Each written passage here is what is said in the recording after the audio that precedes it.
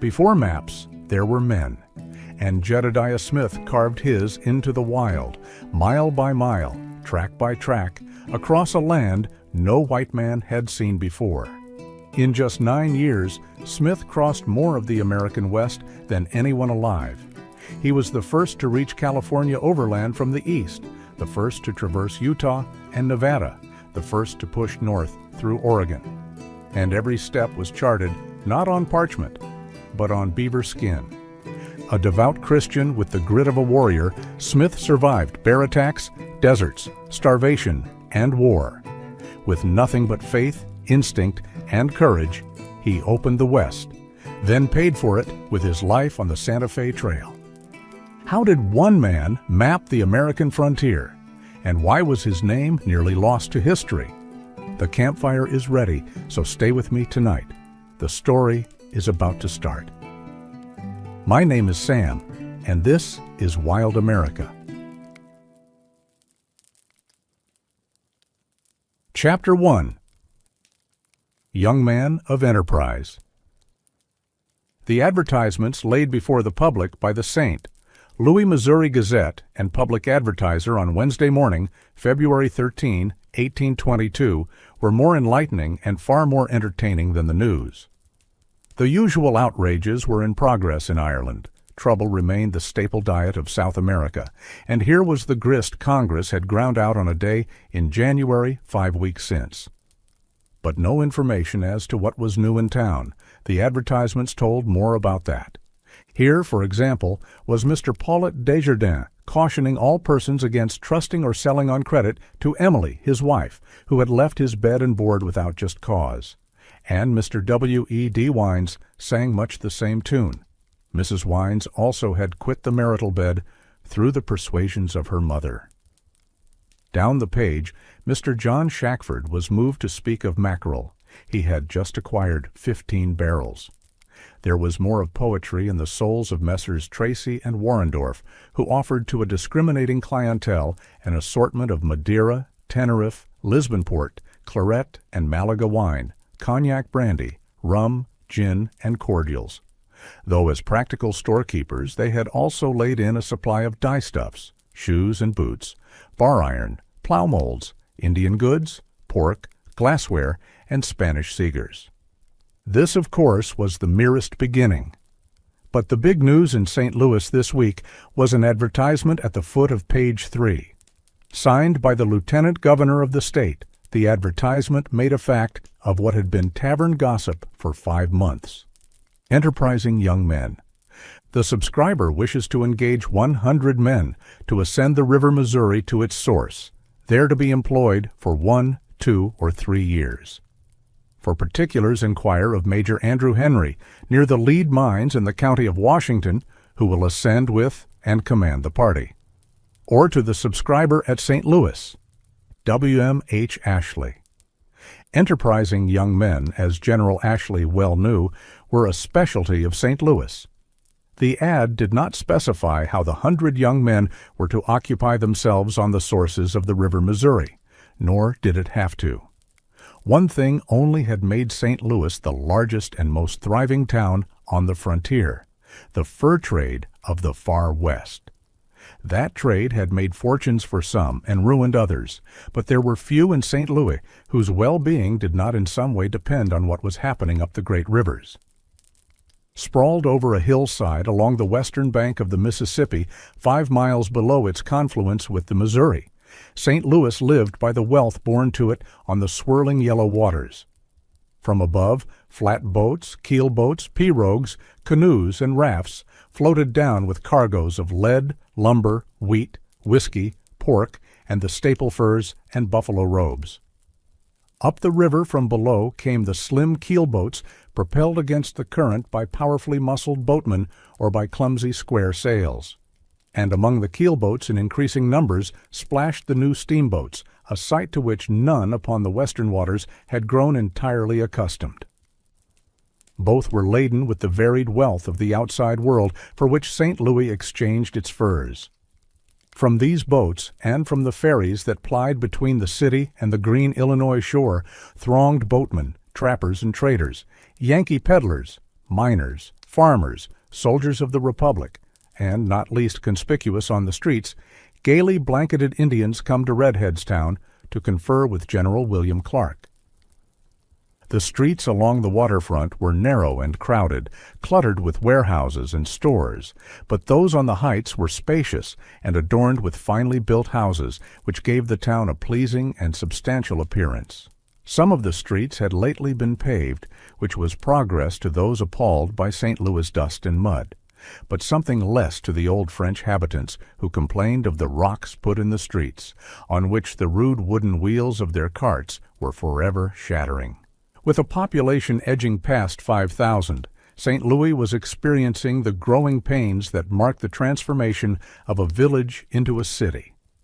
Only 6 years ago there had not been a single brick house in the town, but more than a third of its dwelling places were now wholly or partly built of brick.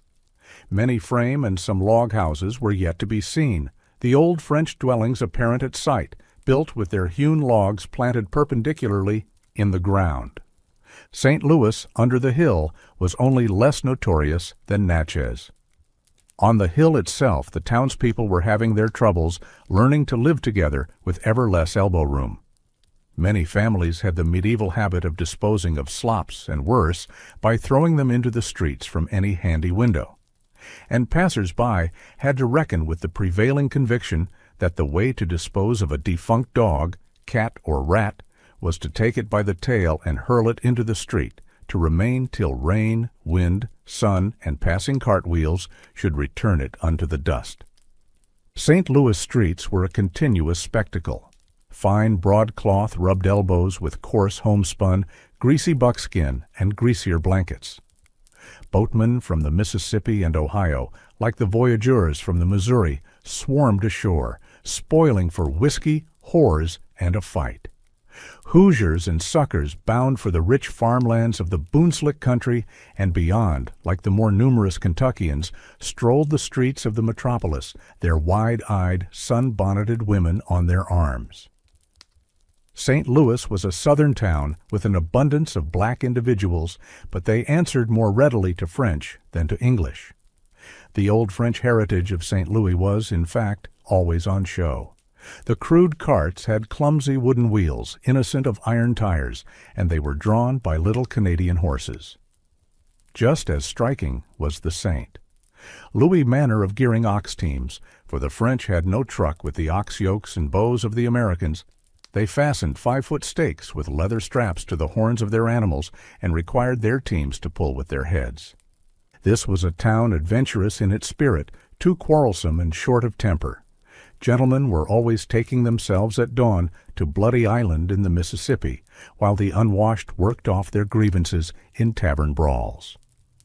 Beyond that, it was possessed of a certain graciousness and a feeling for the good things of this world. One could walk the streets and never be out of hearing of the fiddles pouring forth on the soft night air the gaiety and the sadness of life. It was a rare evening when a public party was not in progress somewhere in the town, and the newly established theater was the pride of St. Louis. Catholic in its origins, St. Louis took pride in the new cathedral on Church Street, adorned as it was with paintings by Rubens, Raphael, and Veronese, and with ancient and delicately wrought gold embroideries donated by wealthy Catholics in Europe. The Baptists and the Episcopalians had church buildings too, but the Presbyterians held their meetings in the circuit courtroom, and the Methodists in the old courthouse. Otherwise, the showplaces of the city were the imposing residences of the brothers Auguste and Pierre Chouteau on the hill overlooking the town, the council chamber of General Clark, containing the most complete museum of Indian curiosities to be met with anywhere in the United States, and the Indian mounds and other remains of antiquity north of town, where also was situated the Mound Garden, kept by Mr. James Gray as a place of entertainment and recreation. In this city, primarily, General Ashley must recruit the men for his expedition to the Rocky Mountains. They would be a mixture of the good with the bad. The Creoles of St. Louis, skilled watermen all, and some of them the best woodsmen in the world, were passionately fond of the whiskey barrel, and too mercurial to be depended on in a fight. For leavening, Ashley needed a goodly number of Kentuckians or Virginians, with their long rifles, sharpshooter's eye, and unwillingness to yield an inch under fire. If the kind of man he was looking for happened to hail from Pennsylvania, New York, or even New England, why, all were fish which came to his net. Of the circumstance which swept him into the tide of Ashley's great enterprise, Jedediah Smith wrote in after years with directness and economy of phrase. I had passed the summer and fall of 1821 in the northern part of Illinois, and the winter of 21 and 22 at or near the Rock River Rapids of the Mississippi. In the spring I came down to St. Louis and heard of an expedition that was fitting out for the prosecution of the fur trade on the head of the Missouri by General William H. Ashley, and Major Henry the Fur called on General Ashley to make an engagement to go with him as a hunter. I found no difficulty in making a bargain on as good terms as I had reason to expect. Nothing of how he came to be in the West, nothing of his family or circumstances. Jedediah's reticence has become a silence of American history itself, and not much will ever be known of him before the spring day in 1822 he sought out General Ashley's residence on Southby Street. By family tradition, Jedediah Smith's ancestors on his father's side came to America not long after the Plymouth colony was founded, and thereafter raised successive generations in Massachusetts and New Hampshire. Jedediah Smith, Sr., was born in New Hampshire April 21, 1767, and with him began the long westerning which ended for the Smith family at the shore of the Pacific. The Smiths were a tall breed, brown-haired and blue-eyed, farmers and artisans who led sober, God-fearing lives and were typical of a strain which has flowed steadily in all the tides of Western migration. At the close of the Revolution, the West lay alluringly open to land-hungry New England, and the elder Jedediah Smith was one of those who deserted the rock-bound hills to seek out the green land over the horizon. But first, on October 21, 1790, perhaps at East Hampton, Connecticut, Jedediah Smith married Sally Strong. Like the Smiths, the Strongs were of old American stock, their progenitor having come to Massachusetts from England in 1630. They were a folk adventurous, practical, and pious. One of them, it is recorded, was paid 18 shillings a year for blowing the trumpet on Sundays to summon the townsfolk to church. Another was killed by Indians in New York in 1709. Yet another was one of the first to go over Niagara Falls and lived to tell of it. Sally Strong, born March 3, 1771, was 4 years younger than her husband. It was the duty of women in this generation to work hard, fear God, and bear their husbands many sons. The children made their appearance soon enough, but the firstborn was a daughter. Sally was born October 8, 1791. Next came a son, Cyrus, born April 6, 1793, but he died young. The move to the Susquehanna Valley of southern New York was the first great adventure of the Smith family. The valley had been opened to settlement in 1786, and the farms were still being cleared when the elder Jedediah Smith, in company with his brother-in-law Cyrus Strong, opened a general store in the new village of Jericho in Chenango County. Bartering lumber for merchandise, they floated great rafts down the Susquehanna and resupplied themselves from wholesalers in the river towns below. It was a livelihood, and the Smiths made their home at Jericho, now Bainbridge, in the lovely Green Valley until shortly before the War of 1812. Jedediah Strong Smith was the fourth child born at Jericho. The eldest son, Ralph, issued into the world September 11, 1794, followed by Betsy on February 12, 1796, and Eunice on October 7, 1797. Jedediah was born January 6, 1799. Other children, Maria, Almira, and Almon, died young, but then came sons more resistant to infant ills. Born at Jericho were Austin, June 4, 1808, and Peter, March 10, 1810. Three more sons, Ira Gilbert, October 18, 1811. Benjamin Green Paddock, January 12, 1813, and Nelson Jones, December 22, 1814, came along after the family had moved on to the shores of Lake Erie. The Susquehanna during the Revolution had been a preserve of the Iroquois, and the recent past still brooded on the long green valley. The artist George Catlin, whose boyhood was spent along the Susquehanna a few miles farther down the river, remembered an Iroquois who as a child had participated in a great retreat up the valley. The red man's father had buried a golden pot, and these many years later he had come back hoping to find it.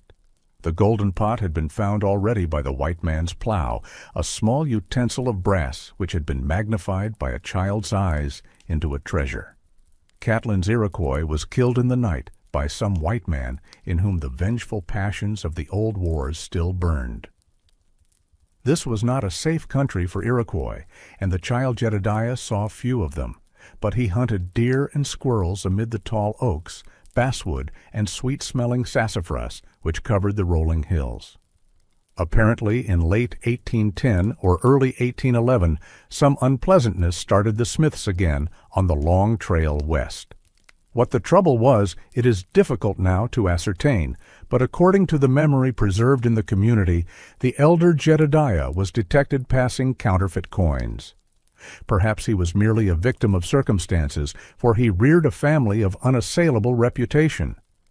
The elder Jedediah's partner, Cyrus Strong, stayed on at Bainbridge, and there and at Binghamton, a little farther down the valley, became a pillar of the community. But Jedediah Sr., with his wife and the family, which now numbered 4 sons and 3 daughters, set out to make a new life in the West.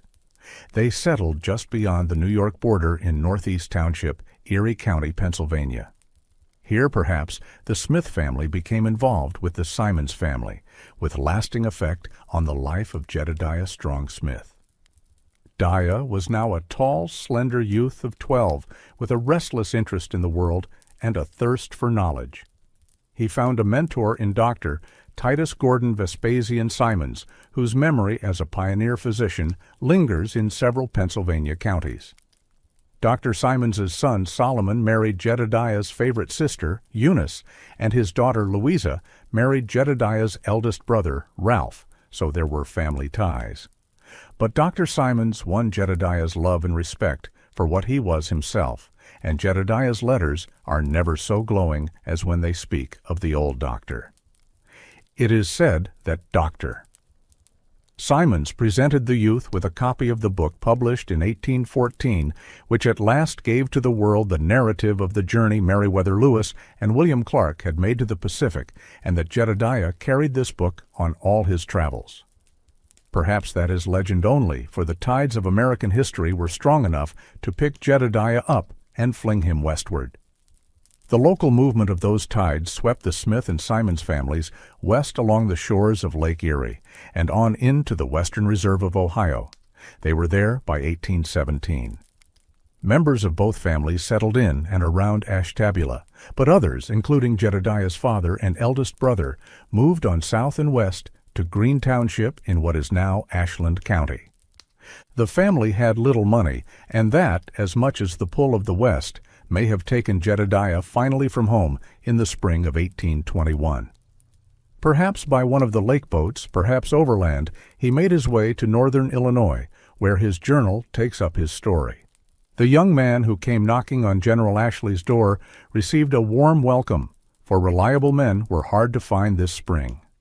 The general's caller was a lean young fellow, brown of hair and blue of eye, perhaps 6 feet tall, who talked with a self-possession that belied his 23 years. Serious of mind, if not entirely humorless, there was a quiet passion in him which would emerge in the course of an hour's conversation.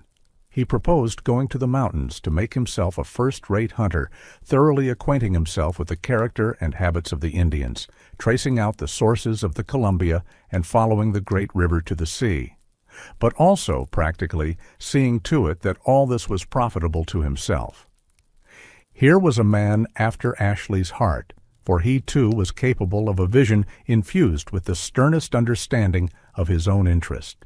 Virginia-born, he had come to Missouri as early as 1805, settling in the Sainte Genevieve district below St. Louis. There he had become the neighbor and friend of Andrew Henry, acting as one of the witnesses to Henry's marriage in December 1805, and doubtless condoling with the bridegroom when the marriage grated asunder after only 18 days.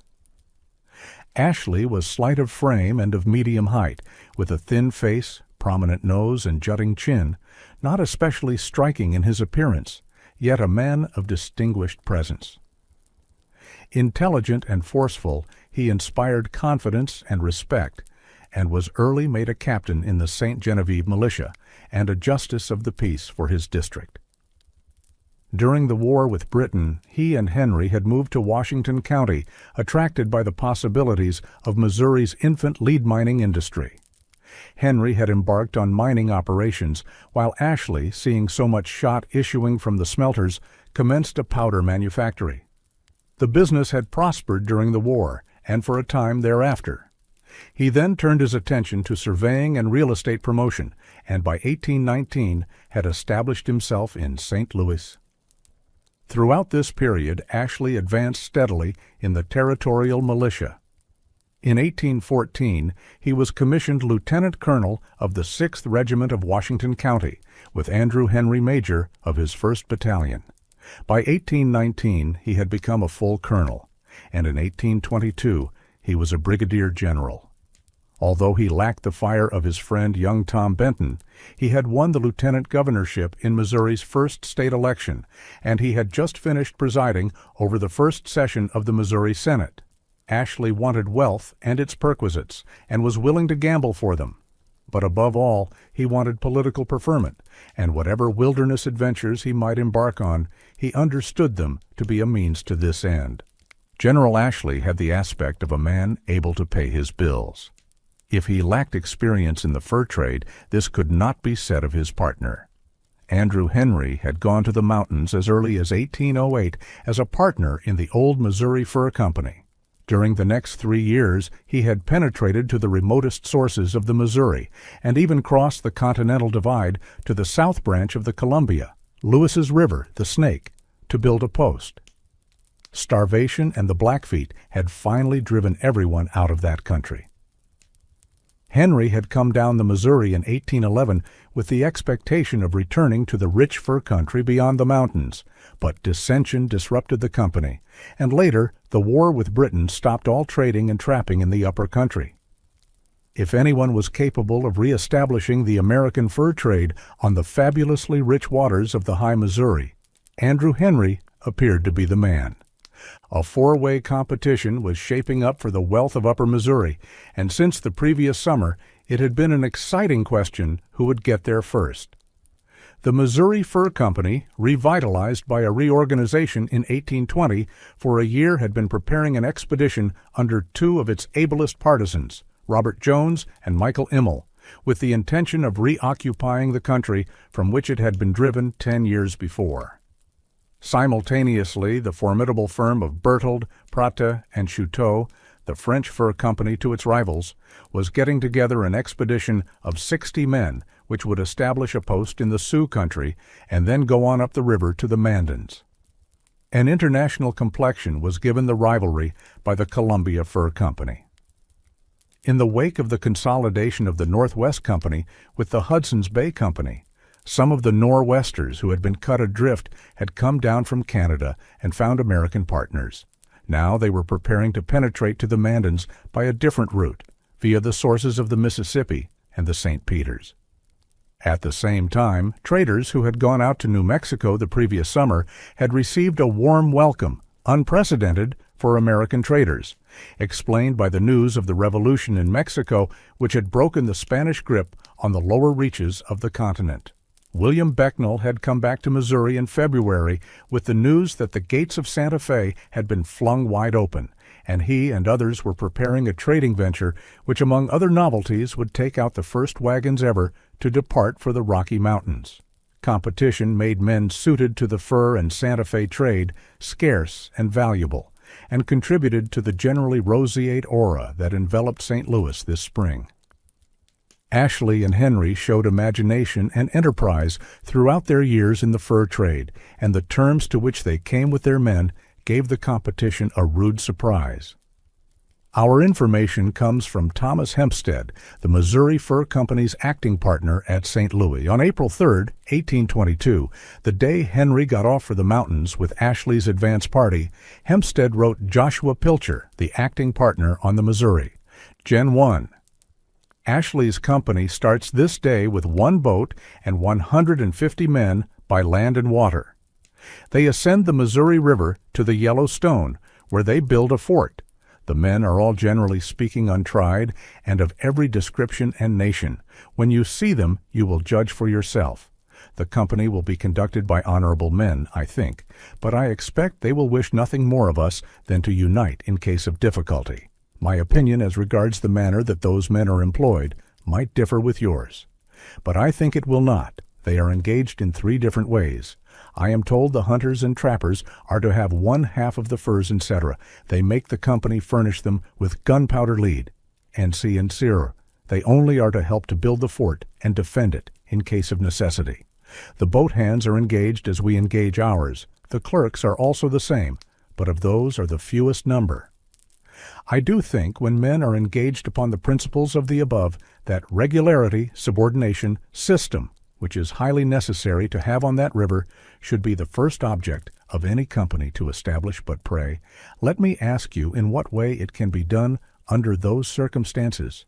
Should the hunters wish, after they get above, to leave them in a mass, in what way will they prevent them? This kind of business of making hunters will take some time and much trouble. The point was well taken, but the hunters Ashley and Henry were going to make would revolutionize the Western fur trade. The companies would always require hired servants, but the free trapper became the rock on which the fur trade of the Far West was built. Henry's departure was noted by the press as well as by the competition. The St. Louis Enquirer observed that the 3 Forks of the Missouri was a region said to possess a wealth in furs not surpassed by the mines of Peru, and if that did not suffice, the party might go as far beyond as the mouth of the Columbia. They would be absent 3 years. Jedediah did not leave St. Louis with the first boat. Perhaps he arrived too late in the spring, or perhaps it was the part of wisdom to retain a few good men for the second boat. Another letter by Hempstead, written from St. Louis May 5th, gives an oblique glimpse into the general's problems. He mentions the great shortage of men, the country cleared of them, and adds, Jean 1 Ashley's boat is now awaiting for some guns for his expedition which Bostwick had brought across the mountains. It was hard even to find keelboats. The various companies had scoured the rivers for them as far down as the mouth of the Ohio. But under the command of one Daniel S. D. Moore, Ashley's second boat, the Enterprise, sailed from St. Louis May 8, 1822, with Jedediah Smith on board as a hunter. Nothing young Dia had seen during his boyhood in New York or later in Ohio and Illinois had prepared him for the country he now entered. West of the Mississippi, America became another land. The keelboat no sooner penetrated the turbulent mouth of the Missouri than its true clumsiness became apparent.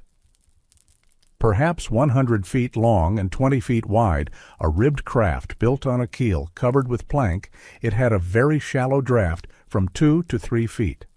Most of the deck was covered by a long box-like structure in which the cargo was stowed. Only enough space was left for a narrow path from bow to stern on each side of the boat. When the wind was right, which was seldom in consequence of the writhing course of the river, a tall square sail could be hoisted from the mast, which stood a third of the way down from the bow. At such moments, the life of the voyageur seemed worthwhile. In deep water, it might be necessary to propel the boat by the 12 oars which projected from the forward part of the cargo box. That was work enough, but it was in shallow water that the voyageur's skill and strength were most truly brought into play. Divided equally on either side of the keelboat, the men would set their poles at the head of the boat, settle the sockets into their shoulders, then push with all their might. With heads suspended nearly to the track of the running board, they would walk painfully to the stern, then at the patron's command, trot back to the stem for a new set. He was a powerful man who could endure this labor for very long.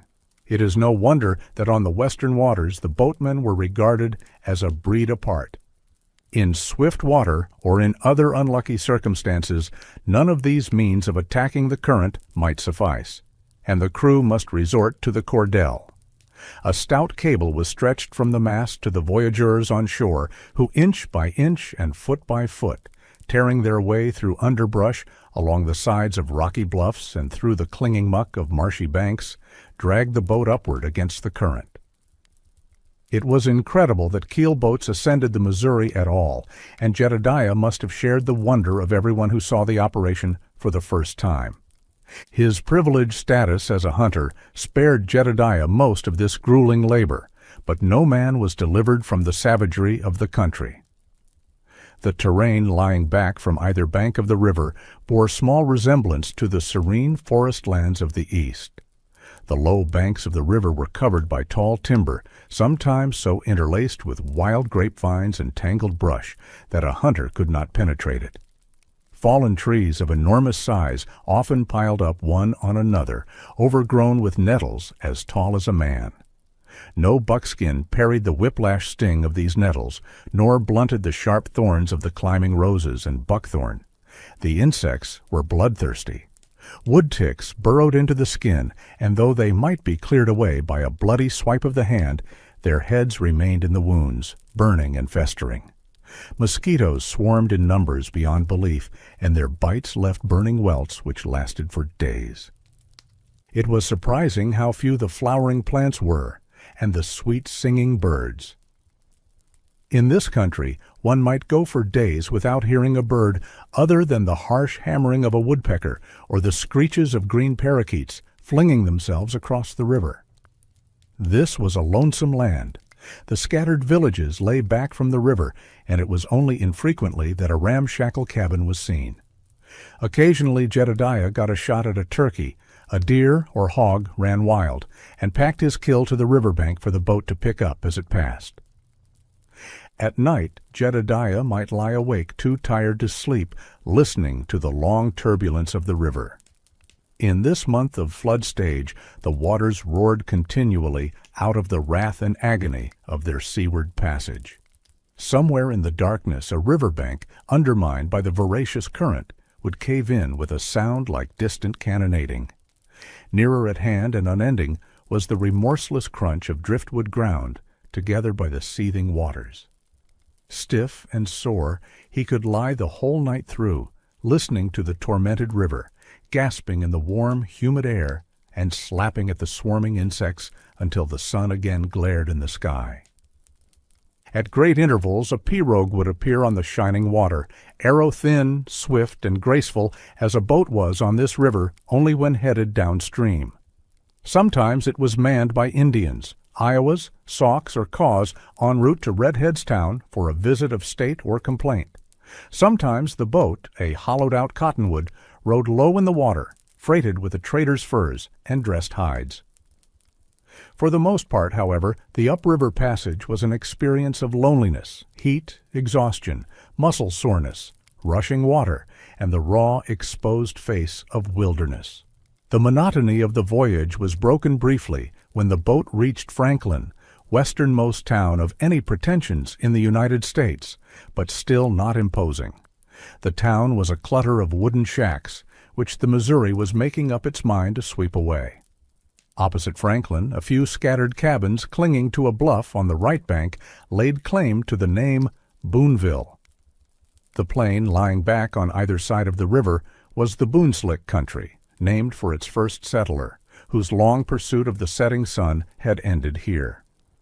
The aged Daniel was less than 2 years dead.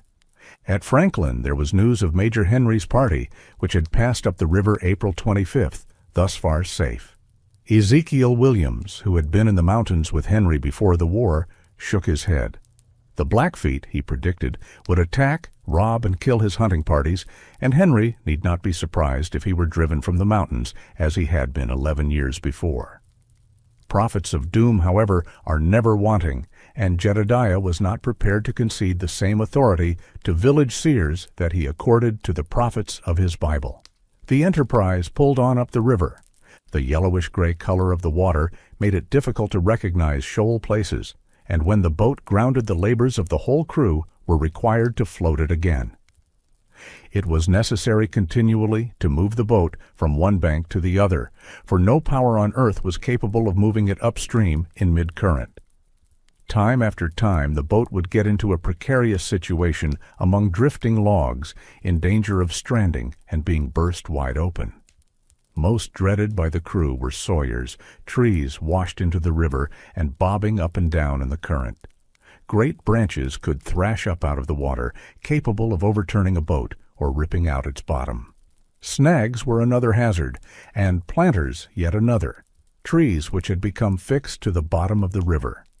But the Missouri had an infinite capacity for making trouble, and it was none of these that put an end to the enterprise. Late in May, on a windy day 20 miles below Fort Osage, the present Sibley, Missouri, the boat had to turn a point full of sawyers. An unexpected yawing brought the top of the mast against an overhanging tree. Wheeling around broadside to the powerful current, the enterprise was swept under. In a few seconds, the boat and $10,000 cargo were gone. Only a few articles that floated were saved. All that could be done was to get the news down to Ashley. Daniel Moore set off for St. Louis while his men, including Jedediah, set up a makeshift camp on the riverbank to wait.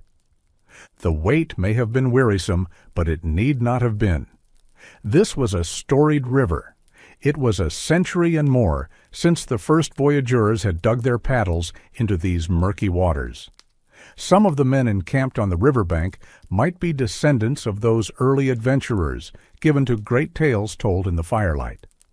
Others may have recalled that it was up the Missouri that the first adventurers to Santa Fe had gone, the brothers Mallet in 1739, a quarter of a century before the founding of St. Louis. As late as 1792, Jacques d'Église had gone up the river to become the first white man to reach the Mandan villages from below. 2 years later, the alarmed Spanish reaction to the intrusion of British traders southward out of Canada had brought about the first formal expedition to the upper Missouri, sent out by the Company of Commerce, which proposed to build a chain of forts all the way from St. Louis to the South Sea. Not forgotten was the impetuous Welshman John Evans, who had come to America seeking proof that America had been discovered in the year 1170 by the Welsh prince Madoc. Evans had gone up the river in 1795 with James Mackay of the Company of Commerce, intending to combine his search for the white Indians with a tour of exploration beyond the Rockies. He got only as high as the Mandans before turning back, a skeptic. There had been others on the river, but none so exalting to the imagination as the two captains who between 1804 and 1806 made their way to the Pacific and back. Lewis and Clark's map and the journal were a guidebook to this vast wilderness, the only one there was.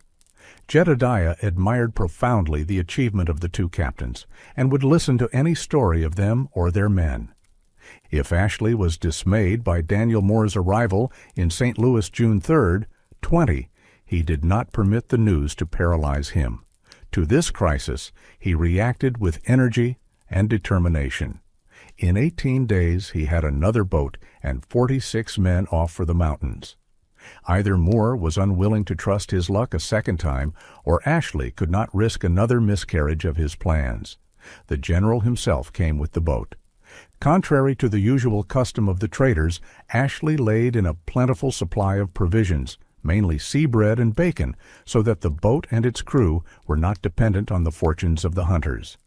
Notwithstanding, as Jedediah relates in his journal, after the general picked up his stranded men, he kept a few good and active hunters out on the bank, hunting for such game as the country afforded, which consisted of black bear, deer, elk, raccoon, and turkeys in abundance. And as the country was well stocked with bees, we frequently had a plentiful supply of honey. For some distance up the Missouri, the country is very fine, and as the Gen 1 kept me constantly hunting, to which I was by no means averse, I was enabled to enjoy the full novelty of the scene in which I was placed, and avoid the dull monotony of following along the bank of the river entirely dependent on the motions of the boat. The Platte was an important point of passage. Here, in times gone by, the upper Missouri was considered to begin, and voyageurs laying eyes on the Platte for the first time were given all the delicate attention that new hands at sea enjoyed on crossing the equator. The Platte was a strange, challenging, useless river, too shallow to be navigated for any distance with boats, not even the skin boats of the Indians. Fur hunters had been to its sources, and in 1820 Long's expedition had ascended its South Fork all the way to the mountains, returning by way of the Arkansas. Neither had much good to report about it. 40 miles above the mouth of the Platte, at Council Bluffs, Fort Atkinson's whitewashed walls bespoke in somewhat mixed fashion the power and prestige of the United States. Here had petered out the great military enterprise of 1818 to 1819, which had been designed to establish a military fort at the mouth of the Yellowstone. The troops had gotten no higher the first summer than the Bluffs, and their wintering post had become a permanent cantonment. Yet the fort impressed all who passed this way, for the garrison made it a populous place, and it was substantially built. The locality was the most important for its trading posts. Both the Missouri Fur Company and the French Company had principal establishments here. Beyond Council Bluffs were two of the most famous landmarks on the river. Blackbird's Hill, a cone of yellow sandstone rising 300 feet above the river, was the tomb of a celebrated chief of the Omahas. As fearsome a personality as the Missouri tribes ever knew, he had become a great magician after obtaining from the white traders a supply of arsenic.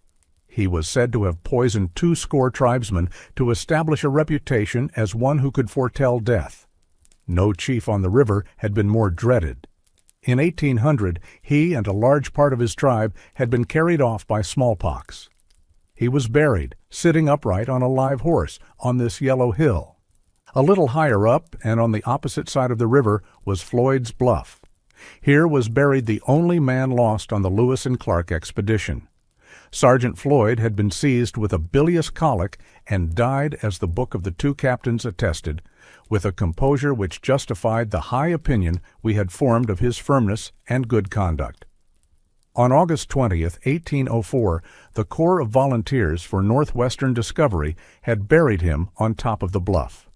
The place of his interment was marked by a cedar post on which his name and the day of his death were inscribed. All travelers up the river visited the grave.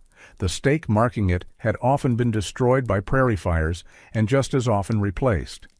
Many of those who passed this way would have no graves to finally save the hungry bellies of prairie wolves, and this was their cenotaph. The country was now much altered. In Jedediah's phrase, it had become one extensive prairie, interrupted only by the narrow fringes of timber along the rivers, the surface gently undulating and covered with grass. No mountains. In some parts, immense herds of buffalo, antelope in abundance, some deer, bear, and elk, and some deer of the blacktail kind. They were approaching the grand detour of the Missouri, the fantastic bend where the river flowed a loop 30 miles around to make a distance of 1.5 miles.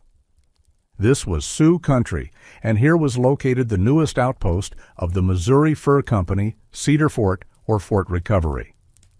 Notwithstanding determined efforts, Joshua Pilcher and Thomas Hempstead had not been able to get their mountain expedition off ahead of Ashley, though now on the river it was some distance downstream. The Sioux lands below the Grand Detour were the objective of the French Fur Company this summer, and while Ashley was on the upper waters, they would be busy building a post 12 miles above Cedar Fort. The man in charge of Berthold, Prate, and Chouteau was Joseph Brazeau, young Kiowa, as the French called him. The post he built, a famous one, was officially named Fort Lookout, but as long as Brazeau remained on the Missouri, it was called Brazeau's Fort, or Fort Kiowa. Cedar Fort exemplified the type of post Major Henry by now was building at the mouth of the Yellowstone. Such a fort consisted primarily of a square stockade made of cottonwood pickets, with a blockhouse in one corner and a wooden tower diagonally opposite, each boasting a small cannon, and between them able to sweep all 4 sides of the fort. An example was yet wanting when such a post had fallen to Indian assault. It was vulnerable only to the cutthroat competition of rival traders. More interesting than the fort were the Sioux. These were the first Indians Jedediah had seen who had not been corrupted by white civilization. In the early days, no Indians along the Missouri had been more feared or detested, for they were a powerful people and knew it. Historically, the Sioux had been the middlemen in trading to the Plains tribes the goods that French, English, and Spanish fur traders brought into the valley of the Mississippi, and they did not take kindly to loss of their function. The passage of white men through their country meant, moreover, that guns and ammunition would be traded to their enemies, and the Sioux disliked the thought of it unless they controlled the supply. It was a minor miracle that black-browed Manuel Lisa of the old Missouri Fur Company not only reconciled the Sioux to the necessities of commerce, but bound them to the American interest in the process. They had stood steadfast with the Americans through the recent war with Britain, and trouble with the Sioux was now of rare occurrence. Jedediah thought the Sioux generally above the common stature, with a complexion lighter than most Indians. They had intelligent countenances and in general were fine-looking men. In the moral scale, Jedediah added in his journal, and this might indicate that no brave had offered the straight-laced young man his wife or sister for a bedfellow, a gesture of hospitality not uncommon. They rank above the mass of Indians. It was policy to establish good relations with the Sioux, and Ashley gladly smoked the calumet with them while distributing the presents all Indians expected. But with as little delay as possible, the general took his boat up the river. By September 8th, he had reached the Ree villages in northern South Dakota, a few miles above the Grand River. The Arikaras, Rees to the French voyageurs, who reduced all tribal names to a convenient syllable, were Indians of notoriously unstable disposition, and Ashley approached them with caution. They had behaved like the curse of God toward the Spanish traders on the Missouri before Lewis and Clark, but received the two captains with much cordiality. A chief Lewis sent down the river in 1705 died before he could be returned to the tribe, and for this reason or out of a natural bent for raising hell, in 1707 they attacked the party of Ensign Nathaniel Pryor, driving it down the river in confusion. 4 years later they received the Astorians amiably, and traded to them the horses which made possible that great journey overland to the Columbia. But they had been in a bad mood for several years now, and some fresh hell-raising was about due. Constant harassment by the Sioux had made it necessary for the Rees to fortify their villages. Their stockades were fashioned merely from pieces of driftwood, poles of different sizes, willows, brush, and other odds and ends. But they were an effective protection from the Sioux, and had it been possible to defend their cornfields as effectively, the Rees would have had little fear of the powerful enemies who intermittently besieged them. In contrast to the roving Sioux, the Arikaras lived on fixed sites, only moving from time to time when they had exhausted the fertility of their cornfields, or, as travelers were sometimes persuaded, could no longer endure their own stench. Like most of the Indian villages of Upper Missouri, the Ree towns swarmed with dogs and children. Of the former, every family appeared to have 30 or 40, of every imaginable size and color, as savage of aspect as any wolf. Most of the western tribes had used dogs as pack animals during the centuries before horses were known on the plains. They were still so employed. But dogs were fattened for the kettle, too, one of the choicest viands the Indians could place before a guest, and men who traveled to the mountains had to learn to quiet their stomachs and partake with Epicurean detachment. Before the rounded earth lodges, the Ree women were at work dressing buffalo robes stretched on frames. The lodges and the women seemed to Jedediah about the only things that stayed put, for the braves appeared to be as excitable as the children and the dogs, continually chasing this way and that. Gravely the general counseled with the chiefs, giving them the customary presents, promising that when he came up the river next year he would bring such articles as they desired. And meanwhile, trading for some horses, for it was late in the season, and Ashley thought it expedient to take a few men and proceed by land to Yellowstone, the boat to come along behind as rapidly as her patrol could move her. General Ashley, Jedediah says, took charge of the party that went by land, and to this party I was attached. He moved with great care, being somewhat apprehensive of danger from the Arikara Indians. This last stage of the journey was memorable, chiefly for Jedediah's dawning conception of the vastness of the numbers in which the buffalo roamed the West. During the summer he had seen and killed buffalo, but these were occasional cows or a bull. When they came on a herd the second day after leaving the Ree villages, it seemed to Jedediah's unaccustomed eyes that all the buffalo in the world were running in those plains. Over the hills and plains they moved in deep, dense, and dark bodies, resembling the idea I have formed of the heavy columns of a great army. As they took the wind of the party, they ran, making the ground tremble with the moving weight of animal life. Continuing on, over a prairie gently undulating, and so well grassed that Jedediah could begin to understand how such vast herds could subsist, the general's party arrived at the Mandan villages on the Missouri, near the mouth of the Knife River. No place in the West surpassed the Mandan towns in historic interest.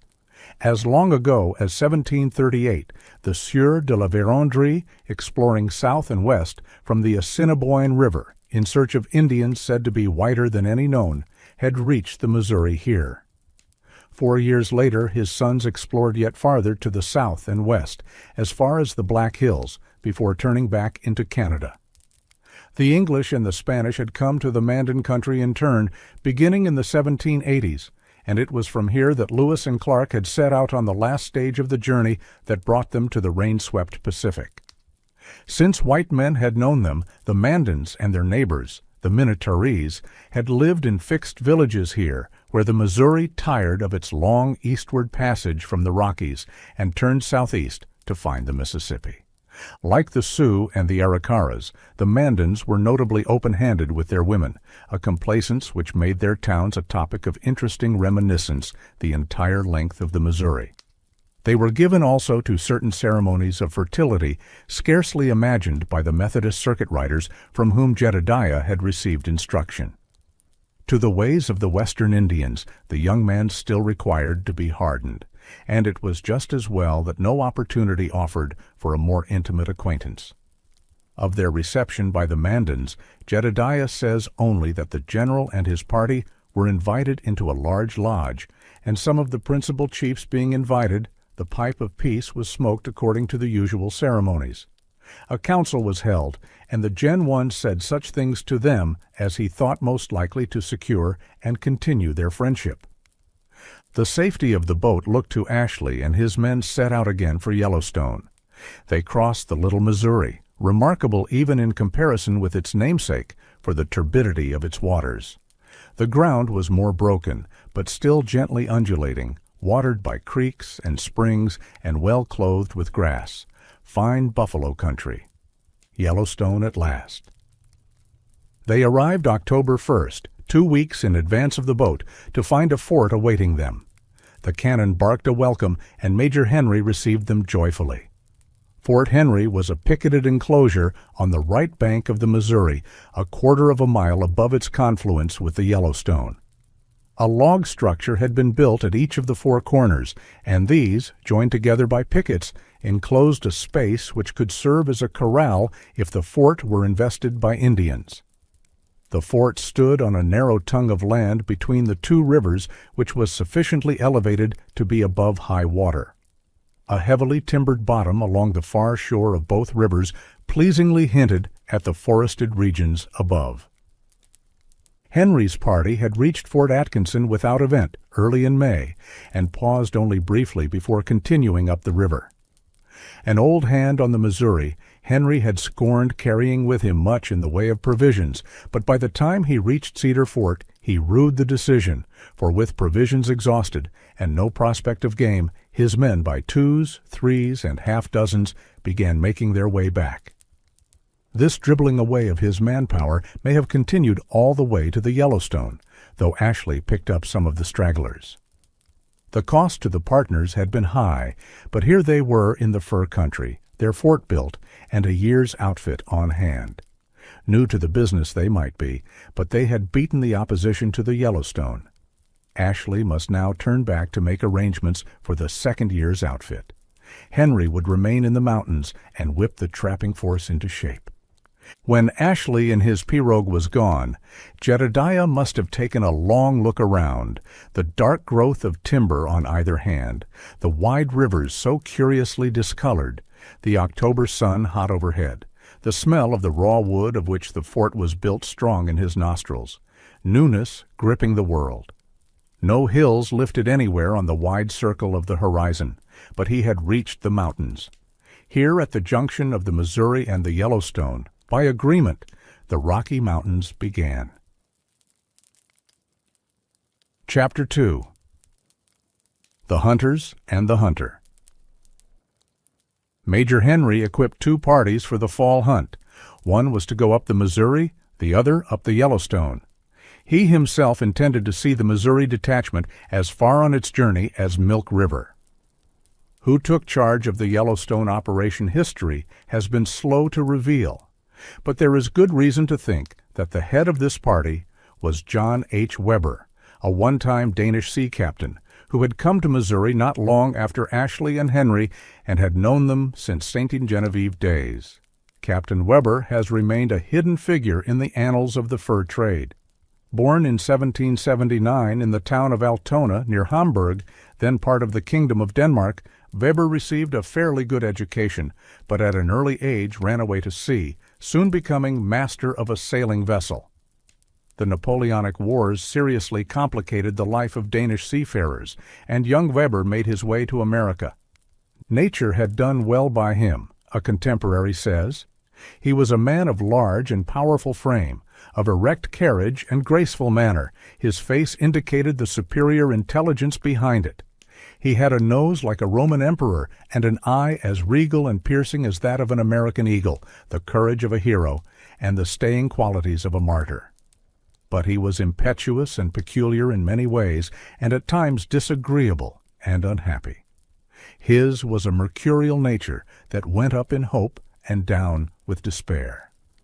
Captain Weber enters Jedediah's life from unexpected tangents at intervals for 4 years, but they scarcely had time to get acquainted this fall, for the Major had a job for the young man. Jedediah and another hunter, one A. Chapman, were sent up the Yellowstone with a few men to make some meat for the fort. They were also, Jedediah says, to take what beaver we could conveniently. The number of beaver that could be taken in the near vicinity of the fort was not large, for the real beaver country lay higher up, but probably Jedediah now, for the first time, practiced the operation on which the fur trade and his own fortunes ultimately depended. Along a big river, beavers were ordinarily trapped with the aid of dugouts, which left no scent and provided easy access to the shore. Here the beaver customarily lived in burrows dug in the banks, the entrances to which were several feet below the September low-water mark. The traps, which were heavy iron affairs weighing 5 pounds or more, were placed in the water where a path or slide entered it. The purpose was to catch a beaver by one of his paws and drown him before he could gnaw the paw off. To prevent the beaver from dragging the trap out on the ground, a long, stout pole was driven through the trap ring and anchored to the bank by a 5-foot length of steel chain. Usually the trap was baited with a twig smeared with castor, the musky secretion of the beaver's perineal glands, which pound for pound were valued as highly as the beaver pelt itself. Visiting his traps, the beaver hunter would be able to locate his catch by the trap pole, or if the trap had been pulled free from the bank, by a small float stick. In high country, or on streams small enough for the beaver to dam, trappers would work from the shore, wading into the water from above or below to place their traps at the favored locations. Since furs were prime only in the cold seasons of the year, this meant much wading in icy streams and a rheumatic old age. Should the trapper live to old age, which was unlikely if he did not keep on the move and give due attention to what was going on around him. Ordinarily the traps, which might average from 5 to 10 to the man, were placed in the semi-obscurity of dusk and raised in the gray light of dawn. The beaver would be skinned on the spot, and with the castor glands and tail, one of the supreme delicacies of the mountain larder, would be brought into camp where the pelt would be stretched on a frame, scraped, and, after being dried, folded fur side in for convenient packing. The presence of beaver was always apparent at sight, if not from their dams, then from cuttings. An experienced trapper could gauge the probabilities of finding beaver by the character of the vegetation, for they fed on the bark of such trees as cottonwood, willow, birch, alder, and aspen. Rarely they might subsist on the roots of plants like the water hemlock. Beaver was the universal quarry and had been since there was a fur trade in America. Skins of average grade were used for the tall-crowned hats, which had been the fashion in England and Europe for centuries, while the finer skins were sold to furriers and the discriminating markets of Russia and China. Otters, land otters as they were known in the trade, to distinguish them from the most valuable of all furs, the sea otter of the Pacific, were occasionally caught in the traps and had the same value as beaver. Other furs were rarely taken, more commonly traded from Indians. Individual beaver pelts, plus the French Canadians called them plues to the Americans, would weigh from 1.5 pounds to 2 pounds in the case of full-grown animals, half that for pups, and, depending on the market, might be worth from $4 to $6 a pound in St. Louis. Ashley's innovation was that he had undertaken to deal with the trappers as independent operators, paying for beaver delivered in the mountains half their value in St. Louis. Prices quickly became standardized at $3 a pound, from $5 to $6 the plow. The profit per beaver might be less than if all the men of a trapping force were engages, but under the new arrangement, the trappers had far more incentive to increase their catch. At the same time, the overhead was reduced, for it was necessary to fund wages only for the heads of parties, the bourgeois, the bouchouets, and the clerks, the little bouchouets. This was the essential background to Jedediah Smith's first trapping venture, and it held for all that he afterward did in the West, though local stringencies forced adaptations in the relations of company and men. The meat-making and trapping mission out of Fort Henry did not occupy Jedediah long, and he was soon back at the post. The Major with 21 men already had set out for the Missouri in boat and canoes, and Weber's Yellowstone party had got off in canoes for the mouth of the Powder, which they were instructed to ascend as far as possible. Although Jedediah says nothing of their passage, during October, the Missouri Fur Company's belated mountain expedition under Immel and Jones briefly visited the new post and then moved on up the Yellowstone, intending to winter at the mouth of the Big Horn, where, as far back as 1807, Lisa had had a fort. 43 men made up the opposition, and Henry would have to look sharp lest the wealth of the Three Forks country be skimmed off under his nose. Never in his life was Jedediah Smith disposed to laze about a fort eating salt pork or even hump rib and beaver tail, and shortly he set out up the Missouri on Henry's track, traveling along the bank of the river. Other than Chapman, Jedediah does not call the roll of the party, and the unfulfilled promise of his journal that he would list their names in the margin is tantalizing in view of the possibility that the men included 3 friends whose names were about to be immortalized: Mike Fink and his boon companions, Carpenter and Talbot. In the course of their journey, Jedediah and his fellow trappers encountered Henry, who with 8 men was returning to the fort. Learning from the Major that the advance party had gone on as far as the Mussel Shell and would winter there, Jedediah himself pushed on to the Mussel Shell, arriving about November 1st. He got there none too soon, for the river was already filling with ice. These were latitudes of furious cold. "We were generally good hunters," Jedediah's journal says, but at that time unacquainted with the habits of the buffalo, and seeing none in the vicinity, we supposed they had abandoned the country for the winter. We therefore became somewhat apprehensive that we should suffer for want of provisions. While a part of the company was engaged in preparing houses for the winter, I took some of the best of the hunters and made every effort to procure a supply of meat sufficient for our support. And we were indeed very successful, for we killed all the small game of the vicinity, particularly antelope and deer. Laying up a supply of meat drove the apprehension of want entirely from our minds. Our houses being finished, we were well prepared for the increasing cold. When the weather had at length become extremely cold, and the ice strong and firm across the river, we were astonished to see the buffalo come pouring from all sides into the valley of the Missouri, and particularly the vast bands that came from the north and crossed over to the south side on the ice. We therefore had them in thousands around us, and nothing more required of us than to select and kill the best for our use whenever we might choose.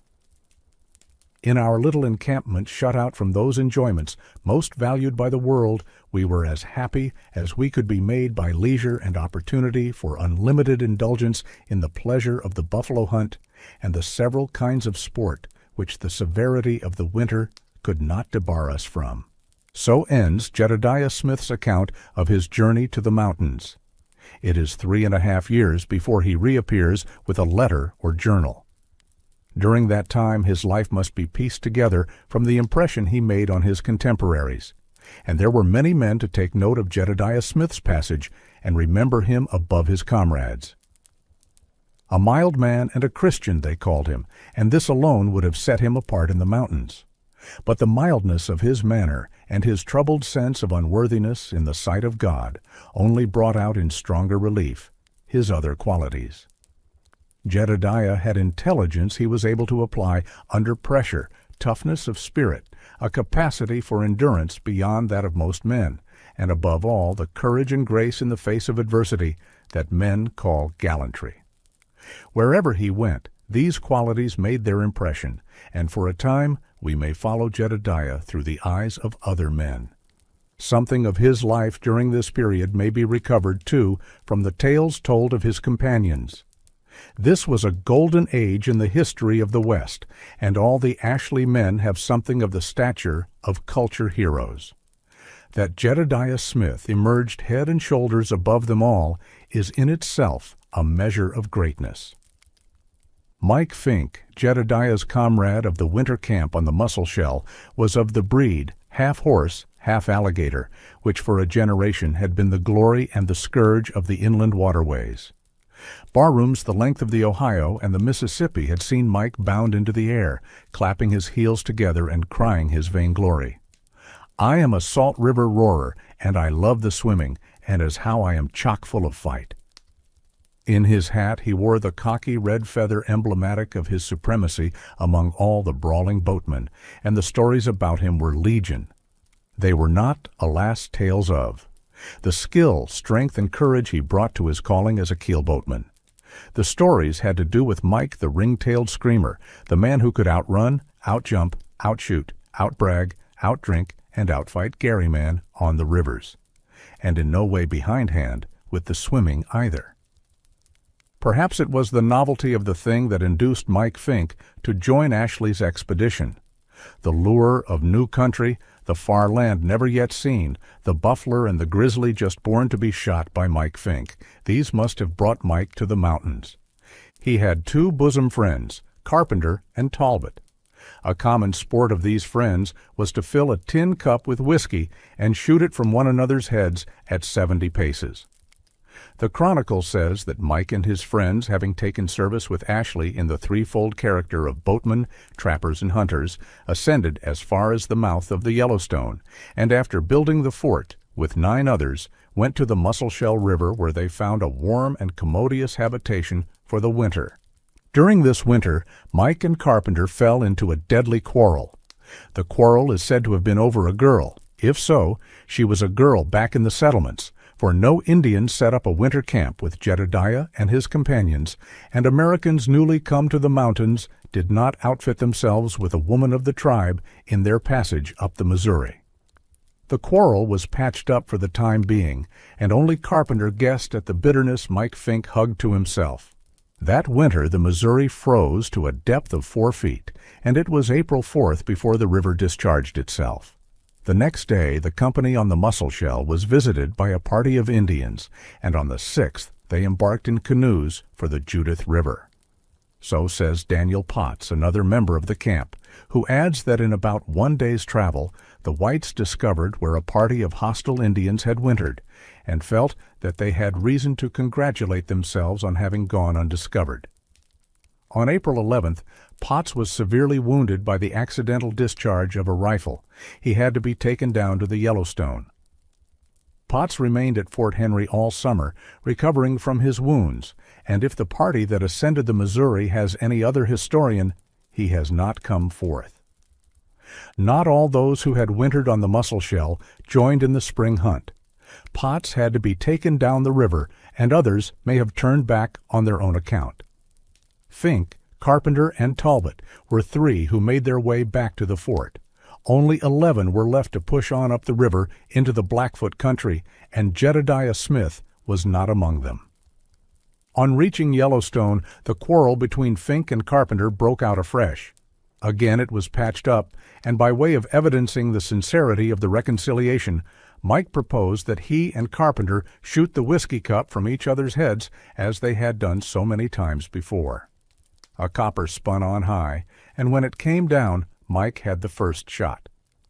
Carpenter's pride would not let him back out.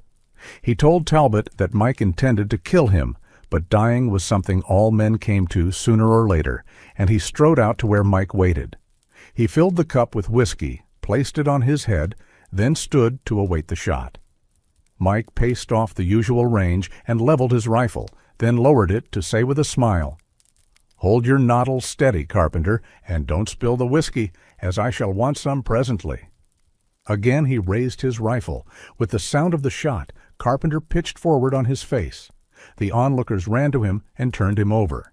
He had been shot in the center of his forehead, 1.5 inches above the eyes. Mike set the breech of his gun on the ground and, putting his lips to the muzzle, blew the smoke out of the barrel. Finally he said, "Carpenter, you have spilled the whiskey." The sequel is variously related. The earliest account, published within 2 months of the tragedy, says, "Another man of the expedition, whose name we have not yet heard, remonstrated against Fink's conduct, to which he, Fink, replied, Matt, he would kill him likewise, upon which the other drew a pistol and shot Fink dead on the spot." The account we have followed, which was published 6 years after and hangs together well, relates that among a party who had an exaggerated dread of Mike's prowess, the crime was permitted to pass for an accident, and Mike was allowed to go at large. But Talbot, who was Carpenter's fast friend, was convinced of Mike's treacherous intent and resolved upon revenge whenever an opportunity arose. Some weeks afterward, more probably, Mike, in a fit of gasconading, declared that he had killed Carpenter and was glad of it. Talbot instantly drew his pistol, the same which Carpenter had bequeathed to him, and shot Mike through the heart. Mike fell and expired without a word. There is a macabre touch to what follows. Later in the year, after Henry had abandoned his fort on the Yellowstone, a Blackfoot war party visited the deserted post and found the 2 graves. The Blackfeet dug up the bodies to strip them of clothing, but finding them in a putrid state, left without further molestation. Thus the man Mike Fink came to his mortal end, beginning a legend which has never ceased to grow. Talbot was not called to account for killing Fink. Nobody had any authority to do so, and as the Chronicle says, "Few doubtless felt any inclination, as it was probably considered a just penalty for the killing of Carpenter." Moreover, Talbot was a terrible enemy, ferocious and dangerous as a grizzly of the prairies. About 3 months later, he was present in the Arikara battle under Colonel Leavenworth, where he displayed a coolness which would have done honor to a better man. He came out of the battle unharmed, but about 10 days later, while attempting to swim the Teton River, he was drowned. Major Henry had to get a message downriver to Ashley. The drift of that message is certain, even though some of the details have to be guessed. Henry had to have horses. He had not been able to acquire enough on the Yellowstone, and it was urgent that Ashley, coming up the river this spring, should buy some from the Indians. That meant the Sioux or the Rees. The farther one got toward the mountains, the harder it was to buy horses, and the more they cost. Horses purchased from the Sioux might cost double their price in Missouri, and Jedediah found later that a good horse in the Rockies might cost as much again, up to $150 apiece. The Crows were generally happier to acquire than to dispose of horseflesh, and Henry, who had reached only the outer limits of the Crow country, had had no success in buying from them. None of Yellowstone's rich southern tributaries, the Powder, the Tongue, the Bighorn, was accessible by water very far up, and to trap their sources, pack animals were required. The same was true if Henry followed the example of the Missouri Fur Company and undertook to trap the Three Forks of the Missouri from the Yellowstone, for that involved crossing the mountains west of the bend of the Yellowstone. Henry's message was entrusted to Jedediah Smith. Downstream, the Missouri was a high road, and there is little question that Jedediah set out by dugout or pirogue. Of his adventures along the way nothing is known, nor where he fell in with Ashley, but Ashley knew what Henry desired of him when he arrived at the Ree villages on May 30th, 1823. With 2 keelboats, the Yellowstone Packet and the Rocky Mountains, the general had left St. Louis for the mountains on March 10th. Good men had been hard to find. They were not forthcoming even when Ashley advertised a wage of $200 a year. One of the few good recruits, the calm Virginian James Clyman, had completed a crew by combing out every grog shop and brothel under the hill, and Clyman was not the more impressed with the result for having assembled the men himself. Falstaff's battalion, he remarked dryly, was genteel in comparison. In all, Ashley had a force of about 90 men aboard his keelboats when Jedediah reached him. The commission Henry had sent his partner was a ticklish one. In March, a party of Arikaras had come down to Cedar Fort and robbed and beaten 6 Missouri Fur Company engages who were out collecting furs and robes that had been traded from the Sioux. A few days later, another party had attacked the post itself in broad daylight, and Angus MacDonald with his clerks and 8 or 10 voyageurs had beaten off the attack, killing 2 Rees and wounding several others. The Arikaras would be in a mood to settle scores. Ashley approached the 2 Ree villages with considerable care. They were about 300 yards apart, situated on the right bank of the Missouri, on ground sloping gently up from the water.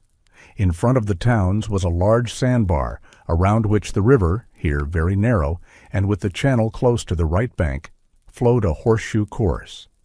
This was an exposed and dangerous expanse of water, and the Rees had built a breastwork of dry timber at the upper part of the bar. Moreover, their towns looked to have been freshly picketed. On the opposite side of the river, the ground was high and somewhat broken, affording cover for an enemy, while rendering difficult the use of a cordel. Ashley anchored his boats in mid-channel and went ashore in a skiff to open negotiations. He was met on the beach by 2 of the principal chiefs, Little Soldier and Gray Eyes, whom he invited to board his boat.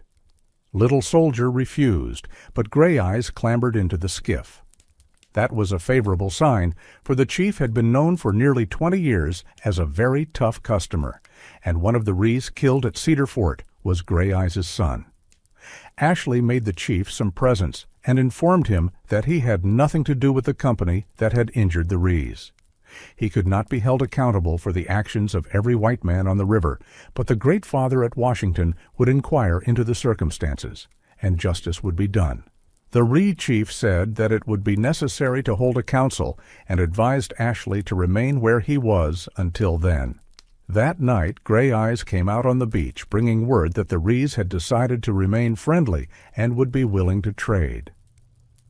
Much relieved, the general told the chief that he wished to send about 40 men by land and would like to trade horses enough to outfit them, say 40 to 50. Gray Eyes replied that Ashley might pitch his tent on the beach in the morning, when the horses would be forthcoming. All angry feelings occasioned by the affray down the river were now allayed. The Rees considered the Americans friends. Trading began on the morning of May 31st. The wary Ashley kept his boats anchored in the river and ferried his trading goods to the beach in the skiffs. During the day, he succeeded in purchasing about 19 horses and over 200 buffalo robes. But in the early evening, the trade was suddenly broken off when one of the chiefs wanted to trade for guns and ammunition. The business had gone well to this point, but now things took an ugly turn. Ashley's men remained under arms all night. Toward morning, a severe windstorm blew up, accompanied by violent rain and lightning. It was impossible to move the boats, nor would it have been advisable, for the horses that had been traded from the Reese could not be taken over the river until the storm subsided. Until then, horses and the men who had them in charge must remain on the rain-swept sandbar directly under the guns of the lower village. For the boats to leave was to invite an assault on the shore party, of which Jedediah Smith is understood to have had the command. Late in the afternoon, the Bear, principal chief of one of the villages, sent Ashley an invitation to visit him at his lodge. The general accepted, not wishing the Reese to think he had the slightest fear of them. Taking with him his interpreter, the redoubtable Edward Rose, Ashley went to the lodge of the Bear, where he was treated with every appearance of friendship. One of the chiefs, Little Soldier, was so markedly friendly as to tell Ashley that the Reese would attack him before his departure, or, failing that, assault the shore party as soon as they separated. He advised Ashley to swim the horses across the river. The general thought it likely that this was a stratagem to get the horses out from under the guns of the boats. Indians had been seen on the opposite shore during the day. The whole situation was confusing. Although a good many of Ashley's company, after his return to his boat, must have crawled into their buffalo robes to sleep only by fits and starts, others were so scornful of danger or in such need of a woman as to slip out of camp and go into the Ree villages. Sometime after midnight an uproar broke out in the Ree towns, and Edward Rose burst down the slope with the news that Aaron Stevens had been killed. The men were immediately ordered under arms, and it was debated whether an attempt should be made to get the horses over the river. The wind had lulled, but nothing resembling military discipline existed among Ashley's men. Some were sure they were safest where they were. Others would be damned before they yielded an inch to so mean a set of villains. Yet others demanded that the Reese be made to give up the body of Stevens for decent burial. The furor in the Ree towns continued till dawn. Just before daybreak, one of the Rees approached, near enough to call out that if they would let him have a horse, he would bring out the body of Stevens. The men on the beach refused to move until the horse was given the Indian, but in a few moments the man returned to call out that Stevens' eyes had been put out, his head cut off, and his body otherwise mangled. The sun was now rising, and its appearance was the signal for a fusillade to break out from the lower town. Some of the balls whistled past the boats or thudded into the cargo boxes, but most showered around the shore party. Jedediah and those with him on the beach dived behind the horses.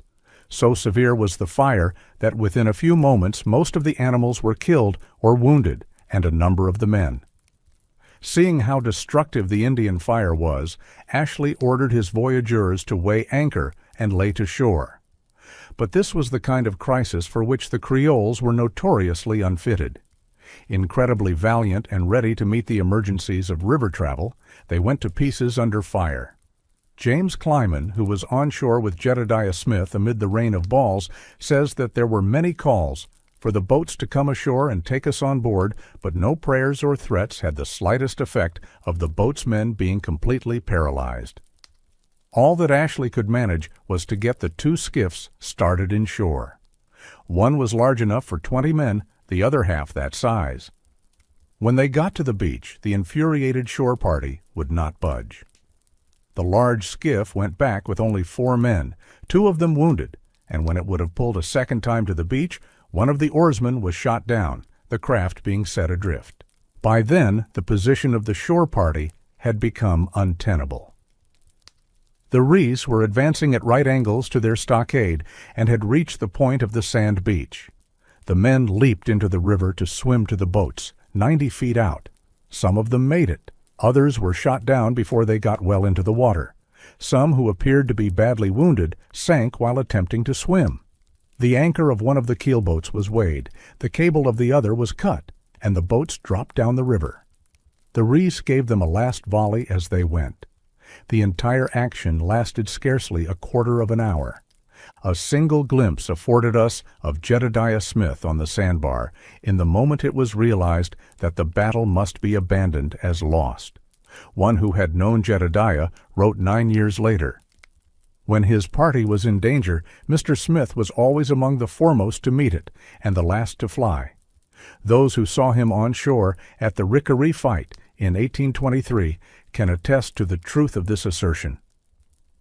We can picture him ramming one last ball home and firing at the Reese, spilling down on him while the men of his party splash into the water toward the boats. Then himself abandoning the beach, thrusting the muzzle of his rifle into his belt, and running into the river, swimming for it, with the balls from the refusals reaching angrily after him. This day Jedediah Smith made his reputation.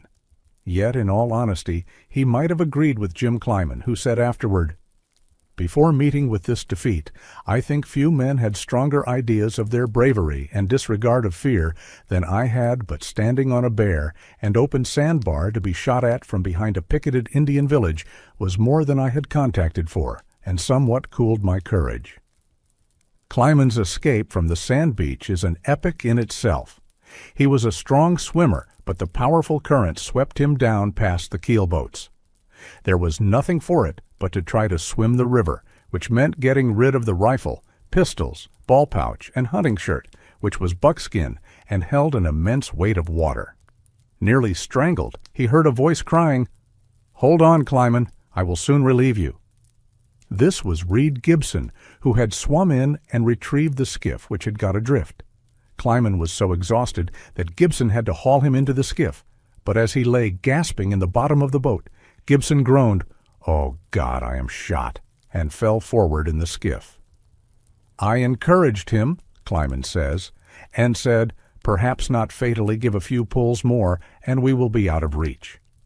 Gibson rose up and took a few more strokes with the only remaining oar, using it as a paddle, then complained of feeling faint, and fell forward again. Kleiman took his place in the stern and shoved the boat across to the eastern bank. There he hauled the skiff up on shore, telling Gibson to remain in the boat while he climbed to high ground to see how they stood. Almost immediately he discovered several Indians swimming across the river after them. Gibson said, "Save yourself, Kleiman, and pay no attention to me, as I am a dead man, and they can get nothing of me but my scalp." Kleiman considered getting in the skiff again, meeting the Indians in the water and braiding them with the oar. But there were too many, and they were too near shore. He looked for a place to hide, but there was only a thin line of brush along the bank. "I concluded," Kleiman says, "to take to the open prairie and run for life. By this time Gibson had scrambled up the bank and stood by my side and said, 'Run, Kleiman, but if you escape, write to my friends in Virginia and tell them what has become of me.'" So Kleiman ran for the open prairie, and Gibson for the brush. In a moment 3 Indians mounted the bank and started in headlong pursuit of Kleiman. There was no possibility of hiding. The ground was smooth and level for perhaps 3 miles. Kleiman held his lead the whole way, and had just enough strength to gain the rising ground beyond. There he shook off his pursuers, made them a low bow with both my hands, and thanked God for my present safety and deliverance. Kleiman now turned south across a rolling plain. But what were my reflection, being at least 300 miles from any assistance unarmed and unprovided with any sort of means of procuring a subsistence? Not even a pocket-knife I began to feel, after passing so many dangers that my prospects were still very slim, mounting some high land. I saw ahead of me the river and quite a grove of timber, and being very thirsty, I made for the water, intending to take a good rest in the timber. I took 1 drink of water, and here came the boats floating down the stream. The men, watching along the shores, saw me about as soon as I saw them. The boat was laid in, and I got aboard. Gibson was on board also, but he did not recognize Clyman. Being in the agonies of death, the shot having passed through his bowels, I could not refrain from weeping over him who lost his life, but saved mine. He did not live but an hour or so, and we buried him that evening. This was the worst disaster in the history of the Western fur trade. Painfully, Ashley could consider its magnitude. There was Aaron Stevens, cut to pieces in the Ree village, and the number of the dead after him was 12 altogether. 11 more were wounded, and 2 were going to die. The number of killed alone comprised a sixth of Ashley's force. Most of the killed and wounded had been with Jedediah Smith on the beach. Never had men acted with more coolness and bravery, but this was a total defeat. So well shielded had the Reese been from the return fire that it could not be supposed any real execution had been done.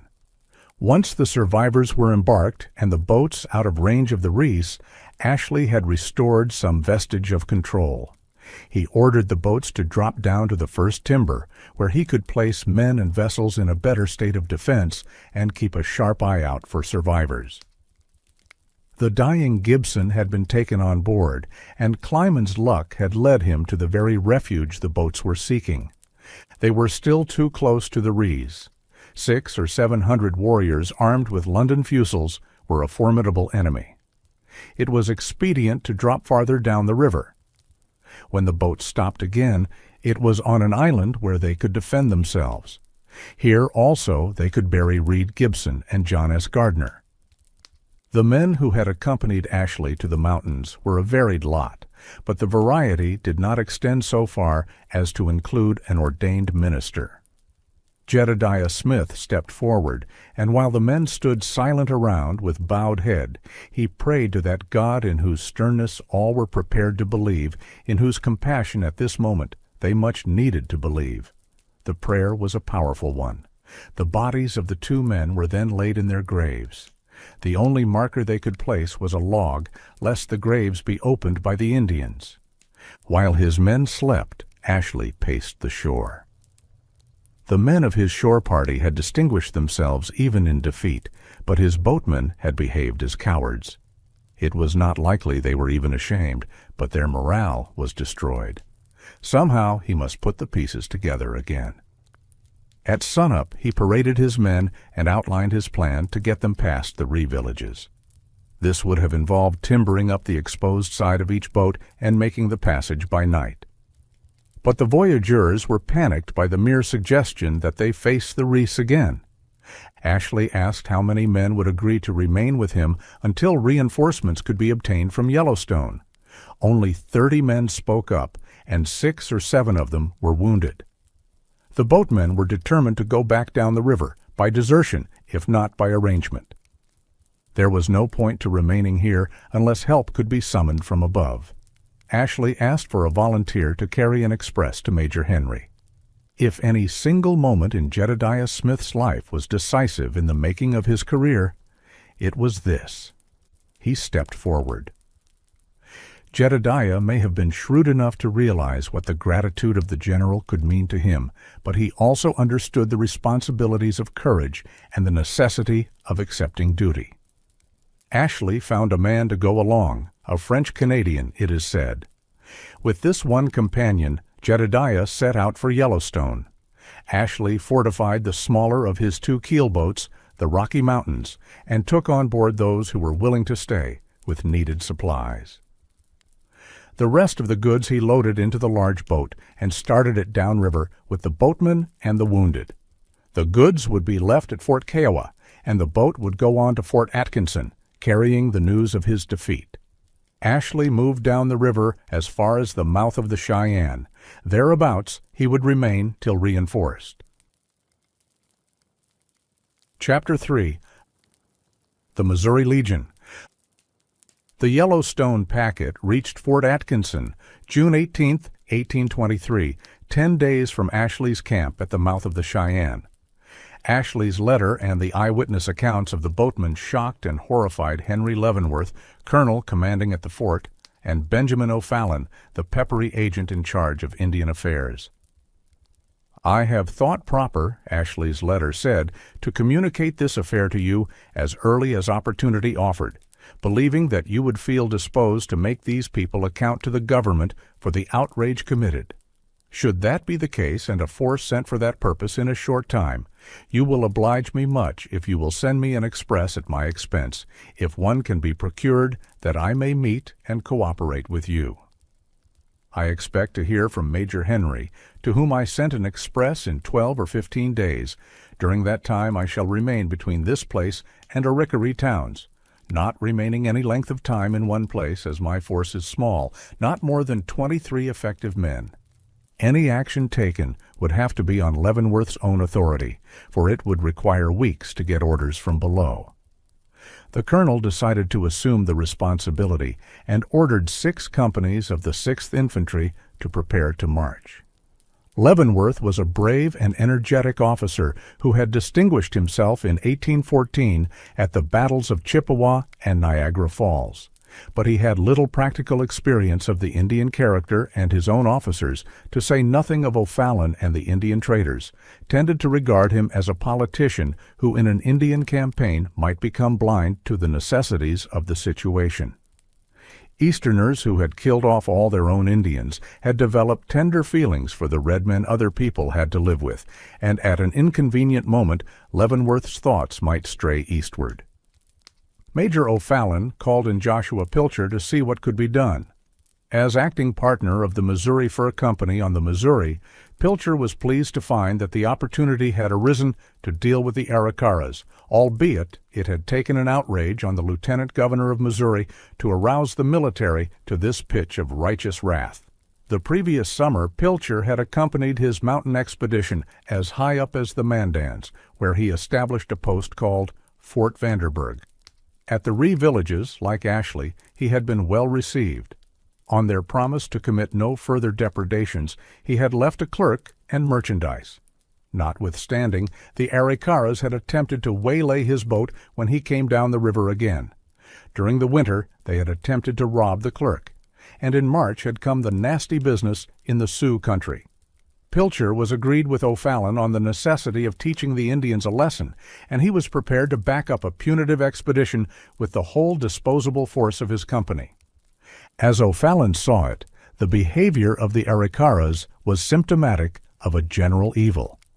No respect was entertained by any of the upper tribes for the military prowess of the Americans, who were regarded as a people contemptibly few in numbers, a roving band without a settled home.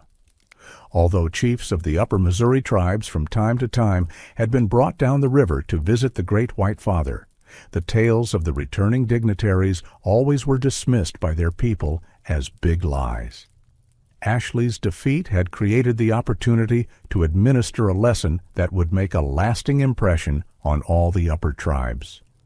Leavenworth had refused to move at all unless O'Fallon stayed behind to keep the local Indians tranquil, so Pilcher was being asked to represent the Indian office. Since Leavenworth's force was infantry, it was important to round up some Sioux auxiliaries to scour the country ahead of the whites. If the Arikaras were warned of the oncoming troops, they might retire up the river or into the plains, keeping their distance until the advancing season or the exhaustion of his supplies should force Leavenworth to go back down the river. Should the Rees think they had nothing to contend with but the Sioux, they might well suppose, in O'Fallon's phrase, that the bleeding traitors, afraid to return themselves, had employed and sent them to avenge their blood and return to their villages, either to receive or avoid them. Once the Rees had been invested in their villages, Leavenworth's troops could come up with artillery and pound them into submission.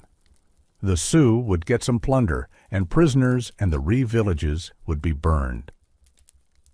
The news, O'Fallon assured Pilcher, will fly like lightning to the most distant tribes. The Blackfeet will hear and tremble when they think peace and tranquility will be restored to the land.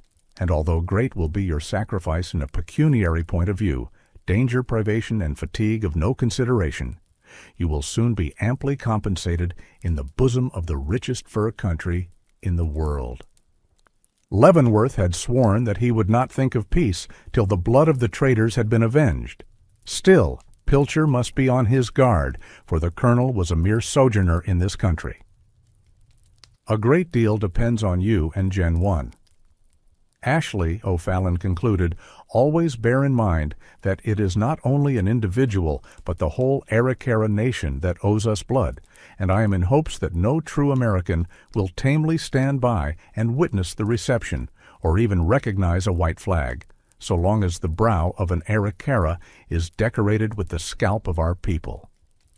O'Fallon now addressed himself to the 43 men who deserted General Ashley after his defeat by the Arikara Nation of Indians. Their unexpected arrival from above, he told them, had mortified his national pride and distressed his heart greatly.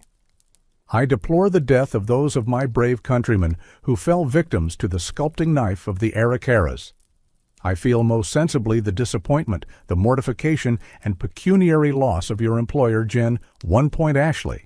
He is my friend, he is your friend, he is the people's friend, the most enterprising, the most energetic, and amongst the greatest military chieftains of the state of Missouri. Deeply O'Fallon felt their shame in having abandoned their employer in the savage wilderness, far from home, friends, and country. A great military expedition was about to ascend the Missouri, and Colonel Leavenworth had a need for boatmen. Here was their opportunity to return to the relief of their friends, to avenge your wrongs, to avenge death, and bury the bones of your more than brave comrades whose spirits have pursued, shedding tears in your tracks. Moved by this eloquence, or by Leavenworth's proffered wage, something like 20 boatmen agreed to return. Next day, June 20th, O'Fallon wrote to Ashley by express that military aid was on the way, and that a final end would now be put to the repeated and most shocking outrages of the Arikaras. Some 230 officers and men of the 6th Regiment and another 40 or 50 men of the Missouri Fur Company would join Ashley with this end in view. Leavenworth's command embarked June. 3 keel boats, including Ashley's Yellowstone packet, transported the supplies, 2 6-pounders, and part of the force, the rest of the troops proceeding by land. Pilcher was slower getting off, but on June 27th overtook the U.S. force, having aboard his 2 boats, 60 men of his company, and Leavenworth's 5.5-inch howitzer. The river was high and turbulent, and the passage was rough. On July 3rd, about 150 miles above Council Bluffs, one of the boats was wrecked on a snag. A sergeant and 6 men were drowned. The loss included 57 muskets and bayonets and a quantity of salt pork, but as proof that this was an efficient force, part of the flour was saved and all the whiskey. 5 nights later, in a tremendous storm, the Yellowstone packet was driven violently upon a sandbar, losing mast and deck. Both boat and cargo were near being lost, which would have forced the inglorious return of the expedition. Battered by wind and wave, Leavenworth was glad, on reaching the Missouri Fur Company's Fort Recovery, on the west bank of the Missouri, 10 miles above the mouth of the White River, to halt 3 days to refit. For Pilcher, the violence of the elements was the least distracting feature of the upstream voyage, for a succession of expresses with appalling news had reached him from above. Ashley had had another party slaughtered high on the Missouri above the Great Falls, and his own Immel and Jones had been cut down on the Yellowstone. The mountain expedition into which had gone the supreme effort of the Missouri Fur Company was a shambles. The men lost were the flower of his force, and the loss in money, $15,000 at the lowest estimate, placed in jeopardy the existence of the company. What had befallen the Ashley men can be set forth in a few words. This was the party with which Jedediah Smith had wintered on the Musselshell, and which, to the number of 11, in 2 canoes, had paddled up the river in April. By mid-May they had reached Smith's River, above the Great Falls, but here the Blackfeet pounced on them, slaughtering 4, their names remembered as Simeo, Eo, and Lamai, and 1 not recollected, and driving the rest in confusion down the river. A full stop was thereby put to operations on the High Missouri. It was 6 years before American trappers risked themselves in that country again. The Immel Jones massacre is a longer story. In October 1822, the Missouri Fur Company's partisans had voyaged up the Yellowstone to winter at the mouth of the Bighorn at a temporary post they called Fort Benton. They made a good fall hunt, better than Henry's, amounting to 30 packs, 1,500 beavers. Leaving these in cache, early in the spring they crossed over to the Missouri. The party by this time was reduced to 30 men, for during the winter 13 Angagees had deserted, striking north toward Jedediah's winter camp. They were slashed at by the Blackfeet, 4 were killed, and the rest lost their outfit. They were the only Americans to reach the Three Forks in 1823, but Emell and Jones found the fabled wealth cleaned out already. The Blackfeet had trapped the streams. Nevertheless, the Missouri Fur Company men moved up the Jefferson as high as its forks, making a respectable 20-pack hunt before wheeling about on May 16th to return to the Big Horn. 2 days later, while still on the Jefferson, 40 miles above the Three Forks, Emell and Jones encountered a party of 38 Blackfeet, who came boldly up and smoked. These turned out to be Piegans, a division of the Blackfeet somewhat less murderous than Die Rest. The two parties camped together overnight. When they separated, the Piegan chief Iron Shirt was given a certificate of good conduct and some small presents. Emell was an old partisan of the Missouri Fur Company who had been chased out of this country by Blackfeet 13 years before and knew something of their ways. From here on, the fur hunters stood not on the order of their going. The headlong flight brought the company into the path of a far more formidable war party, and this time the Blackfeet were Bloods. When Emell and Jones ran into the Blood ambush, they had nearly reached safety, having got back across the mountains to Yellowstone, within a few miles of a Crow camp with which they had wintered. The trail the scattered party was following wound along a steep hill, the base of which was washed by the river. The Bloods rushed on the whites with lance, battle-axe, and scalping knife, and Emell and Jones fell among the first. 5 others were killed and 4 wounded. The wonder was that any got away. The party lost its horses, equipment, traps, beaver, everything. Those who escaped crossed the Yellowstone on rafts to reach the refuge of the Crow camp. One of the clerks, William Gordon, immediately set out for Fort Vanderburg to get word of the disaster to Pilcher. The other clerk, Charles Kemel, built skin canoes, raised the 30 packs of the fall hunt, and arrived at the Mandans shortly after Gordon. The men who carried the express down to Fort Recovery were fired on as they passed the Ree towns. The Rees kept up a fusillade until the canoe was out of sight. The same day, Leavenworth and Pilcher reached Fort Recovery July 19th. Ashley came back into view through a letter written at Fort Kiowa, 13 miles above. He had had a long and lonesome wait, uncertain whether Jedediah Smith had got through to Fort Henry.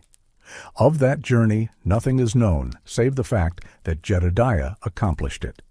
With his lone companion, he must have veered away from the Missouri up the valley of the Grand, and from its head crossed over to the Yellowstone. As all of Ashley's horses were lost in the battle with the Rees, the mission necessarily was performed on foot. Henry reacted with decision to the news. Leaving 20 men to garrison the post, he embarked his men in canoes and set out down the Missouri. The unpredictable Rees, instead of greeting him with a shower of balls, came out on the beach waving buffalo robes, the time-honored invitation to a parley. Henry paid no attention. The river swept his canoes past, and a day or so later he joined Ashley 100 miles below. This may have been about the first week of July, a month from the time Jedediah Smith left with the express. During all this time, Ashley and his men had remained near the mouth of the Cheyenne, mostly on an island opposite. Jim Kleiman, one of the party, says they lived on scant and frequently no rations, although game was plenty on the main shore. This hard living was Kleiman's fault in part, for when on one occasion he was allowed to go ashore and had to be left there overnight, he killed a buck and found himself in town. Plenty of wood, plenty of water, plenty of fat venison. Nothing to do but cook and eat. Thereafter he was not allowed to go ashore for fear he might never return. Ashley's original idea had been, as soon as he should be reinforced by Henry, to fortify the Rocky Mountains and take it up past the Ree towns in defiance of the enemy. At the same time, he had permitted himself to hope for help from below, if not troops, men from the other companies trading on the river. Now that Henry had joined him, it was possible to look at the situation more realistically. If troops did ascend the river this year, it was unlikely they would put in their appearance until fall, and it was imperative that he and Henry get parties into the field for a fall hunt. They needed a showing for their creditors. The furs Henry had brought down with him as the proceeds of the first year's hunt were disappointingly few in number. They had to have horses, of course. This critical lack still existed. If they could get horses, it might be just as well to forget about the river for the present. Henry could return to his post with animals enough to fit out 2 parties, one to trap the southern tributaries of the Yellowstone, the other to go up the Big Horn and on across the mountains to Columbia waters. Meanwhile, Ashley would outfit a 3rd party, also destined for the Columbia, which would strike directly overland from the Missouri. They had at hand just the man to command such a party, a young man who had been making himself a reputation all spring. But nothing was possible without horses. It was decided to drop down the Missouri to the vicinity of the Teton or Bad River. If they could fall in with a Sioux band willing to trade a sufficient supply of horses, all the rest would follow. Again, no horses. Leaving Henry and the men encamped at the Teton, Ashley dropped down the river another 120 miles to the posts below the Grand Detour, hoping to find Sioux possessed of that wealth which just now he prized above any other. On his arrival at Fort Kiowa, Ashley received O'Fallon's letter of June 20th. This put a different face on affairs, and on the afternoon of July 19th, the general hastily set out to rejoin Henry. But first he wrote a letter to one of his creditors in St. Louis to be taken down with the furs Henry had collected. The boat, which reached St. Louis August 15th, was placed in charge of one Samuel M. Smith, whose first name has not heretofore been known. Historians who have concluded that the man Smith could be nobody but Jedediah have had a lamentable time explaining how Jedediah could be in 2 places at once. This letter has provided most of our information as to what Ashley had done and proposed doing since his defeat. It also had an implied plea. If we are successful in our expedition against the Arikaras, we can in all probability put our business above in a short time, on a good footing. When Leavenworth and Pilcher reached Fort Recovery, they found at hand only a few Yanktons and Tetons. Pilcher sent out runners to the various bands, and they hoped to bring the cavalry up to 600 or 700. Leavenworth had grown in wisdom. The force he had embarked at Fort Atkinson seemed less than imposing now. To O'Fallon he wrote, "If the Arikaras and Mandans unite, I shall proceed to the Mandans, and if they keep the Arikaras in their village, I shall attack them. We shall do our best to obtain a victory." The honor of the American arms must be supported at all events, but I can plainly perceive that our force is not sufficient to inspire that degree of awe and respect amongst the Indians which I would wish. We make but a small show on a large prairie by the side of 400 or 500 mounted Indians. If we can obtain a fair fight, our superiority will probably be more apparent. On July the 23rd, the advance was resumed. Leavenworth had reduced his 6 companies of infantry to 5, arming 1 with rifles, and also forming a small corps of artillerists.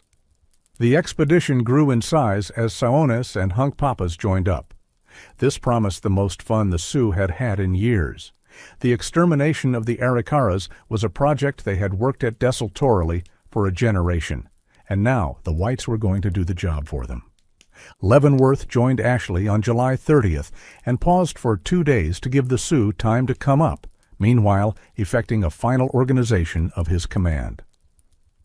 The Missouri Legion, as he styled it, had as its core Leavenworth's own regulars. The combined force of Ashley and Henry consisted of some 80 men, including the faint-hearts who had come back up the river as boatmen. The two leaders, brigadier general and major respectively of the Missouri State Militia, had rank enough for any army. Their men were divided into two companies of 40 men each. Jedediah Smith was named captain of one company, Hiram Scott of the other, and their subordinates were men of quality. Hiram Allen and George C. Jackson were lieutenants. Charles Cunningham and Edward Rose, ensigns. One Fleming, surgeon. Thomas Fitzpatrick, quartermaster. William L. Sublette, sergeant major. The men of the Missouri Fur Company, including the survivors of the Immel Jones massacre and the clerks and servants of the now abandoned post at the Mandans, were organized as a separate company under Joshua Pilcher, who was given the nominal rank of major and retained it the rest of his life. The roll of Pilcher's officers was as distinguished as Ashley's, with the former West Pointer, William Henry Vanderburg, as captain, Moses B. Carson, first lieutenant, and William Gordon, second lieutenant. Angus MacDonald was appointed captain in nominal command of the Indian Auxiliaries.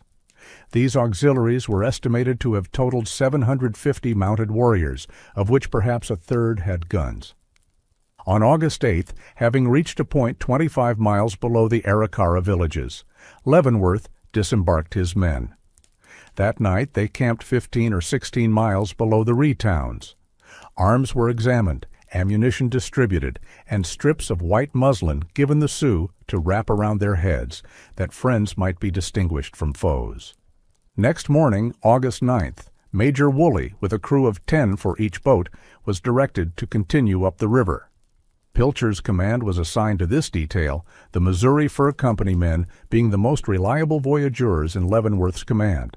The rest of the Legion marched on the enemy. After crossing Grand River, 5 or 6 miles below the villages, Leavenworth ordered a small force of the Sioux to precede the troops and give battle to the Rees if they should come out from their villages, and at all events to prevent them from running away. Leavenworth had long experience in handling regular troops, but his education in the ways of Indian auxiliaries was just beginning, and he had already begun to worry over the peculiar behavior of Fireheart and his Sayonas, who it was reported were determined to join the Rees if the whites should be defeated. However, the Yanktons, the Tetons, and some of the Sayones set out for the battle with great enthusiasm, and the whites followed on the double quick. Captain Bennett Riley with the company of riflemen moved out in front, followed by Ashley and his mountain men. The 4 companies of infantry followed, with the remaining Sioux on the flanks and in the rear. The Sioux galloped ahead impetuously and were well ahead of the foot troops when they burst on the plain on which the Ree villages stood. Not at all averse to battle with these accustomed marauders, the Arikaras met the Sioux at the edge of the plain, half a mile from their towns, with a ferocity and valor that matched their own. So far had the Sioux outdistanced the rest of the Legion that they had sustained the action alone for a full hour when the whites reached the battlefield. The fight was showing signs of going against them when Jedediah arrived on the scene. It was an amazing spectacle that opened to view, for Indian warfare on the Missouri was a thing peculiar to itself. As Kleiman says, the plain was covered with Indians which looked more like a swarm of bees than a battlefield going in all possible directions. Leavenworth quickly formed his line, placing the mountain men on the extreme right, the 4 companies of infantry in the center, and Riley's riflemen on the extreme left. But the Sioux were so much scattered in front of the troops that to fire would have produced an indiscriminate slaughter of Sioux and Rees. The opportunity to fight an immediately decisive action promptly vanished, for the Arikaras broke and ran for their villages, hotly pursued by the Sioux. Leavenworth's men advanced to within 300 or 400 yards of the stockaded villages and halted just out of shot. It had all gone according to plan. They had tried the coon. All that remained was for the artillery to come up and shoot the coon out of the tree. From 10 to 15, Rees lay dead on the plain, which made this a victory for the Sioux, though they had 2 killed and 7 wounded. Waiting on the artillery, the boats were having hard work of it against adverse winds. Jedediah had the opportunity to reflect on the singularity of savage warfare. Scattered over the late battlefield, the Sioux were busily engaged in cutting up the bodies of the dead, after which they attached cords to the dismembered arms, legs, hands, and feet, and dragged them triumphantly over the ground. Nearer the Ree village, within a long gunshot of it, lay a dead brave. An old Sioux chief brought up one of his wives, who with a war club began raining blows on the corpse, the chief taunting the Rees the while for their cowardice in allowing his women of the tribe to strike their braves in the gunshot of their village. But the most arresting spectacle was afforded by what Kleiman describes as a large middle-aged Sioux belonging to the Grizzle Bear Medicine, who came on hands and feet to the body of a dead Ree, snorting and mimicking the bear in all his most vicious attitudes, and with his teeth tore out mouthfuls of flesh from the breast of the dead body of the Ree. The Sioux averted their eyes and begged the whites not to watch, for that would impair the power of the medicine. It was sundown when the boats arrived, too late in the day to press the action to a finish. Jedediah tightened his belt on his empty belly and lay down under the stars. Not perhaps to sleep for the night, by Kleiman's vivid account, was. A lively picture of pandemonium, the wailing of women of the tribe, and children the screams and yelling of men, the firing of guns, the awful howling of dogs, the neighing and braying of horses and mules, with the hooting of owls, of which they were a number all intermingled with the stench of dead men and horses, made the place the most disagreeable that imagination could fix, short of the bottomless pit. At sunup, Leavenworth set about the reduction of the Arikara towns. Captain Riley with his riflemen and Lieutenant Bradley with a company of infantry were ordered to invest in the upper village, and one of the 6-pounders was sent to support them. The rest of his force, Leavenworth, reserved for the assault on the lower village, the one overlooking the sand beach on which Jedediah had fought the desperate action of June 2nd. Ashley's men were still on the extreme right, resting on the river. Next to them, Lieutenant Morris with the other 6-pounder and the howitzer, then the remainder of the infantry, with the Indians scattered and in the rear. The thinking that had been done back at Fort Atkinson now had to be equated with military reality. The 6-pounder detailed to labor with the upper village turned out to have been posted at too high an elevation, so that the shot passed harmlessly over its target to splash into the river beyond. And though this was presently rectified, the effect on the Rees was not remarkable. The battery under Lieutenant Morris kept up a brisk fire with just as little apparent effect. For the Sioux, the novelty of this kind of warfare soon wore off. Besides, they were hungry. They wandered off to the Ree cornfields, where ripening corn, squash, pumpkins, and beans made the war seem more worthwhile. The example was one that Jedediah and his companions must have been tempted to follow, for they had eaten nothing since the previous morning. They waited for the steady pounding of the artillery to bring the Rees out to be shot at, while whistling a few rifle balls into the Ree stockade. Toward noon, Leavenworth began inquiring into what it would involve to carry the villages by storm. The stockades were said to be very strong, and it was reported that a 5-foot trench had been dug inside the stockade since the battle with Ashley. Angus MacDonald was of the opinion that the defenses could be carried only by sapping and mining. And once inside, the Rees must be expected to fight like demons, the women with the men. Leavenworth began to be conscious that he had entered this Indian war without orders. What would become of him if any considerable part of his command was butchered did not bear thinking about. Still, something had to be done. He decided to test the real strength of the defenses by an attack on the upper village. Riley and his riflemen would make the assault, covered by the rest of the regulars, while Ashley's men kept the lower village occupied. Gladly, Jedediah and the other mountain men scrambled into a ravine within 20 yards of the enemy and began spattering lead against the stockade. Riley was delighted with his orders, but as the moment for action approached, Leavenworth grew apprehensive. Fireheart's Sauness had retired altogether from the battle and were believed to be in the hills waiting on the issue. The rest of the Sioux were scattered literally from hell to breakfast, from the field of battle to the Ree cornfields. Riley's job was to reach the stockade and breach it so they could get a look inside. He was then to withdraw, and if it seemed advisable to storm the village, that would be done by the entire command. But if the Sioux saw Riley withdrawing, they might conclude that the whites were beaten. The more Leavenworth considered his situation, the less he liked it, and he countermanded his orders for the assault. Riley, as Jim Kleiman relates, became almost furious and swore that he demanded the privilege, stating that they had been laying at garrison at Council Bluffs for 8 or 10 years, doing nothing but eating pumpkins, and now a small chance for promotion occurred, and it was denied him and might not occur again for the next 10 years.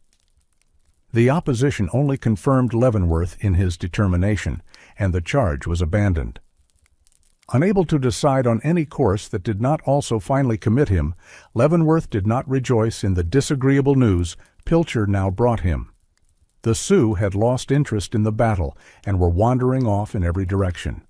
Unless some decisive turn was given, Leavenworth would be stranded without allies.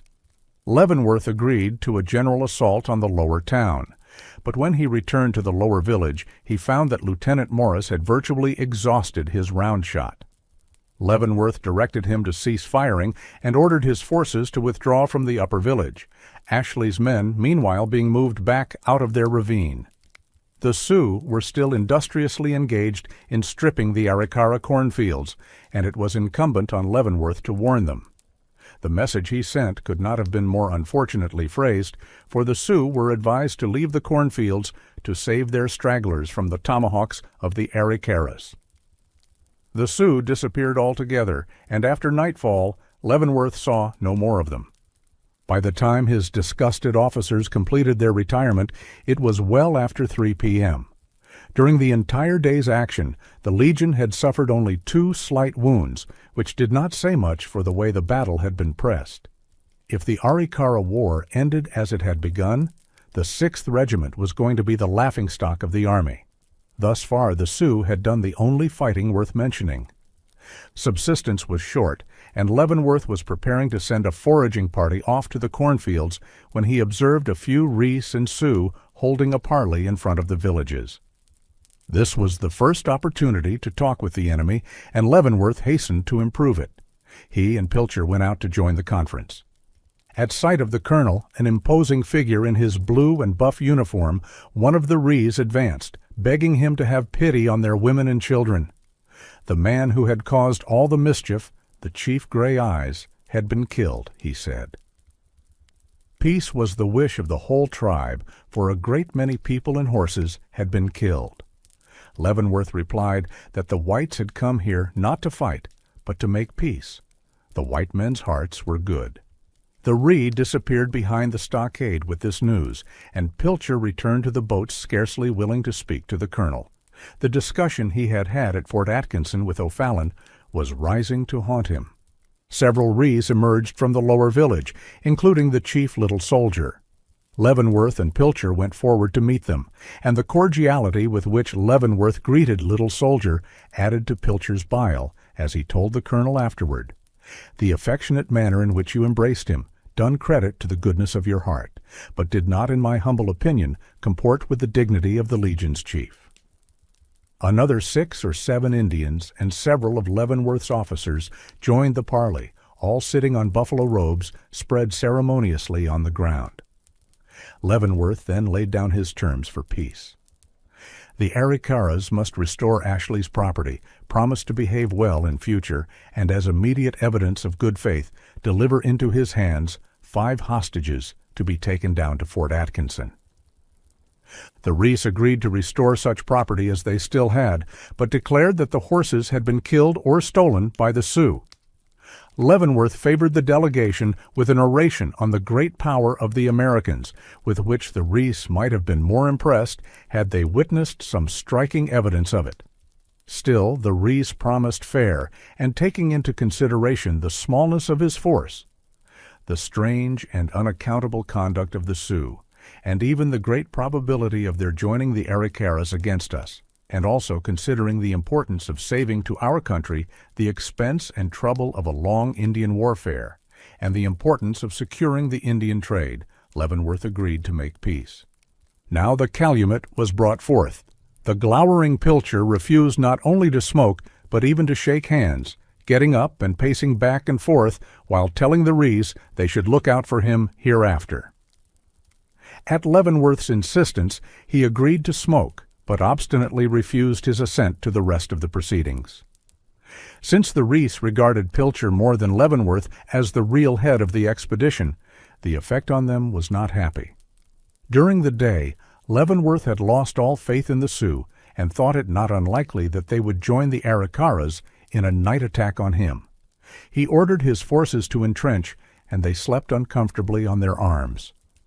When the sun came up on the 11th, the Sioux had vanished, as also 6 army mules and 7 horses belonging to Ashley. This would involve tedious explanations to the quartermaster's department, but Leavenworth was glad to have seen the last of such allies. Negotiations with the Rees were resumed. It was agreed that other chiefs should come out for the parleys, and that some of the whites should visit the village to allay the fears of the Indians.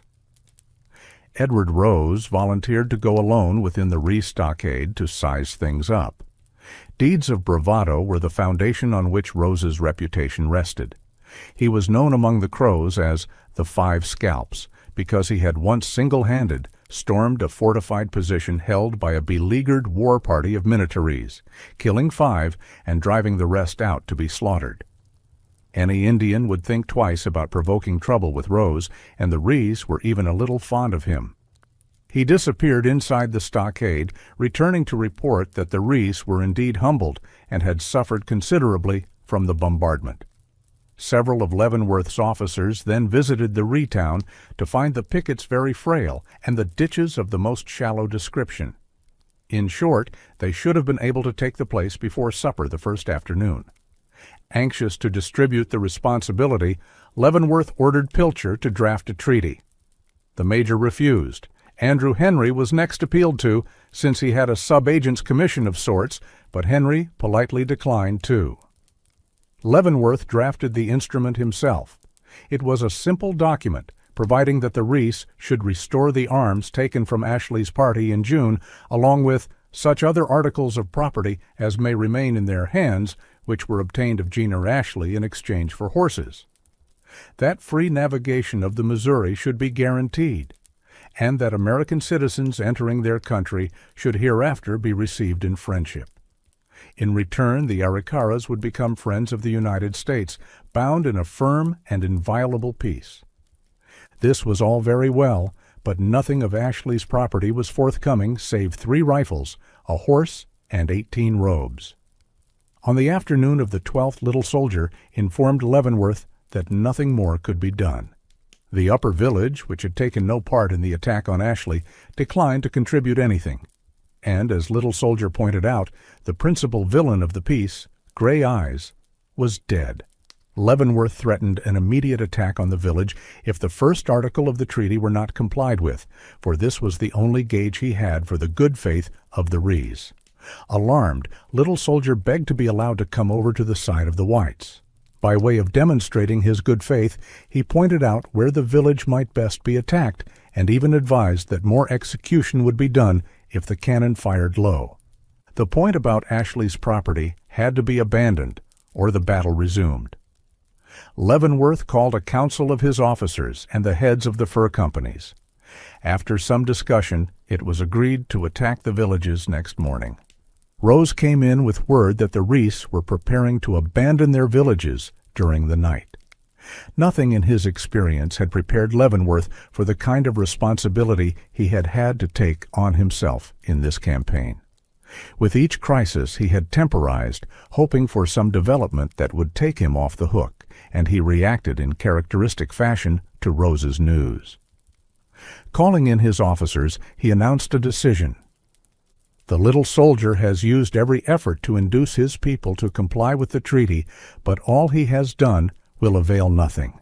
He says he is unable to make good the property himself, and I have therefore determined to abandon the charge and dispense with that article of the treaty. He sent Rose to inform the Rees he had waived the principal article of the treaty. There was no need for them to flee their towns. In fairness, Leavenworth's own explanation should be given. I felt that my situation was a disagreeable and unpleasant one.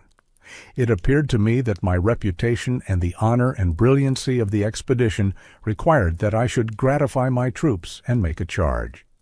But I also thought that sound policy and the interests of my country required that I should not.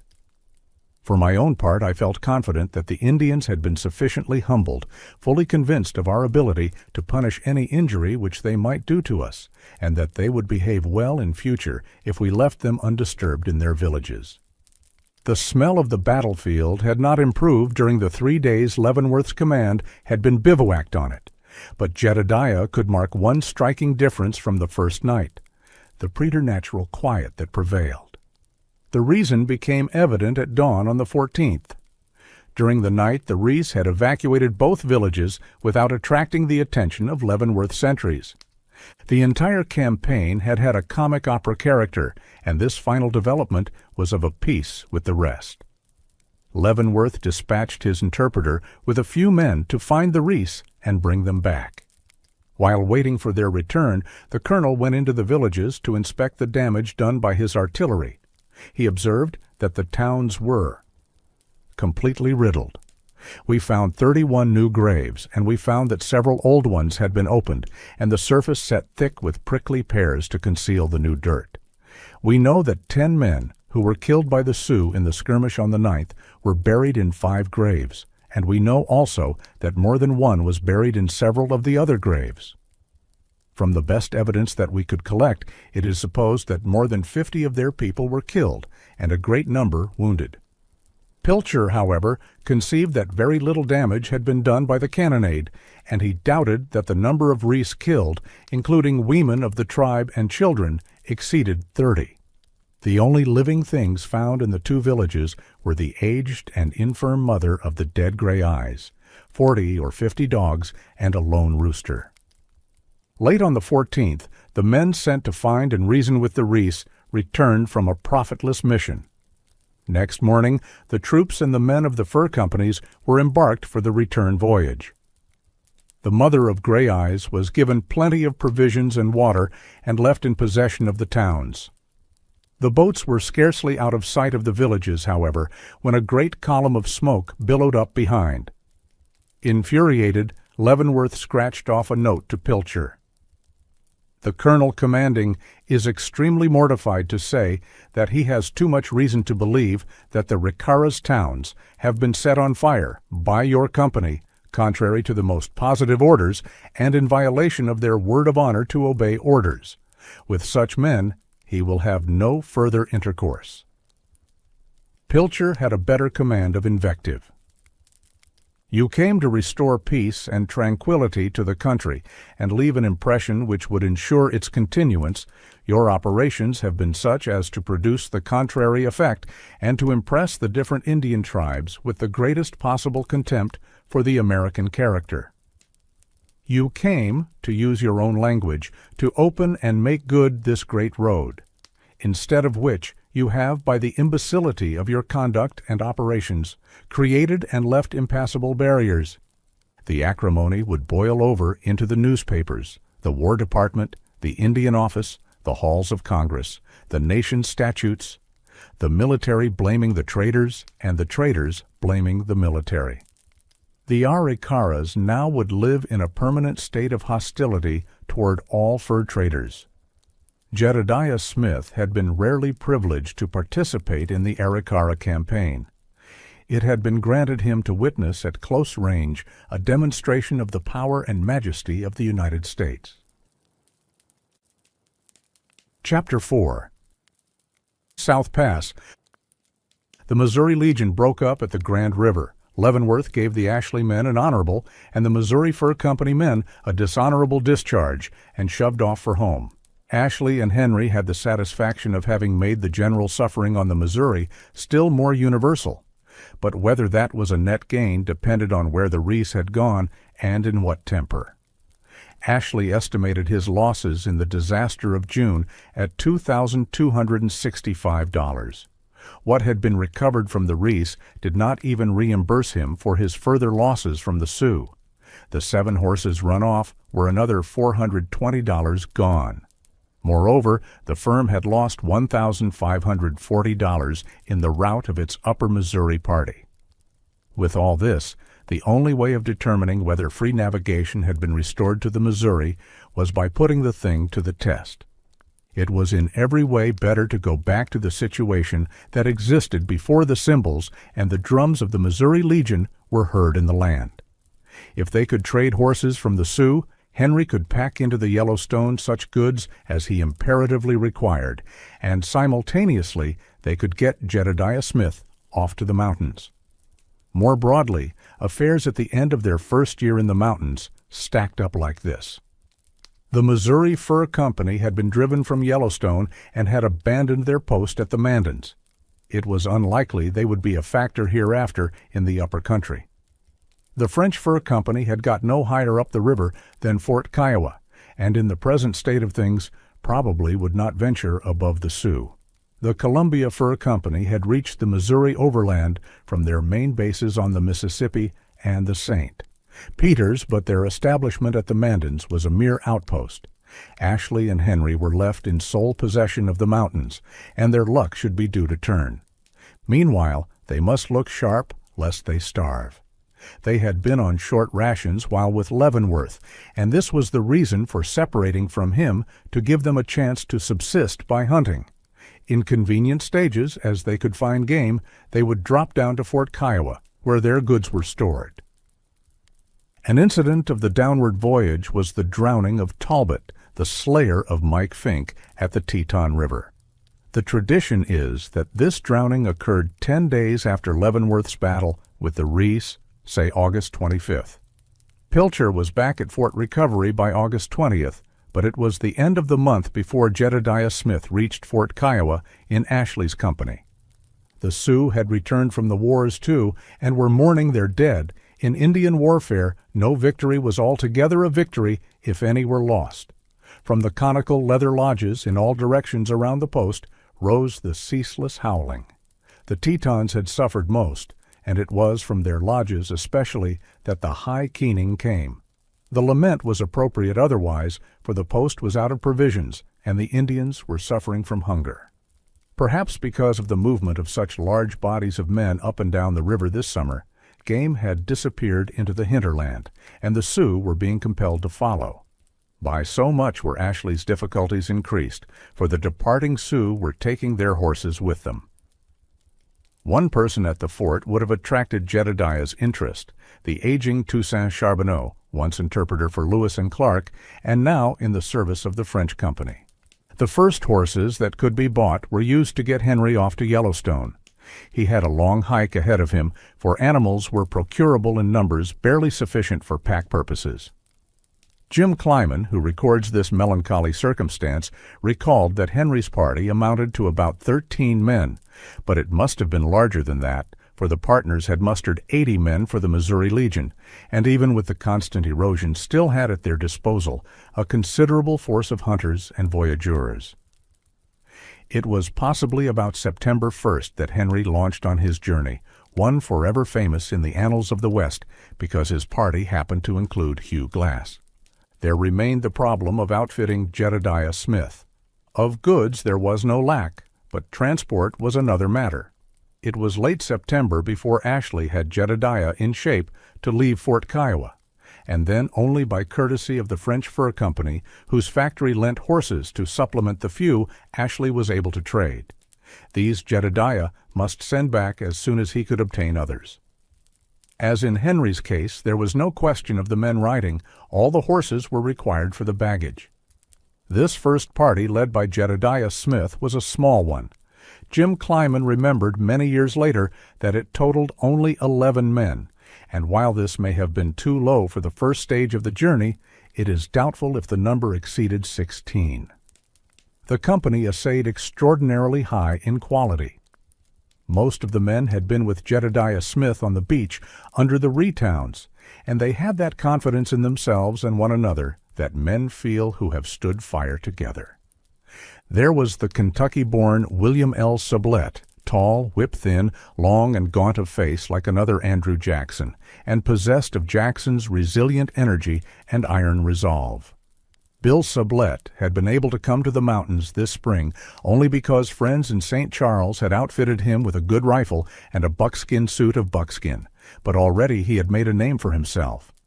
There was the lank Virginian, Clyman, grave of manner, slow-spoken, of a reflective cast of mind, but unbelievably enduring. There was the ruddy-cheeked young man from County Kevin, Thomas Fitzpatrick, born the same year as Jedediah, of medium height and somewhat slender but sinewy and strong-willed, possessed of the same intelligence, drive, and capacity for leadership that had made Jedediah a Bouchway at 24. The daredevil Thomas Eddy was another. Only the names of Branch and Stone are preserved. Perhaps the most striking personality was Rose, whose ferocious temper, stunning readiness for battle, and savage humor had already made him a legend. The others are anonymous. The route Jedediah adopted had not been used hitherto for trapping incursions into the West. Furnished with a guide by the French company, Jedediah proposed to strike for the Black Hills by a route as direct as possible, expecting to fall in with some of the remote Sioux bands and from them obtain horses. He would then cross the Black Hills, again by a route as direct as the nature of the country permitted, and go on across the valleys of the Powder and the Tongue to strike the Big Horn somewhere above its lower canyon. There he might fall in with the party under Captain Weber that Andrew Henry was sending up from Yellowstone, after which the spring hunt of both parties would be made beyond the Continental Divide. The first day's march from Fort Kiowa was over a dry, rolling, desolate highland. That night Jedediah dropped down into the valley of what Clyman calls White Clay Creek, probably the White River. Running thick with a white sediment and resembling cream in appearance but of a sweetish, pungent taste. Their guide warned them against using this water too freely, as it caused excessive costiveness. They gulped it down regardless. A little the worse for wear, next day and part of the next, they proceeded up the narrow valley of the White before leaving it to cut across a wide bend. It would be 24 hours before they saw water again, but their means of taking water was small. The party trudged on until dark, making a dry camp on a ridge where the needle-pointed prickly pear grew so profusely the thirsty company could scarcely find room to spread their blankets. At dawn they got under way, and just before noon reached the water-hole on which they had relied. It was dry. There was not even a little damp mud to suggest it might be worth their while to dig. It was another 15 miles to the river. Clyman says that they set out again, urging and hauling along their dejected horses as fast as possible. The guide got far ahead and at last disappeared. The rest of the party straggled over a distance of a mile or more, with Jedediah Smith bringing up the rear. Clyman's pack horse was more tractable than the others, and he got some distance ahead. His companions veered off to the right and left in search of water, so that we were not only long but wide, and it appeared like we might never all collect together again. Following as nearly as he could on the course where the guide had last been seen, but deviating a little to the right, an hour before sunset, Clyman had the luck to stumble on a water hole. He paused long enough to fire his gun before plunging into the pool. A moment of soaking up the life-giving wetness, and Clyman waded out to fire his gun again. A man and horse made their appearance, running for the water. The horse outran the man, plunging in with a resounding splash. Each man as he came fired his gun and shouted, as soon as he could moisten his mouth sufficiently to make a noise. By dark, all but 3 had reached the water. Jedediah was one of the missing, but he came up at last. When he could speak, he said that the other 2 had given out. To conserve body moisture and give them a chance at survival, he had buried them in sand up to their necks, then had gone on, hoping to return in time to save their lives. Jedediah started back on one of the horses, returning later in the night with the 2 men. The next morning the little company resumed the journey, It was still 4 or 5 miles to the river where their guide awaited them. The river where they came back to was a beautiful, clear stream running over a gravelly bottom with some timber along its course. Refreshed, they continued upstream to an encampment of Bois Brule Sioux, where they paused for several days to trade for horses, obtaining enough to give them 2 animals apiece and several extras. It was then possible to send their guide and the borrowed horses back to Fort Kiowa. We packed up, Kleiman says, and crossed the White Clay River and proceeded north westerly over a dry, rolling country for several days, meeting with a buffalo now and then, which furnished us with provision for at least 1 meal each day. Our luck was to fall in with the Oglala tribe of Sioux, where we traded a few more horses and swapped off some of our more ordinary. The country continued nearly the same, the grass short, and more than a sufficiency of the prickly pear, until they struck the South Fork of the Cheyenne, a few miles below the place where it emerged from the Black Hills.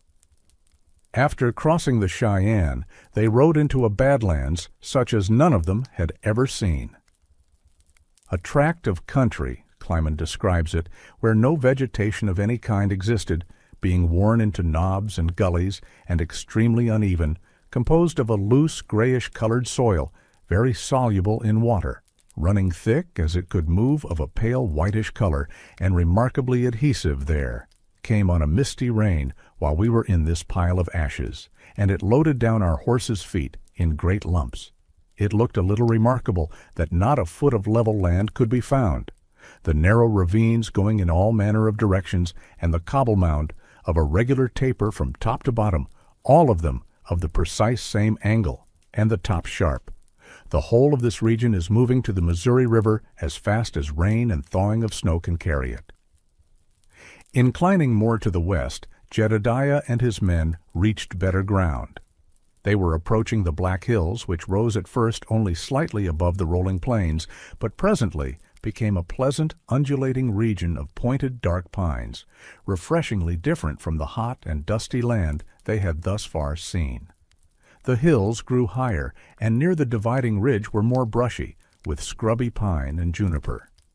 Beyond the divide the ravines were steeper, rugged and rocky. The western slope of the Black Hills was undiscovered country, and Jedediah thought it probable he was on the eastern heads of the Powder.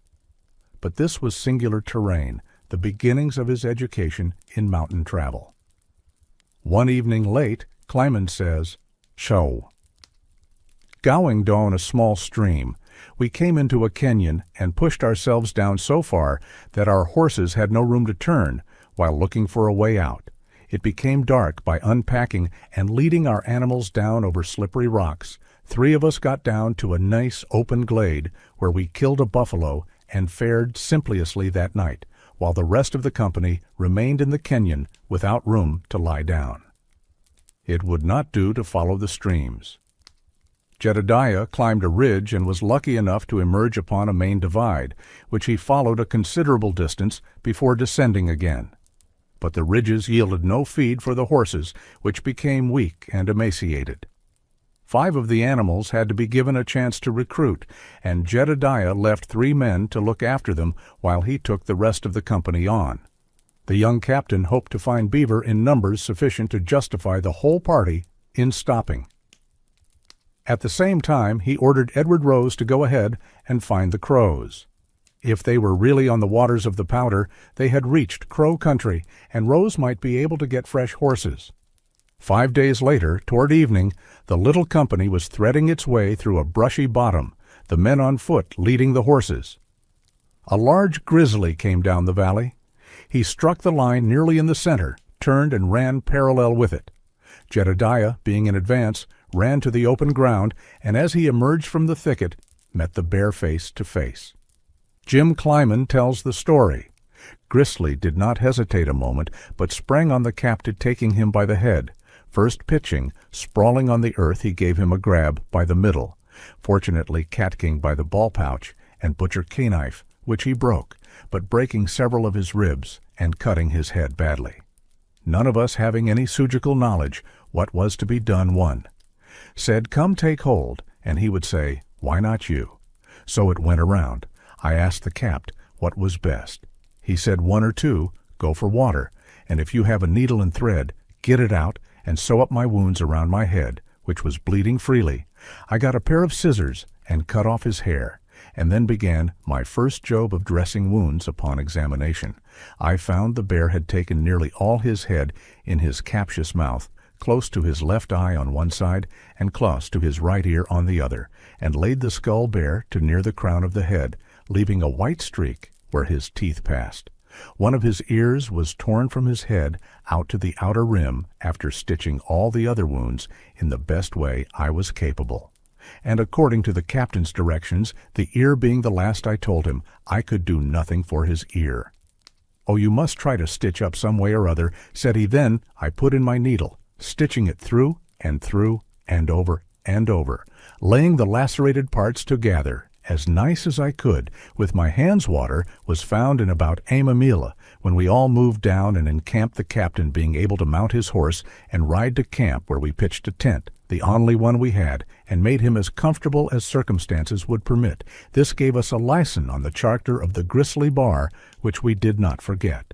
Lying torn and bleeding at the feet of his men, Jedediah retained a power of decision and a clarity of mind which illustrated clearly why he was their captain. Tradition has persisted in the Smith family that Jedediah killed his bear, but it seems unlikely. Mountain tradition was that Arthur Black, Jedediah's later companion in the adventures on the Pacific slope, once saved him from the attack of a bear, and if so, this may have been the occasion, though Black's presence in the party of 1823 has not been proved. Jedediah bore the marks of this encounter to the end of his life, eyebrow ripped away, ear scarred and torn. These were honorable scars, but of a kind to give men pause when they looked at him, and Jedediah wore his hair long thereafter, hanging down over his ears. In the clean western air, a man's wounds heal fast, and within 10 days Jedediah was able to mount his horse and ride a few miles. With winter approaching, his party needed all the westing it could get. Even a couple of miles a day added up. While he was down, his men had scouted the country, and Jedediah had a clearer conception of where he was. It developed that the Cheyenne drained the western as well as the eastern slope of the Black Hills. Clyman had followed the South Fork back to where it cut through the southern base of the hills, and had returned to camp with this intelligence and a wonderful tale of a canyon he had found, walled in by cliffs of black and shining slate, the very place, doubtless, where Moses obtained the tablets on which the Decalogue was inscribed. Clyman was full of other tales, too, having chanced on a grove of petrified trees. A sizable portion of the West's folklore dates from this autumn, for in between bear stories and Injun doings, the campfires were soon hearing about the petrified forests with trees, branches, and leaves all turned to stone, wild cherries petrified into rubies of reddest hue, and petrified birds a-sittin' on the branches a-singin' pietrified songs. The party had not gone far when they struck the trail of a large band of Cheyennes. The Cheyennes received them kindly, and also another company of whites, which to Jedediah's surprise came up behind. This was a Missouri Fur Company party under Charles Kiemel and William Gordon. Pilcher had declared that the Missouri Fur Company would go no more to the mountains, but Jedediah's foray west from Fort Kiowa changed his mind. Fort Recovery was only a dozen miles below Kiowa, and just as good a base. If he was not prepared to lift his sights beyond the Rockies, Pilcher was at any rate willing to compete for the Crow trade. As hastily as he could make the arrangements, he got Kiemel and Gordon off on the trail of Jedediah Smith. En route, they had picked up the 3 men and the horses Jedediah had left to recruit, and now all could go on to the Big Horn together. 2 days after they parted from the Cheyennes, definitely on the Powder now, Edward Rose brought into camp 15 or 16 Crows, big, handsome men with a large streak of fun in them. The Crows had several spare horses, which greatly relieved Jedediah's broken-down animals and gave his men a chance to ride. However, the Crows were of a mind to travel faster than Jedediah's horses could endure. So, Clyman relates, Cap Smith gave them what they could pack, sending Rose with them, and we followed at our own gait, stopping and trapping for beaver occasionally, crossing several steep and high ridges which in any other country would be called mountains. The hills west of the Powder River were bewildering. They seemed to run in all directions, but they were better supplied with game than any region Jedediah had yet seen. It was now November, and the nights were frosty, though the days continued warm and pleasant. The trail Jedediah was following wound up over the Owl Creek Mountains, the Little Horns, the mountain men called them, and came down to the Big Horn, which above the Little Horns had been known to the fur traders for years as Wind River. Here the men of the two fur companies fell on hard times, for the Crows had recently passed up the river, killing or driving off all the game. It was necessary to press on and overtake the village, a disagreeable business, because the weather had turned cold and blustery, with a dust of snow blowing continually on the bitter north wind. Horses and men were exhausted by the time they reached the Crow encampment. The winter camp of the Crows was high up Wind River, probably in the vicinity of modern Dubois. Gratifyingly, Jedediah here made contact with the party Henry had outfitted for the Big Horn. It has to be supposed that the party was led by the moody Captain Weber. Henry's adventures getting back to his fort, and after, must wait for the next chapter. But he had acquired some horses from the River Crows, as the band along the Yellowstone was called, to distinguish it from the mountain crows, and with these he got Weber off to the mountains. Daniel Potts, now recovered from his wounds, was one of the party, and has left the only account of its adventures. They moved up the Big Horn, taking a few beaver en route, to reach the Big Horn Basin probably by late October, then crossed the second range of mountains, the Little Horns, to the Wind River Valley. The party had lingered in trapping the Big Horn Basin, or an early storm howled down upon them, for Potts adds, "In crossing this mountain, I unfortunately froze my feet and was unable to travel from the loss of 2 toes. The Crows carried him to their village and installed him in the lodge of their chief, who regularly twice a day divested himself of all his clothing except his breech clout, and dressed my wounds until I left them." Kleiman does not mention Weber's party, nor does Potts mention Jedediah's, yet what the two have to say about the locality of the camp and about me with the Crows this winter makes it manifest they were together. The Crows had always been friendly to the whites, though they were continually at war with their neighbors, the Blackfeet, the Sioux, and the Cheyennes.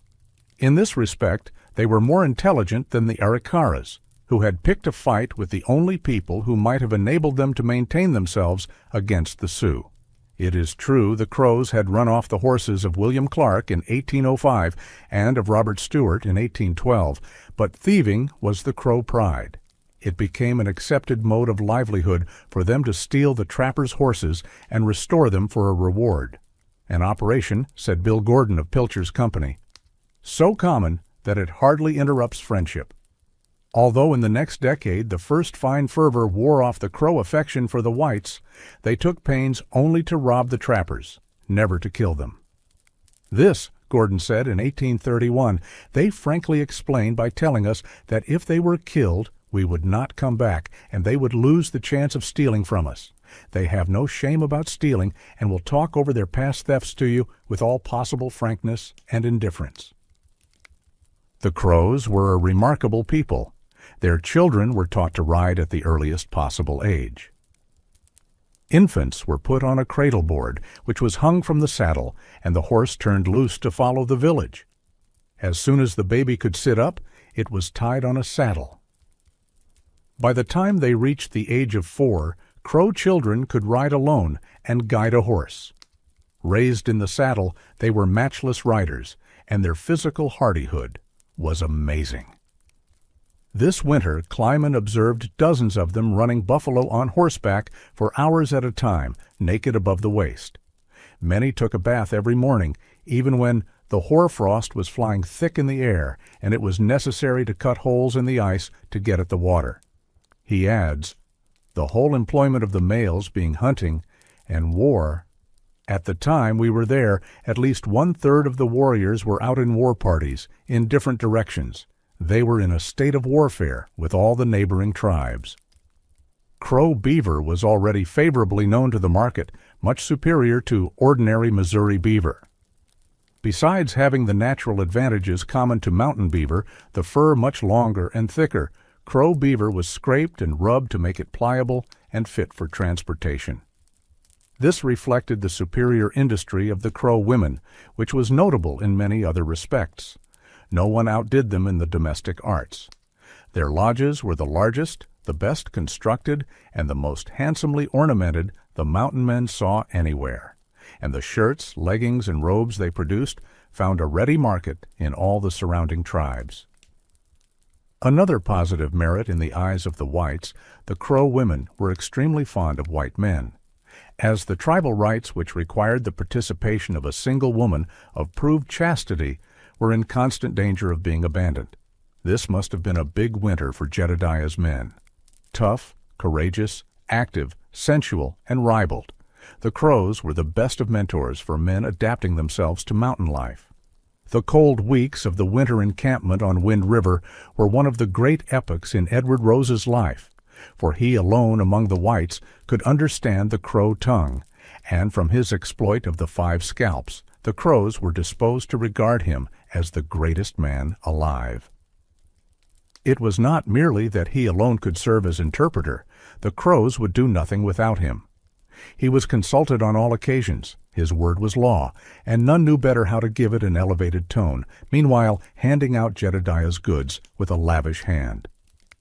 By the time the winter camp broke up, Jedediah was well satisfied to leave Rose among a people who held him in such high esteem. What Jedediah wanted from the Crows more than their beaver was information about the country west. The idea was difficult to get over, perhaps because the Crows could scarcely conceive that a man should look for anything beyond the limits of their own land. The Crow country, they said, was a good country. The Great Spirit had put it exactly in the right place. While you were in it, you fared well. Whenever you left it, whichever way you traveled, you fared worse. To the south were great barren plains, the water warm and bad. To the north the winters were long and bitter, without grass. You could not keep horses there, and must travel with dogs. What was a country without horses?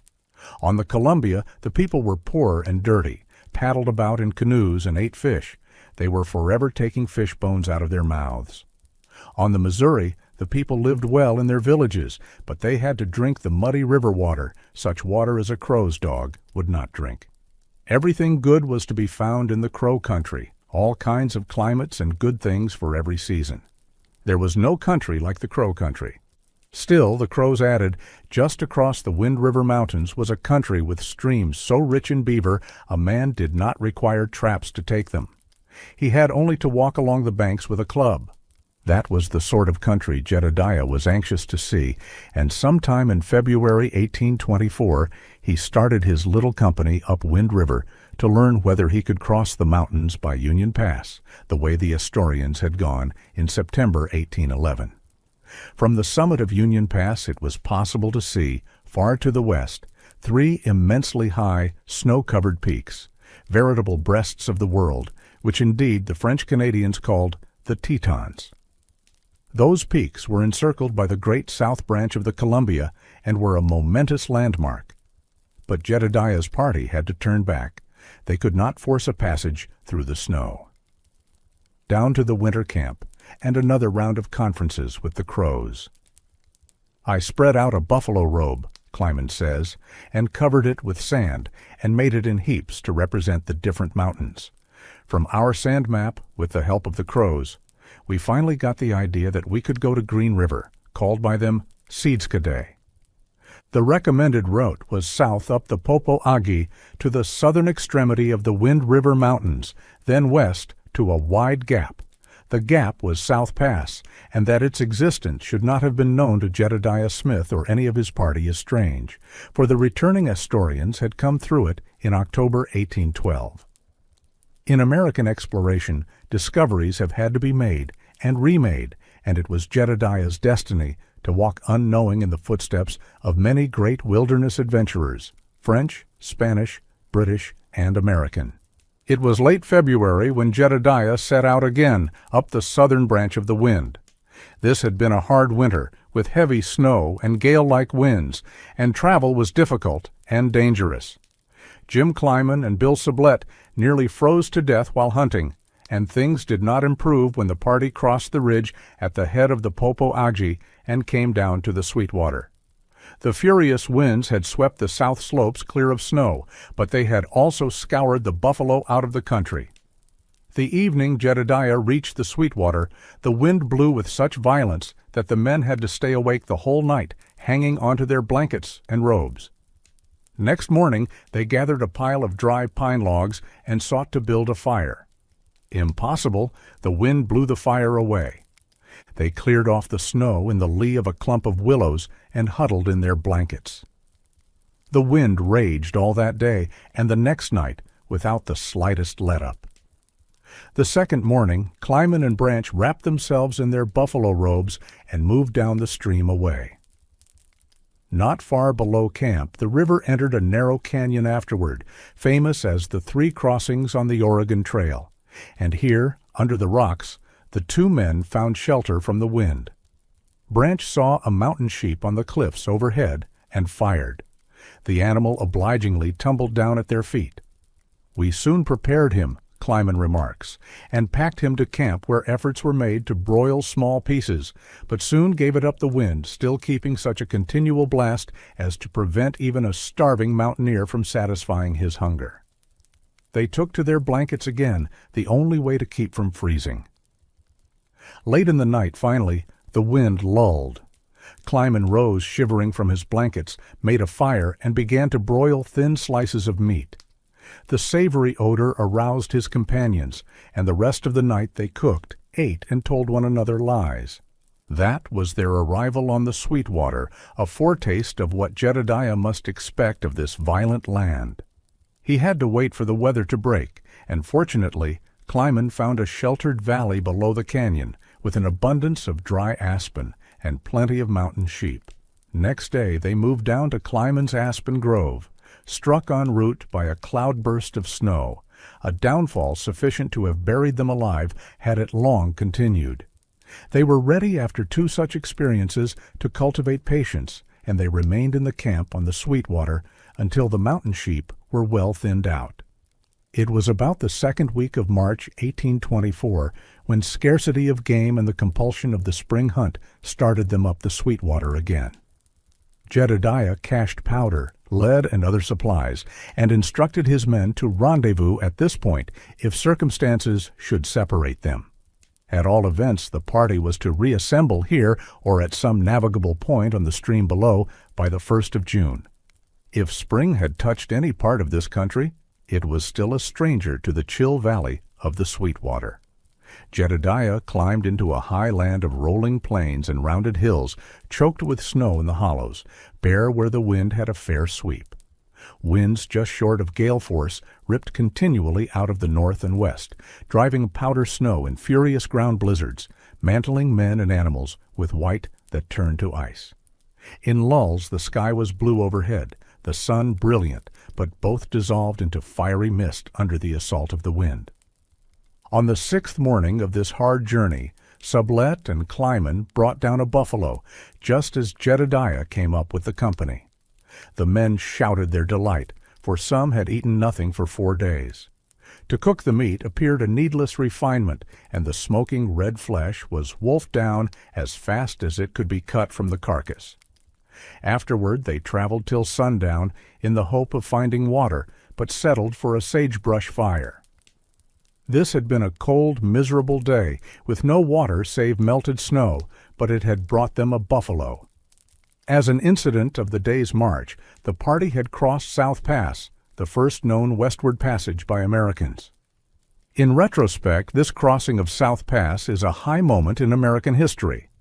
Others had traversed South Pass before him, but Jedediah Smith's was the effective discovery, the linking of the pass in the lines of force along which the American people were sweeping to the Pacific.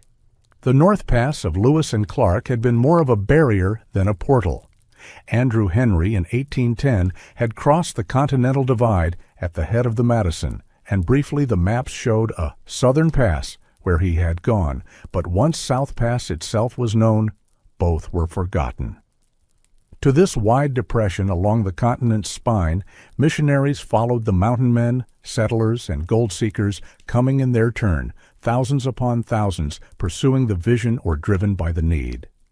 Much was to come of Jedediah Smith's discovery of a way west, but he crossed the divide, shaking with cold, anxious about the condition of his horses, hopeful the streams would yield him beaver, knowing or soon to know that many men had come before him into the Valley of the Green. Sublet's buffalo made the day memorable, and perhaps this homely reality places history in truest perspective. It was not until the following day that Jedediah could be sure, from the gentle inclination of the land, the way the gullies ran, that he had indeed crossed the fundamental divide. No man was unmoved, ever, in passing from Atlantic to Pacific waters, but Jedediah and his men wanted warmth in their bones, running water, buffalo, and beaver. Continuing west, inclining a little to the north, they struck upon the Big Sandy. Some of the men, Kleiman says, went immediately to cutting the ice with their tomahawks called out, froze to the bottom. They had got down the length of their arms and was about to give it up. I pulled out one of my pistols and fired into the hole up came the water plentiful for man and horse. There were also willows for a fire, over which they roasted the remains of their buffalo. The next day the party moved on down the Sandy. At nightfall they killed another buffalo. March 19th brought them to the Green itself, the Seeds Keedy Aggie of which the Crows had told them, Prairie Chicken River. Spanish traders before this time had reached the river far to the south and called it the Verde, for the thin ribbon of green its banks flaunted through a waste of rock. And this name won out finally, the more appropriate, because in the river's upper course, where Jedediah first reached it, the water itself takes on a greenish tinge from the shales which compose its bed. But for Jedediah, the green ever afterward was the Seed Skeeter, or Siskady. That Jedediah was not the first to reach this river in its upper valley we have remarked already. John Coulter may have traversed its remote headwaters as early as 1807 on the great circuit he made into the wilderness south and west from Manuel Lisa's post on the Big Horn. Andrew Henry's men almost certainly saw something of the upper valley in the spring of 1811, and the Astorians crossed and recrossed it that year and the next. Donald Mackenzie trapped the valley from the west at the head of a brigade of Nor'westers in 1820 to 1821, and another British brigade made a rich haul on the Green as late as the summer of 1823. The Green River Valley was as fine a beaver country as the mountain men ever found in the West, and if beaver did not now exist in such numbers as to justify the tall talk of the Crows, there was plenty of sign to gladden Jedediah's eye. The little company reached the Green, probably near the mouth of the Big Sandy. Small as the party was, numbering only 11 men, Jedediah divided it for the spring hunt. 6 of the men he took to trap farther south. The other 3 he left under Fitzpatrick to trap the head branches of the river. Kleiman went with Fitzpatrick, so that we have no first-hand account of Jedediah's adventures, but it is a substantial certainty that he followed the Green down as far as Black's Fork and made his spring hunt on that stream and its tributaries. The name of Black's Fork may date from this year, and it is significant that one of the head branches of Black's Fork has always been known as Smith's Fork. Fitzpatrick's party remained in camp on the Green till the ice gave way, then left to trap the upstream tributaries. They found beavers in abundance, and a family of Indians who called themselves Shoshone, or snakes. These were glad to feast on the overplus of beaver the trappers gave them, but one morning after the snow had disappeared, the snakes disappeared too, and with them all the horses. The whites could not even determine in what direction they had gone. The name of the stream has ever since preserved the memory, Horse Creek. Making the best of his misfortune, Fitzpatrick continued trapping on foot with fair success. When time for rendezvous drew near, he cached his traps and furs, hung his saddles and other equipment on trees, and set out for the Sweetwater. To his great satisfaction, about noon the first day, on turning the point of a ridge, he met face to face 5 or 6 Indians mounted on his horses. He and his men sprang to seize the lariats, then ordered these good friends to dismount, half-minded to make an example of them on the spot. The Snakes led the whites to their camp, a mile up a steep mountainside, where they found 6 lodges housing 18 men, a plentiful supply of women of the tribe and children, and what Clyman describes as our old acquaintances that we had fed with the fat of beaver while the earth was thickly covered with snow. All the horses were given up but one. Fitzpatrick was bound to have that one too. He seized one of the Snakes, tied him fast, and informed the rest that the man would be killed if the horse were not given back. When the animal was forthcoming, Fitzpatrick gave the Snakes a few presents and departed for his caches. After digging up his furs and traps and cutting down his saddles, he set out anew for the Sweetwater, traveling night and day until he was out of reach of the Snakes. At the rendezvous, where they arrived about the middle of June, there was no sign of the bushway. Fitzpatrick decided, while waiting, to reconnoiter the Sweetwater and establish whether the stream was navigable. He had no idea how this stream fitted into Western geography, whether it was a branch of the Platte or of the Arkansas. But if there was any chance of getting their furs down by water, he wanted to know it. With Clyman he rode some 15 miles downstream, finding the river broad and shallow in all that distance. Instructing Clyman to go on and halt at the first likely point, Fitzpatrick turned back with the horses to fetch the rest of the party. Preliminary to moving, he opened the cache made in March.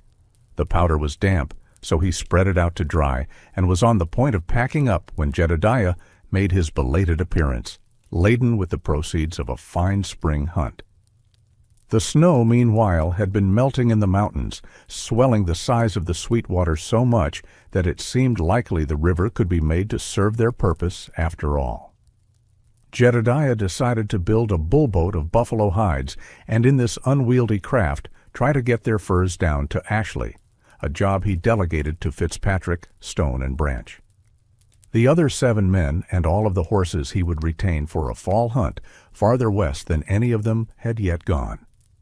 While Fitzpatrick set to work on the framework of the boat, Jedediah rode down the Sweetwater to pick up Clyman. He followed the stream all the way to its junction with a large river that flowed from the south, a river he could guess to be the North Platte. There was no sign of Clyman, but in a thick clump of willows Jedediah found evidence that his man had come this far down, a shelter-built driftwood gathered for a fire. There was also an Indian sign about, which Jedediah's eye was now experienced enough to appraise. A war party had been through here, a score or more, with half again as many horses. It did not require a vivid imagination to picture what had become of Clyman. Dispirited, Jedediah turned back up the Sweetwater to rejoin his company. It would be a year before he learned that Clyman, by the thinnest of margins, was still alive. Chapter 5. The Adventures of Hugh Glass and Others. While Jedediah Smith was finding his way to South Pass and beyond, Andrew Henry was struggling to keep Ashley and Henry afloat on an ocean of troubles. The experiences of the Major and his men en route to Yellowstone are one of the most striking chapters in the history of the West, and their subsequent adventures on Yellowstone had an important bearing on Jedediah's future. The story revolves about the misadventures of just one of the Major's men.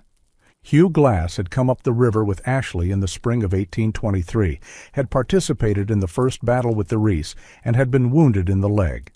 In the literature he is called Old Glass, which would ordinarily mean that his companions had grown fond of him or got used to his eccentricities. But there is some indication that he was literally an old man in 1823. Little enough is known about him otherwise. George Yount, who knew Glass in the mountains a few years later, gives a fabulous account of the hero's earlier life, including his experiences as a sailor, his capture by pirates, his extraordinary escape, and his still more extraordinary wanderings among the Indians. That the account is fabulous does not mean that it is not also veracious. but none of it can be proved. It is enough that he was a member of the party with which Andrew Henry set out from Fort Kiowa in September 1823. Henry's horses were too few and too heavily laden, and with the wreaths dispersed, no one knew where, the journey would be hazardous. Mindful of the danger, Henry ascended the Missouri no higher than the Grand, then, as Jedediah Smith had done in June, veered off to the west. On a day in September, as the company was moving up the Grand, Henry directed 2 men to precede the rest as hunters. Glass was not detailed to the duty, but went ahead anyway. He was a good man to have at hand in a pinch, but self-willed and insubordinate.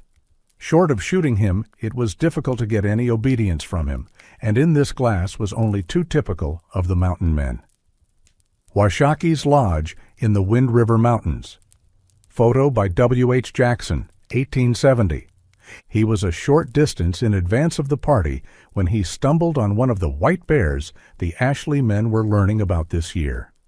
A grizzly of tremendous size who sprang upon him with the incredible speed and ferocity of her kind. At Glass's screams, Henry's men came thrashing through the brush to his assistance, and though the grizzly chased 2 of them into the river, a volley brought her down. Glass lay on the earth in a welter of his own brightly flowing blood. Arms, legs, and body all had been torn open, and the wound in his neck was such that it could hardly be understood how he breathed. That a man could survive such wounds seemed impossible, and for minutes that stretched out to the rest of the day, Henry waited for him to die.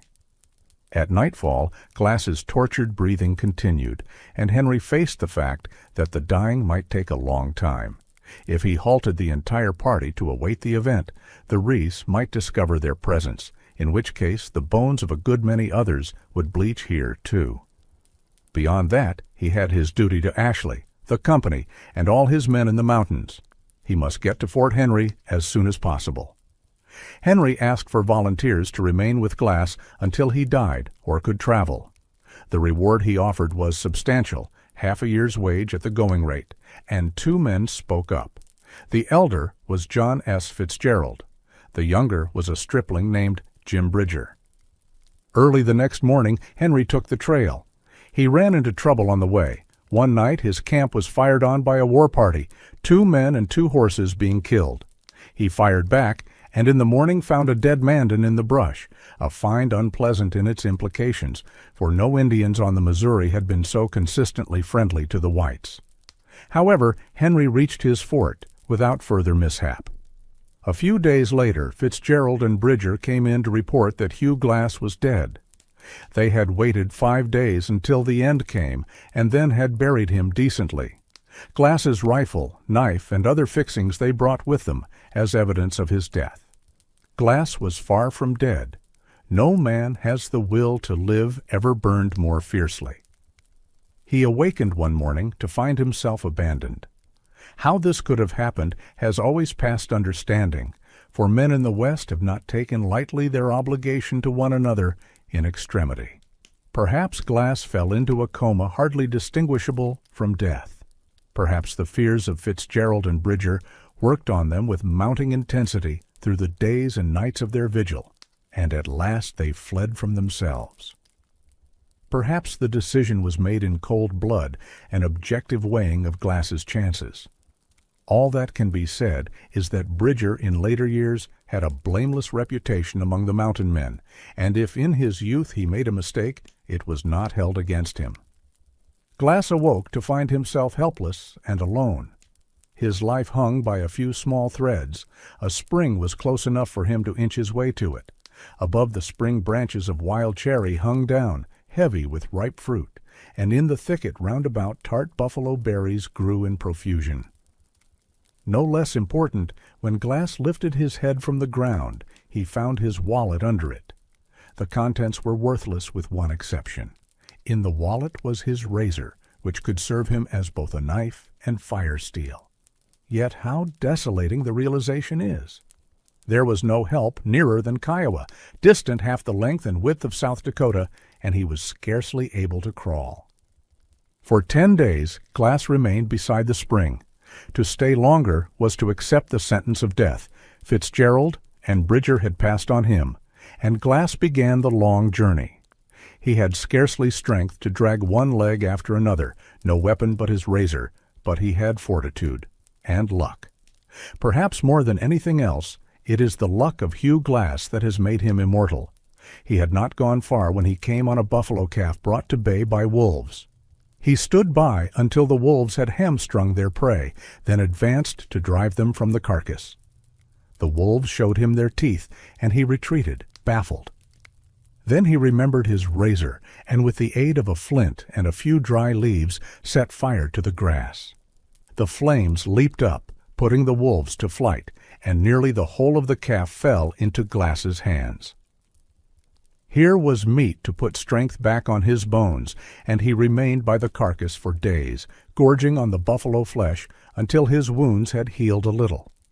These wounds had been a fearful presence, for they bled at the slightest exertion, some of them filled with insects, and those on his back he could not dress at all.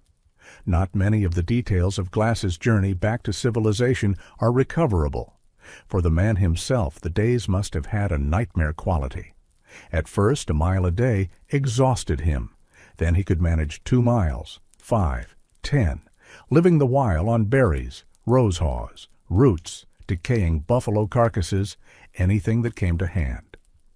Perhaps in this way he covered the whole terrible distance to Kiowa, but 2 of the contemporary accounts of his adventures say that he fell in with a band of Sioux who had come up the Missouri to do some final gleaning in the Ree cornfields, and that they took him down the river with them. However it happened, he reached Kiowa, a man who had stretched his luck to the limit. Experiences to last any other man a lifetime Glass had crammed into 6 weeks, but his epic was not even well begun. At the time he reached Fort Kiowa, Joseph Brazeau was outfitting a party to ascend the river, the first to risk the passage of the Missouri since the dispersion of the Rees. Kiowa was an old trader among the Arikaras, and if in the present dangerous state of affairs any man could establish the trade of the French company above the Sioux, it was he. Brazeau could not go himself, but he counted on the power of his name to get the boat through to the Mandans. He had 5 men to make up the party, which he placed in charge of Antoine Citoleu de Langevin. As a 6th, he threw in Toussaint Charbonneau, whose services as interpreter were of small use this far down the Missouri, but would be of considerable value above. Glass made a 7th. The pirogue set out from Fort Kiowa about October 10th, 1823. Langevin did not share Brazeau's optimism over this venture, and on October 15th, at Simoneau's Island, 30 miles below the mouth of the Teton, made his will, a circumstance that gives us the one firm date in Glass's life through the whole of this extraordinary autumn. What moved Glass to join this hazardous upriver voyage we are left to conjecture. It is possible that he did not get all the way down to Fort Kiowa, and meeting Langevin's party on the river was glad to accept their invitation to come along, no matter where they were going. Perhaps quite simply, Glass wanted to rejoin his companions and seized the first chance that was offered. More dramatically, it may be that he was resolved to have an accounting with the men who had left him to die. The voyage up the Missouri required about 6 weeks. Notwithstanding the misgivings of Langevin and the fears of Charbonneau, the ascent of the river was just the routine hard work of any voyage. The fire-blackened Ree towns were found deserted, no sign of an enemy about. Charbonneau was not reassured. The Rees had found refuge among the Mandans and would massacre them on sight. By a strange fatality at some point on the river below the Mandans, Glass passed on knowing 3 men who had left Henry on the Yellowstone to make their way back to Fort Atkinson. One of the 3 was Fitzgerald, who had Glass's rifle with him in the boat. On the day before Langevin's party expected to reach the Mandans, Charbonneau's medicine told him it was time to quit the little company. The others could, if they wished, finish the journey by water, but he would go by land and with proper circumspection. His companions jeered, but let him go. When the pirogue was within 10 miles of the Mandan towns, Glass was put ashore to hunt. The boat had to buck the current around a wide bend, and he expected to be waiting for it with fresh game when it reached the far end. Glass had gone only a few miles when he stumbled on the answer to what had become of the Reese. A party of warriors gave chase to him. Glass was by no means recovered from his wounds even yet, and the race would have ended early except that it amused fate to take a hand. A mounted Mandan who chanced on the unequal race swung the white man up on his horse and bore him off in safety to Tilton's Fort, the Columbia Fur Company post. Charbonneau was at the fort already, or arrived soon after, but Langevin and the rest were never seen again.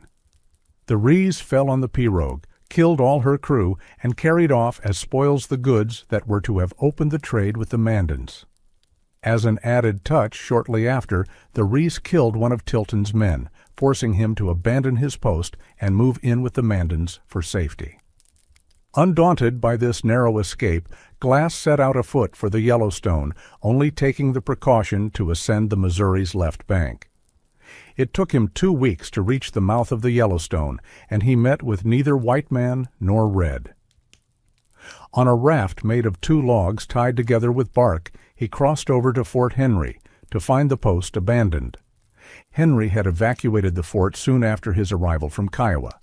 During his absence, some ill-disposed Indians had made off with nearly 24 horses, and they came back to pick off 7 more shortly after he reached the fort. Realistically, there was no reason for maintaining Fort Henry now that operations on the upper Missouri had been given up. If he was to confine his trapping to Yellowstone waters, it was better to move his base higher up the river, where he would have a degree of protection from the Crows and could back up his field parties more effectively. Catching some of his goods, Henry embarked the rest and set out for Yellowstone. He was able to ascend as high as the Powder before rapids put an end to boat travel so late in the season, and fortunately, near the Powder, he fell in with a band of Crows. Obtaining 47 horses from them, he outfitted a party for the Big Horn, the same with which Jedediah wintered. The rest of his men the major kept with him temporarily to build his new fort at the mouth of the Big Horn, but some he later sent off to trap the tributaries of the Yellowstone. Presumably before abandoning Fort Henry, the major posted on the gate information as to where he was going, for Glass hardly paused in his journey. He continued up the Yellowstone, and near the end of December 1823 reached the new post. The turn of the year was always a festive time in the fur trade, and Henry's men had just begun to get a good glow on when the gate of the fort was pushed open and Glass entered. Features sunken, arms and hands wasted, all skeleton and skin, Glass's aspect was that of a man who had just left his grave. A feeling akin to terror ran through the onlookers till Glass spoke to them. They came forward and touched him, then threw their arms around him and tilted the keg again to give the moment true solemnity. The walking of ghosts unnerved young Jim Bridger even more than his companions. It did not help matters when the apparition proved to be a living man. He could scarcely be induced to enter Glass's presence. One of the early chroniclers, who insists that a passion for revenge sustained Glass through all these adventures, gives the scene a fitting climax. With dignity and severity, he says, but with great feeling, Glass addressed the stricken youth. "Young man, it is Glass that is before you, the same that, not content with leaving you thought to a cruel death upon the prairie, you robbed, helpless as he was, of his rifle, his knife, of all with which he could hope to defend or save himself. I swore an oath that I would be revenged on you and the wretch who was with you, and I never thought to have kept it. For this meeting I have braved the dangers of a long journey. But I cannot take your life. You have nothing to fear from me. Go, you are free. For your youth, I forgive you." Far down the Missouri, meanwhile, Colonel Leavenworth was keeping an anxious ear open for information on the state of things above. On December 13th, he sent General Henry Atkinson in St. Louis a report from several of Pilcher's men, to the effect that 6 or 7 of Henry's party had been attacked near the Mandans, and 3 killed. A week later, Fitzgerald with his 2 companions reached Fort Atkinson, enabling Leavenworth to relay to Army headquarters the first reliable news from the upper river since August. The colonel's letter is illuminating enough to be printed in full. It suggests faintly the violence of the controversies which by now had boiled up around the Arikara campaign. Fort Atkinson, December 20th, 1823. Dear Sir, on the 18th inst 3 men arrived here from Major Henry's party of trappers and hunters. I waste no time in sending you a statement of the information which they bring. About the 20th of August, September, last Major Henry's party, while on their way to the mouth of the Yellowstone River, were fired upon by a war party of Indians. 2 men were killed, and 2 wounded. He also at the same time lost 2 horses. This took place at considerable distance from the river.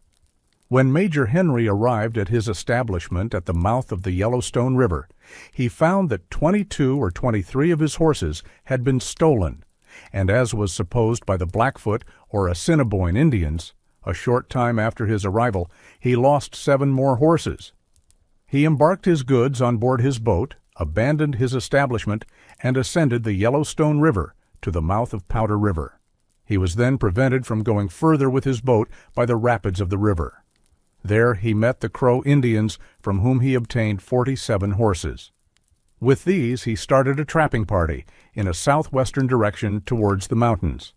He intended to start one other party in a short time afterwards. My informant, whose name is Harris and who appears to be a correct and intelligent young man, and 2 other men, one also named Harris and the other Fitzgerald, left Major Henry's party at Powder River and came down in a canoe. Mr. Harris gives a very unfavorable account of the situation and prospects of the trapping and hunting parties at the mountains. He says that the Indians frequently visited the establishment of Major Henry at the mouth of Yellowstone, and behaved very well. They also frequently met with the men while out hunting and did not molest them, but they would steal their horses whenever they could get an opportunity to do so. They received information from the Crow Indians that the Blackfoot Indians were determined to hunt continually for the trapping parties and destroy them whenever it was possible to do so. This was also the expectation of the whole party. Mr. Harris says that Major Henry's party have not made over 25 packs of furs since they have been in the country, and that about 2 packs of those were purchased. Mr. Harris says that on their way down they stopped at the Grossvonta Minatory village and were treated in a very friendly manner. He also stopped at the Mandan village and went to the trading house of Mr. Tilton. He there learned that it was a war party of the Mandans who had fired upon Major Henry's party. One of the party had told of it, but the chiefs afterwards made him deny it. But Mr. Harris saw one of the Indians who was wounded at the time, and he also saw and knew one of the horses which the Indians took from the party. At Mr. Tilton's he saw 4 Arikara chiefs. He understood from them and from Mr. Tilton that they professed to be anxious to preserve peace with the whites and to have traders come amongst them. But it was thought by him that the chiefs would not be able to control their young men in consequence of their towns having been burned by MacDonald and Gordon. They, however, behaved very well towards Mr. Tilton and all the people about his establishment. The Arikaras had purchased a dirt village of the Mandans and were living in it, about 1 mile below the Mandan towns. Mr. Harris was informed that the Arikaras had sent 2 war parties to the site of their old villages to fight the Sioux and to obtain some corn, if possible. These he was advised to avoid. He accordingly started from Mr. Tilton's at about 10:00 at night. Near daylight, supposing that they had passed those parties, they landed for the purpose of remaining through the day, but found that they were very near one of those war parties. They accordingly re-embarked, and as they were in a narrow channel of the river, and the Indians below them, they proceeded up the river to the head of that channel. The Indians then discovered them and fired at them, but did no injury. They made for the opposite shore, and some of the Indians pursued them. They left their canoe and went into the bottom about a mile, and hid themselves all that day. They saw no more of the Indians on their way down. They saw a band of Sioux, opposite to the site of the old Arikara towns, and was very kindly treated by them. The Indians were well supplied with corn, which Tillet had obtained from the Arikaras towns. They also saw the Tangtons, Sioux, who were also very friendly. The trader which Mr. Brazeau had sent up to the Arikaras had not arrived when they passed. It was from information said to have been derived from Mr. Harris and his companions that 4 of the Missouri Fur Company reported that Mr. Brazeau's trader had been robbed. Mr. Harris says that they never told anything of the kind. The names of the men of Major Henry's party who were killed by the war party of the Mandans were James Anderson, an American, and August Nell, a Frenchman. Mr. Harris says that this war party at the time they attacked Major Henry were ignorant of the result of our late expedition against the Arikaras, and that their chiefs are much concerned about it. This letter I have carefully read over to Mr. Harris, and he says that it is correct. This has been done because I am aware that a different representation has been made upon the same information. I have the honor to be, with great respect, your obedient servant, H. Leavenworth. N.B. Mr. Harris says that Major Henry's party planted some corn at the mouth of the Yellowstone, but the ground was so dry that it did not even swell or rot. There had not been sufficient rain the year past to wet a man through his shirt sleeves. Major General A. Macomb. The foregoing, above my signature, is a copy of a letter written by me to General Atkinson. You will therefore perceive that it may perhaps be improper to let it be published. I send it to you that the information may be at Washington sooner than it would go through the official channel. I am more anxious because I know that some individuals in this quarter are using every possible means to deceive the government and the nation HL. It was the beginning of March before word came down the river that the rumor had been well-founded after all, that the 5 men of the French company and 1 of Tilton's were lost. Brazeau had vainly hoped all winter that his traders were safe at the Mandans, and even when word came along by the Indian News Service that they were dead, he clung to the hope that they had been killed by the Yankton Sioux rather than by his old friends, the Arikaras. The suspicion flared that the Columbia Fur Company, 2 of whose partners until lately had owed allegiance to the British Crown, was behind these troubles, and that company was soon making annoyed protestations of its loyalty and good conduct. But no more news of what was going on in the high country, no word at all, until late in the spring. That lack was not the fault of Henry, or of Hugh Glass. For late in February the Major undertook to send an express down to the Bluffs, and, mindful that he had some unfinished business with Fitzgerald, Glass volunteered for the mission. He set out from Henry's Fort on the Big Horn, February 28, 1818, with 4 companions, E. Moore, A. Chapman, 1 Dutton, and 1 Marsh. At this season the great rivers were ice-bound, and to descend by land would have been foolhardy in the extreme. It was decided that the express should try a new route, going up the Powder to its sources, across to the Platte, then down it to the Bluffs, keeping well west and south of the Reese. Why Henry should have found it necessary to send an express to Ashley at the cost of 5 men lost to his trapping force would be interesting to know. Perhaps it was essential that Ashley be advised of Henry's prospects. Perhaps Henry had decided to quit the business and was giving Ashley notice. A great deal about the affairs of the partnership at this stage is obscure. Why, for instance, Ashley was sending no boat to the mountains this spring, not even as high as Fort Kiowa. Some of the rest of what the letter contained can be guessed. Henry would have reported the news which had in some way reached him by courier or by the return of Weber's party, that Captain Smith, with some of the party, had crossed the mountains. He would have added that the Missouri Fur Company had got a party to Wind River to compete for the Crow trade. Finally, he would have had something to say about the removal of his fort from the mouth of the Yellowstone to the Big Horn, and about the steady wasting of his party. On the whole, a bleak letter. Glass and his companions were well paid for the mission, and left the Big Horn in high spirits. This was a cold season for travel, as Jedediah Smith was learning on the Sweetwater, but the 5 trappers had no trouble on the first stage of their journey. The wide, shallow Platte was still icebound when they reached it, but soon after the ice broke up. Men in the mountains never wore out shoe leather if a river could be made to carry them, so Glass and the others set about making a bullboat. In most seasons, even the shallow draft of these skin boats was too great for the Platte, but with the spring rise coming on, the 5 trappers pushed out hopefully on the swirling muddy waters. The bullboat bore them down the swift upper course of the Platte as far as the junction with the Laramie. On the riverbank here stood 38 Indian lodges, which the trappers supposed could only be Pawnee. They paddled to shore and were received with great cordiality, invited to a feast.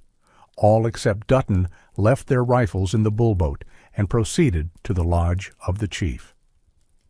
They had fallen into the hands of the Rees. When most of the tribe went up the river, a small band came west to visit their cousins, the Pawnee Loups. This was the band of Gray Eyes himself, led by Longueudebiche, Elk's Tongue, the first soldier of the tribe after Gray Eyes, whom Leavenworth mistakenly supposed to have been repudiated.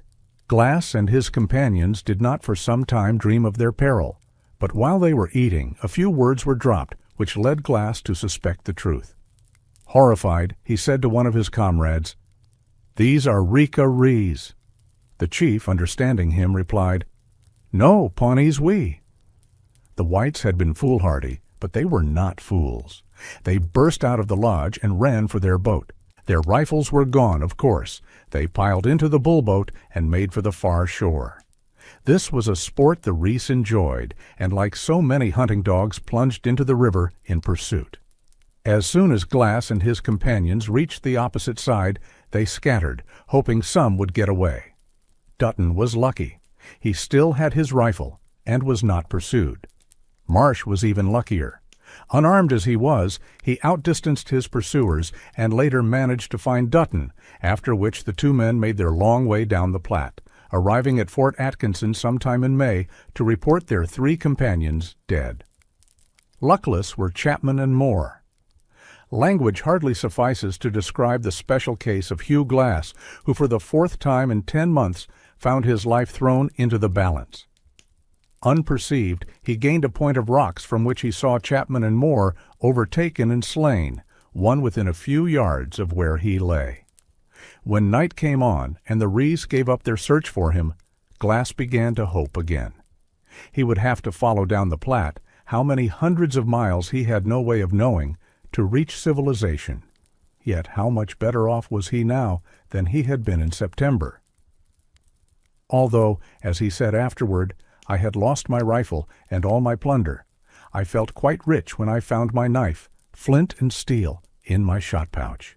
These little flaxens make a man feel right pert when he is 300 or 400 miles from any body or any place, all alone among the painters and wild garments. A fortunate circumstance was that at this season the buffalo calves were only a few days old. As the country through which he must travel was an almost continuous buffalo pasture, it was at first no great task to overtake a calf as often as his belly nagged him. The journey grew harder as it lengthened, so that he turned to the bark of trees and roots, anything resembling food. But luck abided with him still. Half-starved and nearly exhausted, he fell in with a Sioux hunting party who took him to Fort Kiowa. He arrived there early in June 1824, and after resting a few days, went down the river to Council Bluffs. There he had a glad reunion with Dutton and Marsh, and settled accounts with Fitzgerald. The faithless Fitzgerald, who had stayed on at the fort, in April had enlisted as a private in the 6th Infantry. It was not the custom of the colonel of that regiment to permit his privates to be shot up by civilians, and Glass was taken aback to find his man in uniform.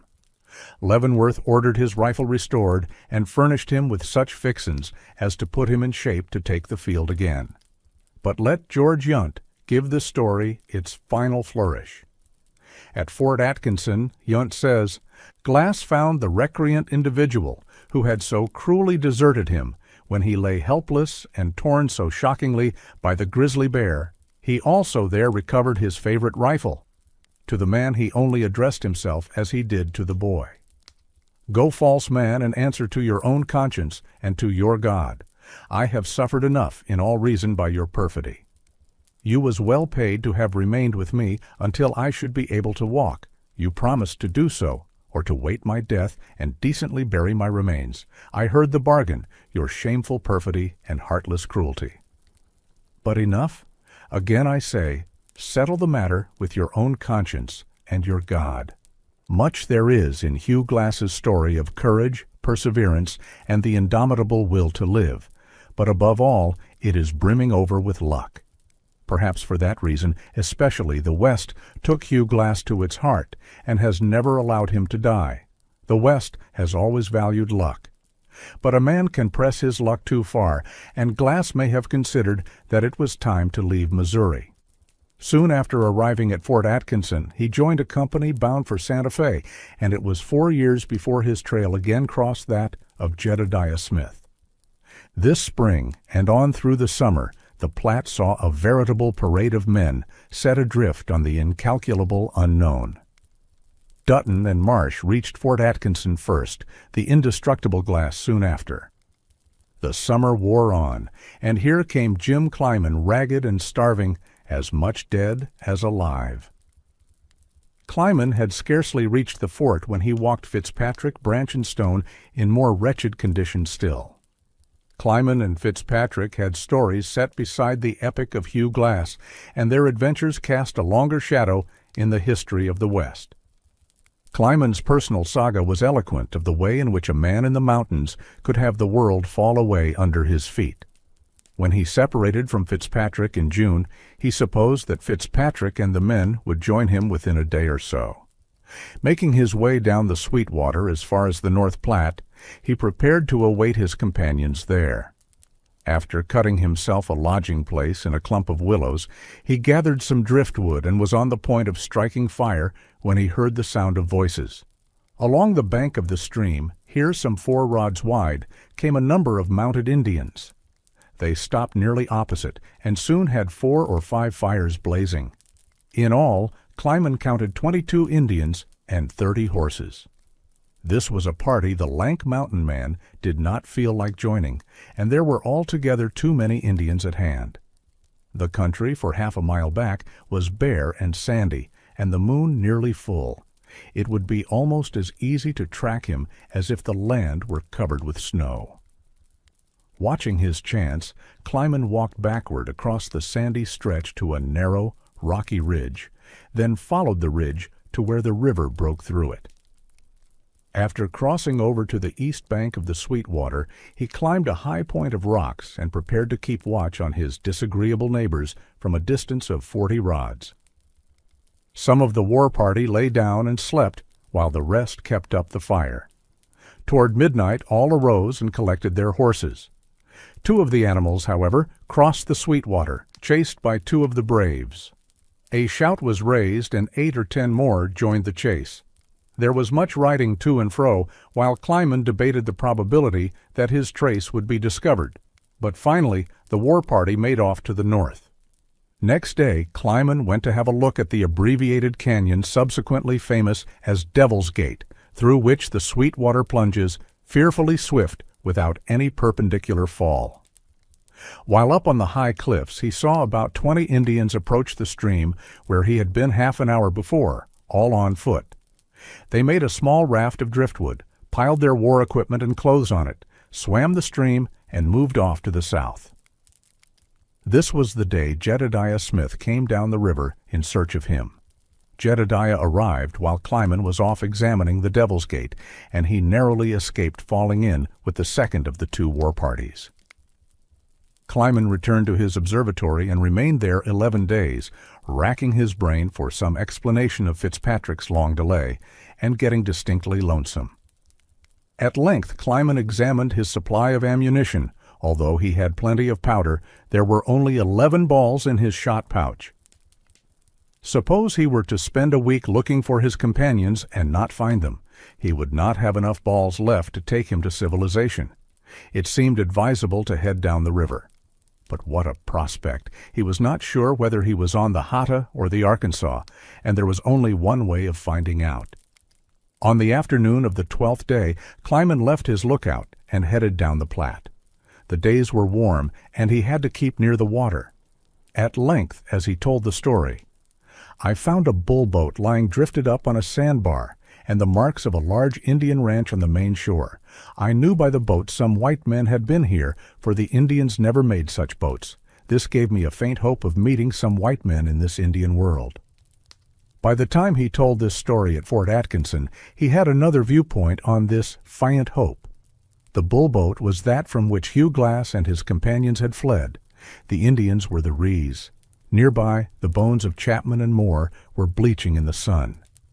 Farther down the river, Clyman saw the Rees running buffalo on the far side of the Platte, but at too great a distance to make them out. Great herds of buffalo were crossing the river. Clyman shot a buffalo and dried some meat, halting 2 days in the hope of meeting with some human being. The burden of his solitude had become such that even a friendly Indian would have been a relief. No one appeared, and he resumed the journey. Coming to a grove of large cottonwoods where a number of martins were nesting, he lay down in the shade and for some hours enjoyed the soft twittering of these birds. It reminded me of home and civilization. He saw wild horses at a distance, and when next he killed a buffalo, he made a halter of rawhide.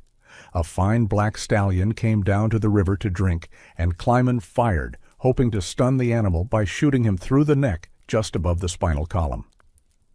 The stallion plunged up to the main bank, and Clyman ran to capture him, but the horse never moved again. His neck was broken.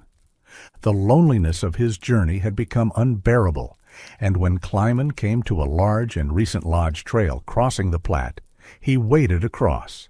The Indians were Pawnees. They robbed him of knife, blankets, balls, fire steel, and flint, and might have made off with his me, except that the whim to save him took one of the Indians. Clyman now left the trail. The grass was so thick and tall as to be difficult to break through, and he resorted to the ridges. The last few days of the journey were the kind of nightmare Glass had known. Clyman had only a few grains of parched corn the Pawnees had given him, but he stumbled on 2 badgers fighting and killed them both with bones snatched up from the ground. The mosquitoes tormented him, and it rained incessantly. At last, as Clyman told the story, I struck a trail that seemed to lead in the right direction, which I determined to follow to its extreme end. On the 2nd day in the afternoon, I got so sleepy and nervous that it was with difficulty I kept the trail. A number of times I tumbled down asleep, but a quick, nervous jerk would bring me to my feet again. In one of these fits, I started up on the trail, traveled some 40 rods, when I happened to notice I was going back the way I had come. Turning right around, I went on for some time with my head down, when raising my eyes with great surprise, I saw the Stars and Stripe waving over Fort Atkinson. I swooned immediately. How long I lay unconscious, I do not know. I was so overpowered with joy. The Stars and Striped came so unexpected that I was completely overcome, being on descending ground. I sat contemplating the scene. I made several attempts to raise, but as often fell back for the want of strength to stand after some midnights. I began to breathe easier, but certainly no man ever enjoyed the sight of our flag better than I did. I walked on down to the fort there, being no guard on duty. I by accident came to the door of Cap Riley's quarters, where a waiter brought out the cap who conducted me to Colonel Leavenworth. Clyman had been at the fort about 10 days, when to his surprise, Mr. Fitzpatrick, Mr. Stone, and Mr. Brench arrived in a more pitiable state, if possible, than myself. Now he learned how Jedediah Smith had searched vainly for him in June, and why his fellow trappers used his flowing locks to hang in a lodge somewhere. Had Clyman remained at the Sweetwater even a day longer, he might have seen Fitzpatrick come boiling down the river in his bullboat, and become involved in fresh disaster. For when the unsuspecting Fitzpatrick shot down into the swift water at Devil's Gate, his boat filled and sank with the whole of its valuable cargo. By great exertions, swimming and diving in the stream, the 3 men salvaged most of the furs. They dried them thoroughly and cached them at a likely point a few miles below, a great upthrust of red granite, which later became one of the most famous of American landmarks, Independence Rock, named, it is thought, because Fitzpatrick cached his furs there on the 4th of July. Fitzpatrick, Stone, and Branch lost 2 of their guns and all their balls. First and last, they had a rougher time getting in than climbing. Fitzpatrick now showed his mettle, delaying only to write a letter to Ashley announcing his return from the mountains, the first direct word Ashley had had from Jedediah Smith's party, with full information about the discovery of South Pass, their success in trapping beyond the divide, and his own subsequent mishap. Fitzpatrick borrowed horses and set off for the mountains. Bound to bring in the furs which had cost so much trouble, he left Fort Atkinson about the beginning of September. During the spring and summer, Ashley had made an unsuccessful campaign for the governorship of Missouri, running a few votes behind the plodding Frederick Bates. So he would be out of politics for a while. It had begun to seem likely that he would soon be out of the fur trade as well. The first bad news had been of minor note. Late in the spring, a party of Reese had come down to Fort Recovery, and in broad daylight had run off several of the horses Ashley had lost to the Sioux the year before, which had since been rounded up by Pilcher. In June came word of Glass's misadventures. In July, Bill Gordon of the Missouri Fur Company had reported in. He and Kiemel had been robbed by the Crows after spending the winter with them, and had had to return to Fort Recovery by water. Gordon's party had had a look at the Columbia Fur Company's Mandan post on the way down, and a dismal sight it was. Gates and doors cut down, floors torn up, everything topsy-turvy. In the wake of Gordon's arrival, Major O'Fallon had written blackly from Fort Atkinson, "Mr. Vandenberg and company have returned," that is, Fort Recovery itself had been abandoned. The surrounding trappers and hunters are descending from the mountains and are going out of the Indian country, leaving the upper country stained with the innocent blood of the most daring and enterprising portion of our people. Fort Kiowa was now the sole bastion of the fur trade above the bluffs. Still later had come word that the Minnetarees had discovered Henry's cache at the mouth of the Yellowstone and robbed it of powder, lead, blankets, clothing, kettles, everything. And finally, riding the crest of this high tide of disaster, Henry himself, who got back to St. Louis the last week of August. The arrival made a brave show in the newspapers.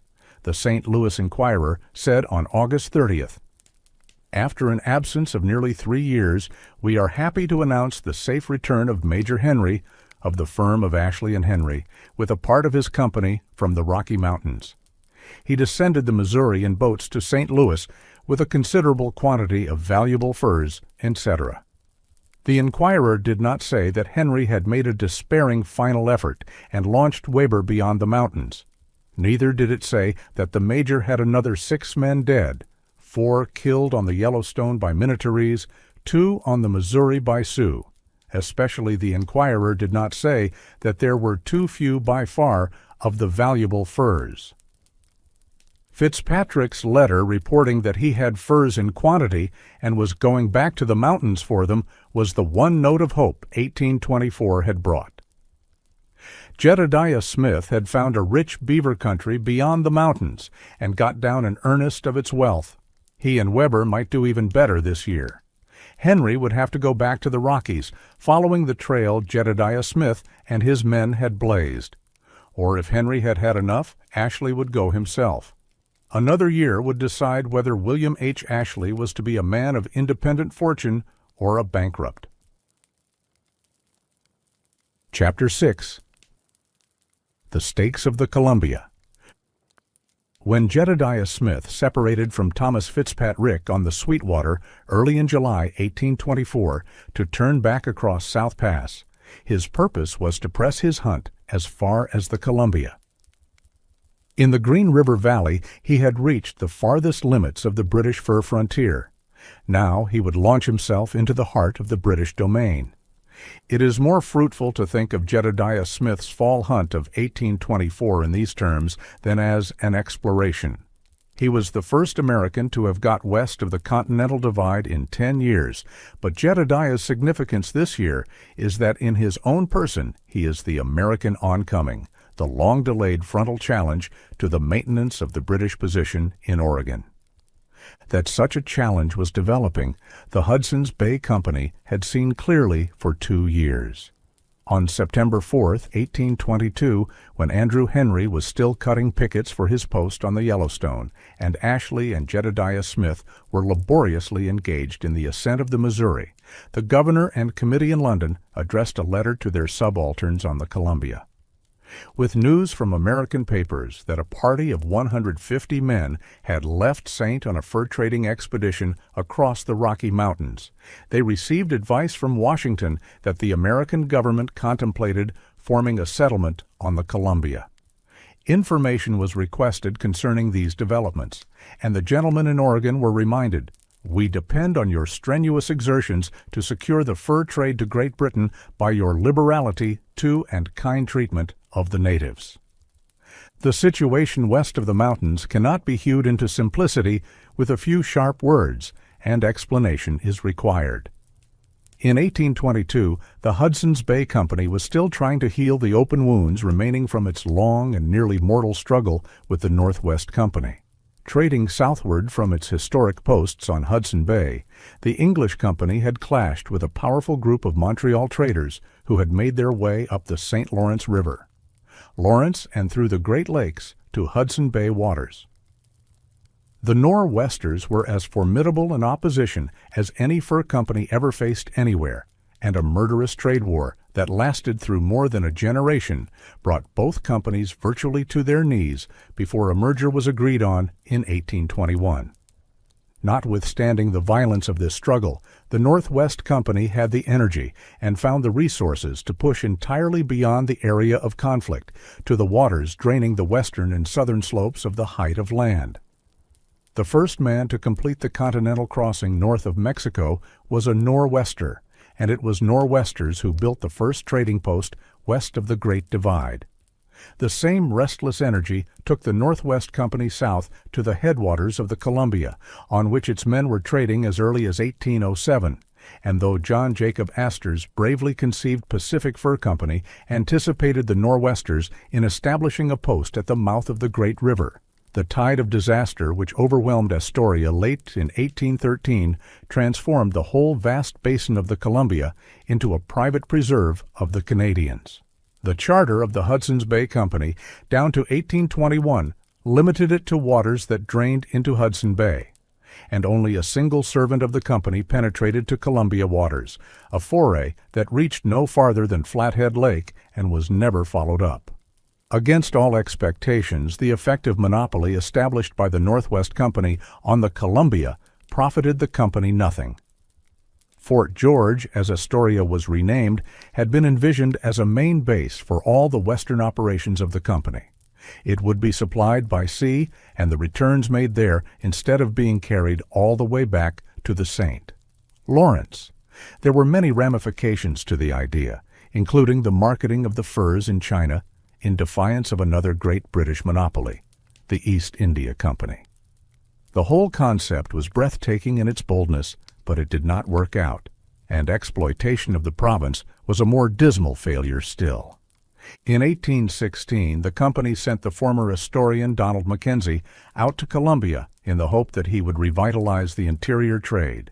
Mackenzie's first 2 years went largely into combating the inertia which reigned at Fort George. But in the summer of 1818, he founded Fort Nez Perces near the junction of the Columbia and the Snake, and from this base he took a column into the Snake Country, a region which had been grossly neglected. Mackenzie's 3 Snake Country expeditions merit a great deal more space than we can give them. His men roved as far south as the Bear River and as far east as the Green River Valley, trapping its productive streams a full 3 years before Jedediah Smith penetrated there across South Pass. And they trapped the Snake almost from source to mouth, giving various tributaries names which still endure. Mackenzie's Snake Country expeditions were a distinguished episode in exploration. They were also a momentous innovation in the conduct of the Western fur trade. The basis of the fur business in North America had always been manipulation of the Indians. You got them to come to you if possible, but if necessary, and under the stress of competition, it always became necessary. You went to them, made them dependent on your goods, and waited for the skins to flood in. The system had worked everywhere else, but it did not work in the West. Even before Mackenzie's time and on the American side of the divide, the character of the fur trade had begun to alter under the pressure of necessity. White hunters by twos and threes could trap the streams more efficiently than the Indians, and the operations of the Missouri Fur Company on the Yellowstone and the Missouri in 1809 to 1810 had taken this turn. To no purpose, for the Blackfeet scourged them out of the country. Auguste Chouteau and Jules de Moon experimented along the same lines on the Upper Arkansas and the South Platte in 1815 to 1817. But that venture, too, came to naught when the Spanish authorities sent out a military force and installed the whole operation in the Santa Fe Calabozo. It was left to Donald Mackenzie to demonstrate the real potential of the trapping brigade.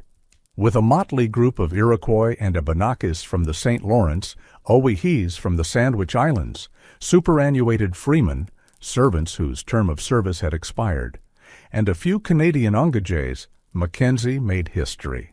His bold and imaginative use of his men for trapping rather than for manning trading posts, his system of supply, and the transport of his furs, which involved the use of horses in place of the boats to which the fur trade had been wedded, his maintenance of his trapping force in the field almost uninterruptedly for 3 years. All this displayed genius and laid the groundwork for the revolution which Jedediah Smith and his associates were about to effect in the conduct of the American fur trade. Mackenzie's returns during his 3 years in the Snake Country are difficult to estimate, perhaps a quarter of the whole returns of the Columbia Department. Alexander Ross has said that 1 year Mackenzie brought in enough skins to compensate for all deficiencies elsewhere and leave a handsome surplus, and again, of a total year's hunt of some 14,000 skins, Mackenzie produced nearly half.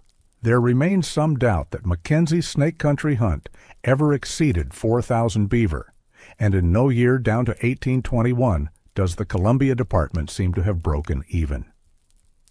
The Northwest Company considered abandoning the Columbia, but it was a first principle with the Nor'westers to give up nothing they ever got their hands on, and they hung on stubbornly down to the merger with the Hudson's Bay Company.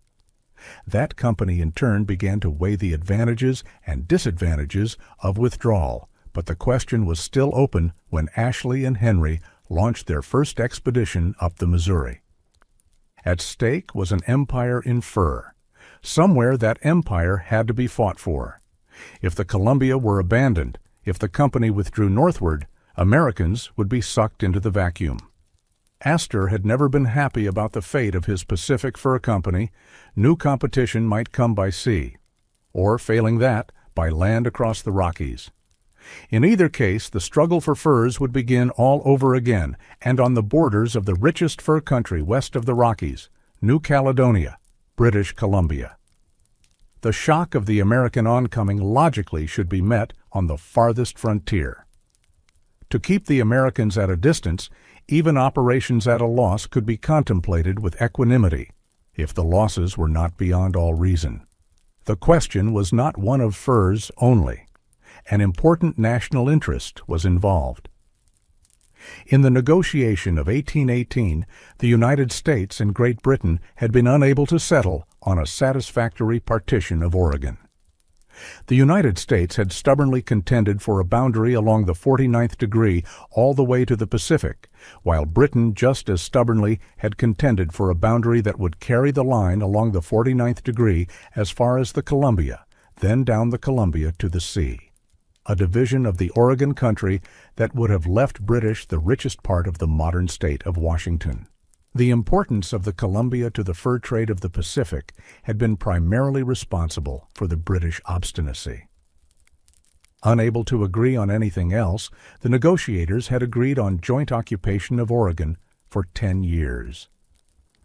When the question of the boundary was reopened, physical occupation of the country might weigh heavily.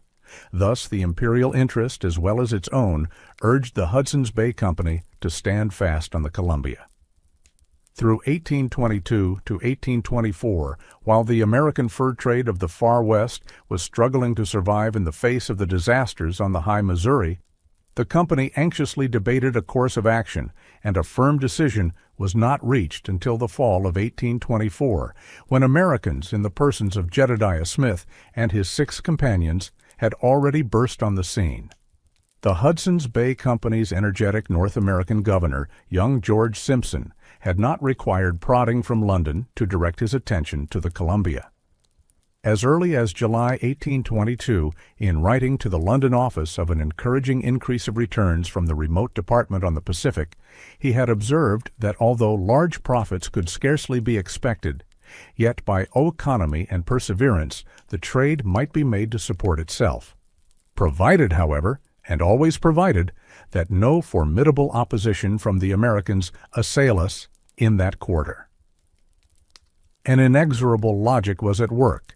Find some means of keeping the Americans at a distance. In practice, that meant to strip the country bare along the line of the American advance. As it happened, the large strategic objective exactly dovetailed with the local tactical situation. When the 5 years Donald Mackenzie had contracted for ended in the summer of 1821, no one on the Columbia felt it was either his interest or his duty to take Mackenzie's place at the head of the Snake Brigade. If the man's returns had been impressive, so were his casualties. Yet the trappers who had composed the Snake Brigade went right on eating, and if they were not out hunting beaver, they ate horseflesh and still more expensive fare at the company's posts on credit. 9 months of this was more than enough, and early in 1822 the Iroquois and freemen, who had been loafing about Spokane House and Flathead Post, were dispatched into the field under Michel Bourdon. That the Snake expedition of 1822 was based on the more northern houses rather than on Nez Perces was in itself a novelty. The arrangement may have resulted from local convenience, but something was to be said for it on practical grounds. A Snake expedition starting from Flathead Post, just above Thompson Falls on Clark's Fork of the Columbia, had a much greater distance to travel, but approaching from a different direction might open up fresh trapping grounds. Neither was it unimportant that the start was from Flathead country, for the amiable Salish had been convoying trappers to and through the Blackfoot lands for years. Little more is known about Borden than that he was a young man employed as a conductor of trappers. He had been with Mackenzie on the first Snake expedition of 1818 to 1819. It was he who made the British discovery of Bear River and gave it the name which still endures. His own name was briefly applied to Blacksmith's Fork in Cache Valley, and except for one of the whims of fate, he might have been the discoverer of Great Salt Lake. Not much more is known about his Snake expedition of 1822 than about the man himself, but it would appear that he got as far south and west as the Blackfoot River, employing a dual crossing of the Continental Divide that was used in each of the next 3 years, the only practicable route to the Snake Lands from the Flathead country. He got back to the inland headquarters, Spokane House, on September 13, 1822. The Post-Journal that night says, "About sundown, M.C. Burden arrived from the Snake country. He has left 7 of his party of free men at the Ear Ring, Pandaray, Indians, they having left their horses near the Flatheads and come down with canoes to that place. M.B.'s party have made out very well, but were very much drove about by the common enemy, in that country, that is, the Blackfeet. They had several skirmishes with them. M.B. had 2 of his party killed and 2 wounded. The enemy had 7 killed. The wounded not known. M.L. Burden represents that country as the best for beaver on this side of the mountains. He likenwise informs us that a party of free men have gone towards Fort Nez Perce, but that the party in all had killed 2,200 plus beaver, but he could not get the Iroquois to come on with their furs to the fort. 14 men deserted Borden, at least 4 of whom were not Iroquois, but men who had come overland with Wilson Price Hunt's Astorians of 1811.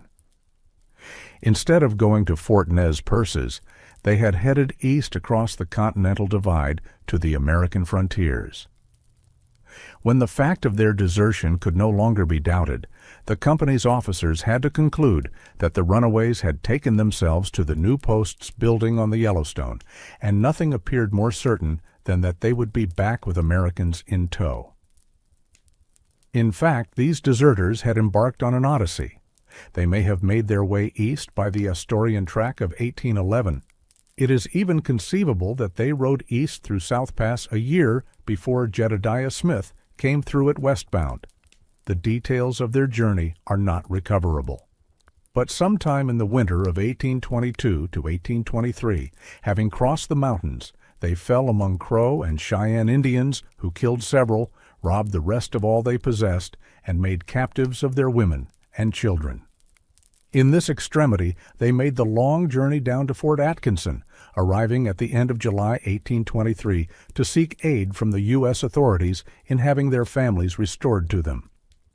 If there had been a reason to get a snake expedition into the field in 1822, there was a more compelling reason still in 1823. Owing to the defection of his freemen, Borden had had to cache 700 skins, nearly a third of his hunt, and these had to be recovered. Also, in the fall of 1822, a number of freemen from Fort Des Prairies, the North Saskatchewan post, had drifted westward across the divide and on down to Spokane House. They should be put to work. And there was no getting away from it. The Snake Country was the source from which we draw the major part of our returns. In the spring of 1823, the chief factor in charge at Spokane fitted out Finan MacDonald with 5 engages and Borden to conduct the freemen a second time into the Snake Country. Although MacDonald would have to return to direct the winter trade at Flathead Post, it was hoped the freemen could be maintained in the field throughout the winter.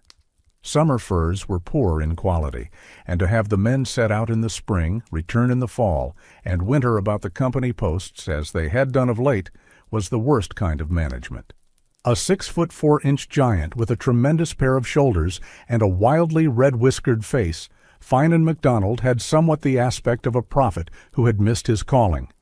He had been on the Columbia a long time, having crossed the mountains with the great geographer David Thompson in 1807. MacDonald had eruptive courage and the restless energy of a rumbling volcano, but he entered on his service in the Snake Country without enthusiasm and returned in the fall disposed to thank God he had got home safe. Frank to say that when the Snake lands should see him again, the beaver would have gould skin. A letter about his experiences that he wrote in April of the year following has only recently become known and supplies some valuable information about one of the obscurest chapters in the history of the West. We had several battles with the nation on the other side of the mountains. Poor Michel Bordeaux was killed with 5 more of the band. There, death was revenge, as well as we could revenge it for no less than 68 of them that remain in the plains as prey for the wolves, and those few that escape our shoats. They had not breech clout to cover themselves. We show them what war was, they will not be so ready to attack people. Another time we got all there from them and made peace with those that we killed. They promised they would not return again to make war. I got last summer as far as the Crow Indian country on the Rail Spanish River, from where we returned back separate several times in 2 bands on account of the band being too strong, and we were only 45 free men and 6 engaged men. So you may see that the river is not altogether alive with beaver, but for all it is the richest country that I know of on this side of the mountains, and only the counter that free men is able to do something, for the Flathead Center is routing of beaver for free men to hunt. I saw the Musasure. Last fall down as far as the falls in that part of the country is ruined of beaver. By the Americans, for they had fort there a few years ago, about half a mile below. Corta is old fort. It is fine river, all long, and about the size of the Parsi. Snake River very strong current.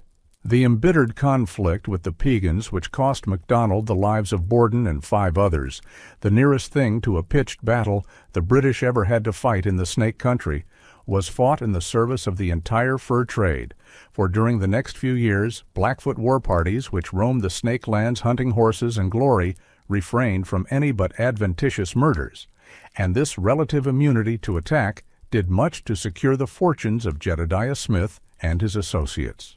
The Hudson's Bay Company's advance base, Flathead Post, was situated on the right bank of Clark's Fork at present Eddy, Montana.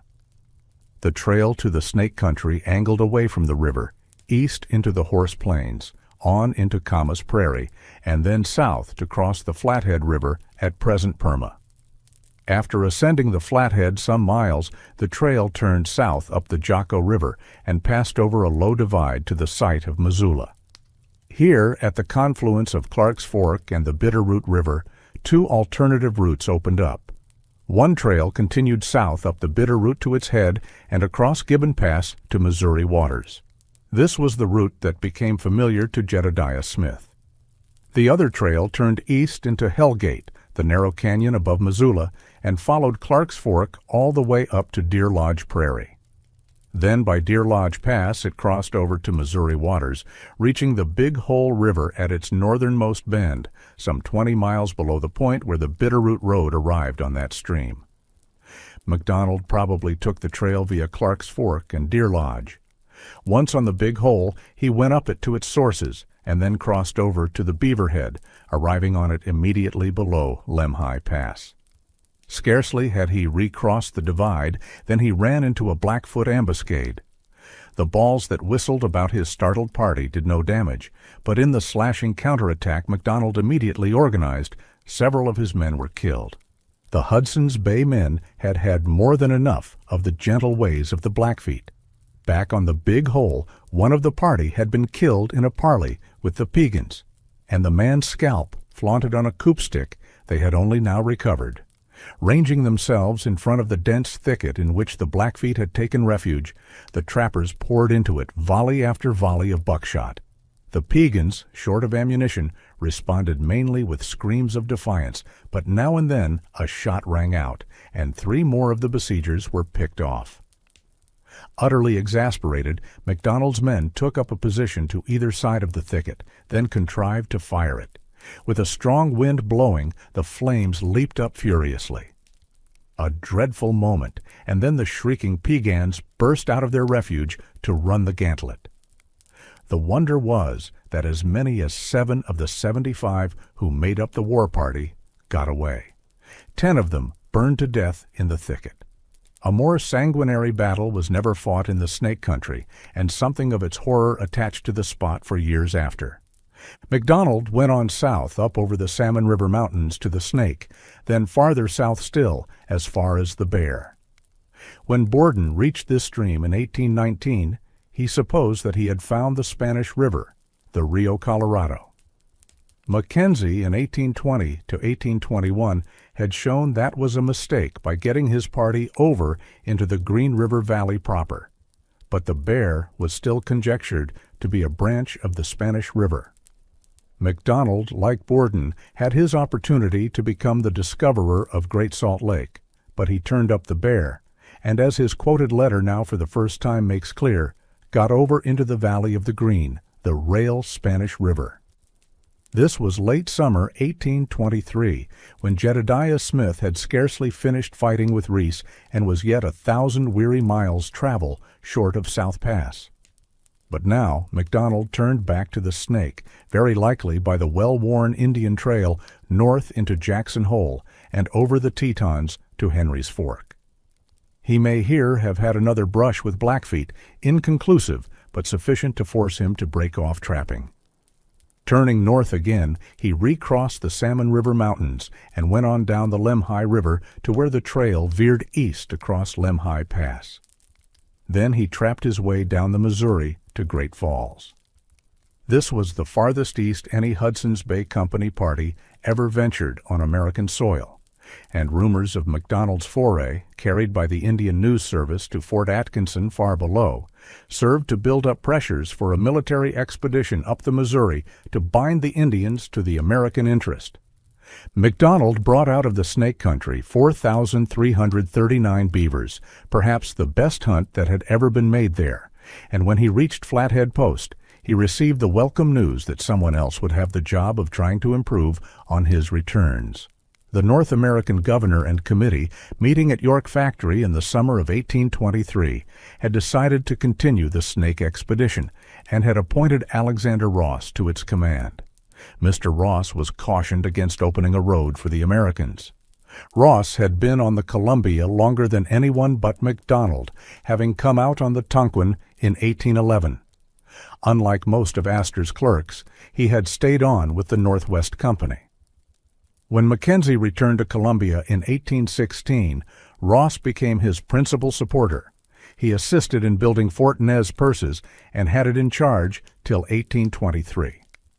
Beyond anyone who remained on the Columbia, Ross was the champion of the Snake Country, though not pleased by the change which based the expedition on Flathead Post. Of Scotch birth, Ross had the physical courage, the immutable prejudices, and the tart tongue that have distinguished his countrymen throughout history. Among the most unalterable of his prejudices was his conviction that the Iroquois were good for nothing. Unruly, ill-tongued villains is one of the more charitable expressions his journal employs, and his opinion of the freemen in general was little higher. A more discordant, headstrong, ill-designing set of rascals. God never permitted together in the fur trade. Notwithstanding the desertion of Borden's men in 1822, nobody in the Columbia Department understood how grave was the disaffection among the trappers. So wide was the gulf between the commissioned gentlemen and the working hands that trouble was easier conceived as a reflection of human depravity than the result of a defect in the system. Governor Simpson expressed the general view in calling the freemen the very scum of the country and generally outcasts from the service for misconduct, the most unruly and troublesome gang to deal with in this or perhaps any other part of the world, requiring very superior management to make anything of them. It was only a question of management, and Simpson was going to find sourly that Ross simply did not have the capacity for command. But even Ross, who for 120 pounds a year had taken on the least popular job on the Columbia, did not understand where the trouble lay. The Northwest Company had never worked out a policy for the freemen who had accumulated in increasing numbers on the Saskatchewan and the Columbia. It had taken beaver from them almost at Indian rates and sold them goods at high prices. The men were reduced to virtual serfdom. However large their annual catch, it was swallowed up in their debt. As beaver had small value for them, they took little interest in pursuing it, and at the slightest adversity were prepared to abandon their hunts. They much preferred to spend their time running buffalo or racing their horses with the Indians. Nor had any great change taken place after the merger of the Northwest Company with the Hudson's Bay Company. Soon it was going to become abundantly clear why Borden's men had wandered off, but through 1824 the whole trouble was laid to the fickleness and lack of principle, the irresponsibility and worse of the Iroquois and half-breed freemen. Ross got off from Flathead Post early in February, about the time Jedediah Smith, far to the east in the Crow Country, chafing over his long detention by snow and cold, set out for the Sweetwater.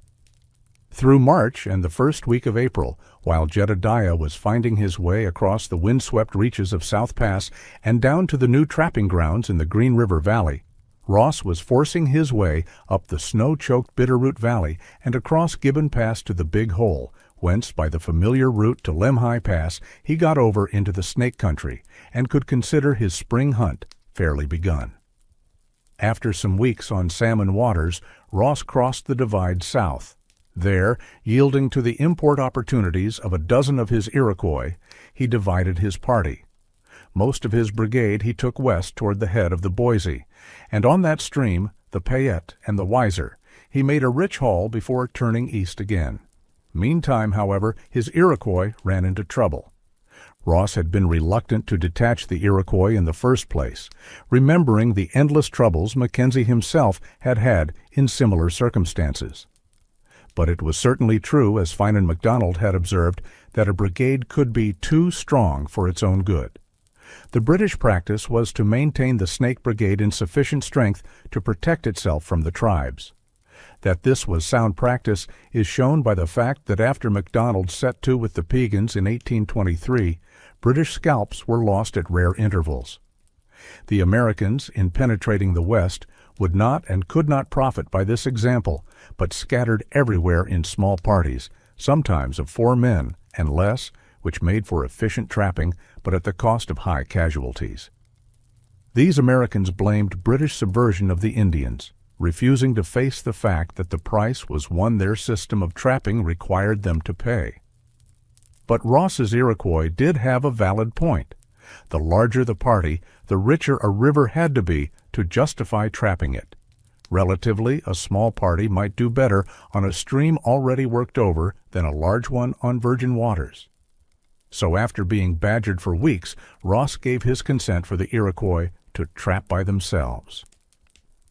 The Iroquois were headed by a personality of note, Old Pierre Tivanitagon, whose name through all the great years of the fur trade was preserved in Pierre Ole under the Tetons. Old Pierre made first for Henry's Fork and the famous Hole, then trapped down the south bank of the Snake as far as the Blackfoot and Portneuf.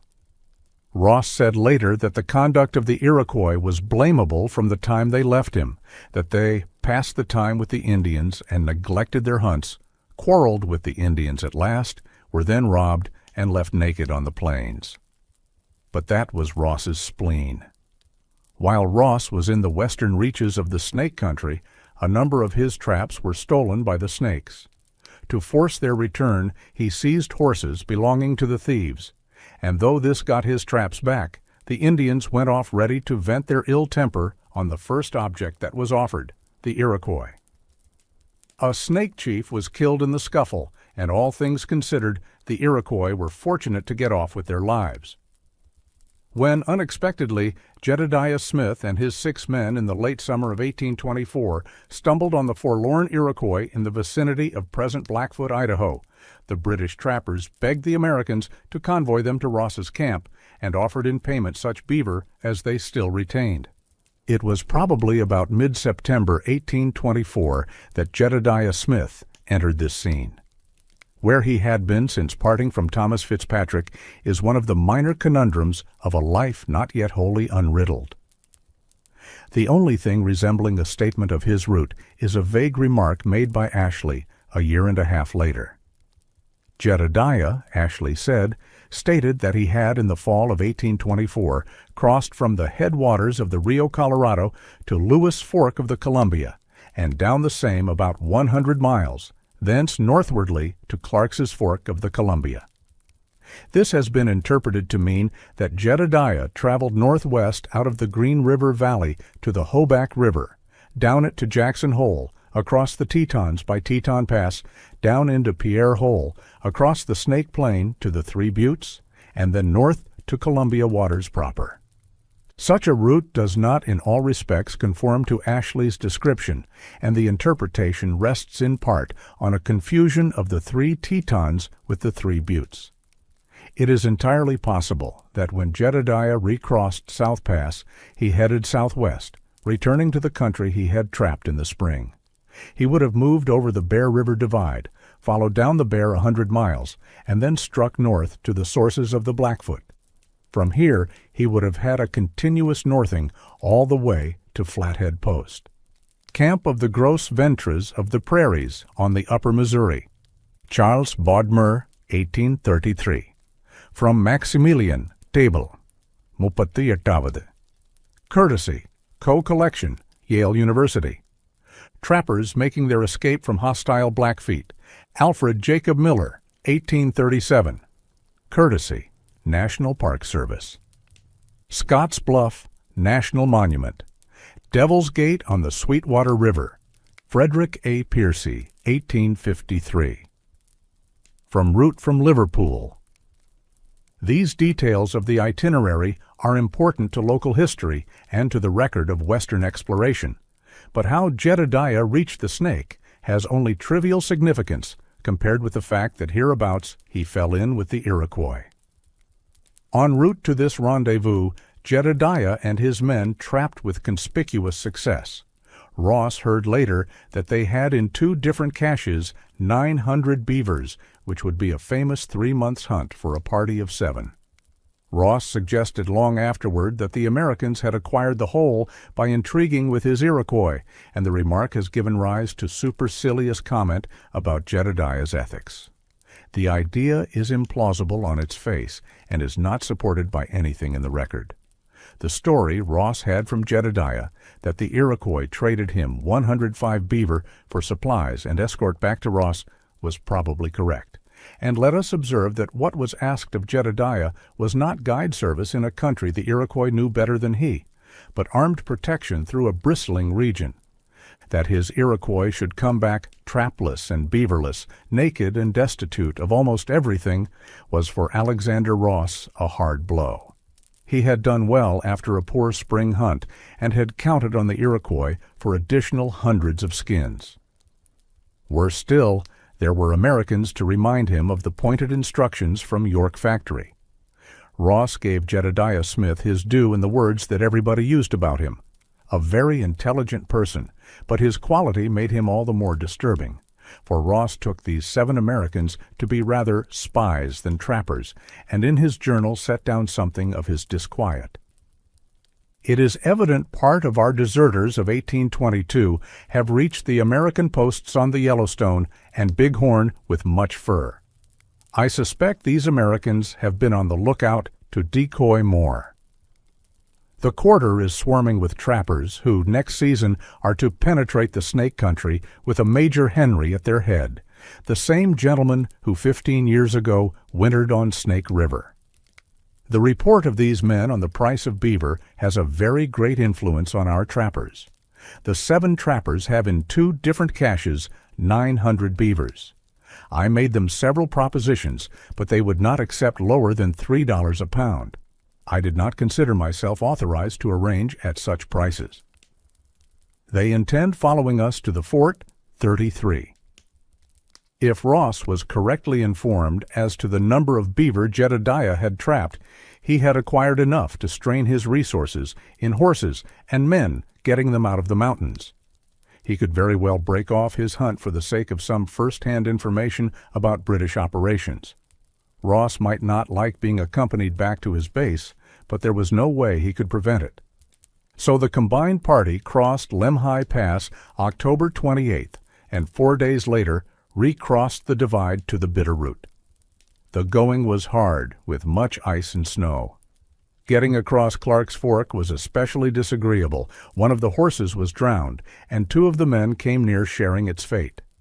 But the worst was then past, and on November 26, 1824, Ross got back to Flathead Post.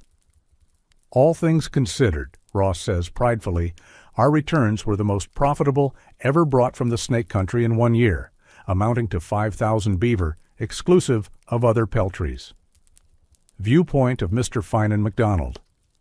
Mr. Ross had more luck than I had the year before he had no battle with the Blackfeet few, horses stolen by the snakes.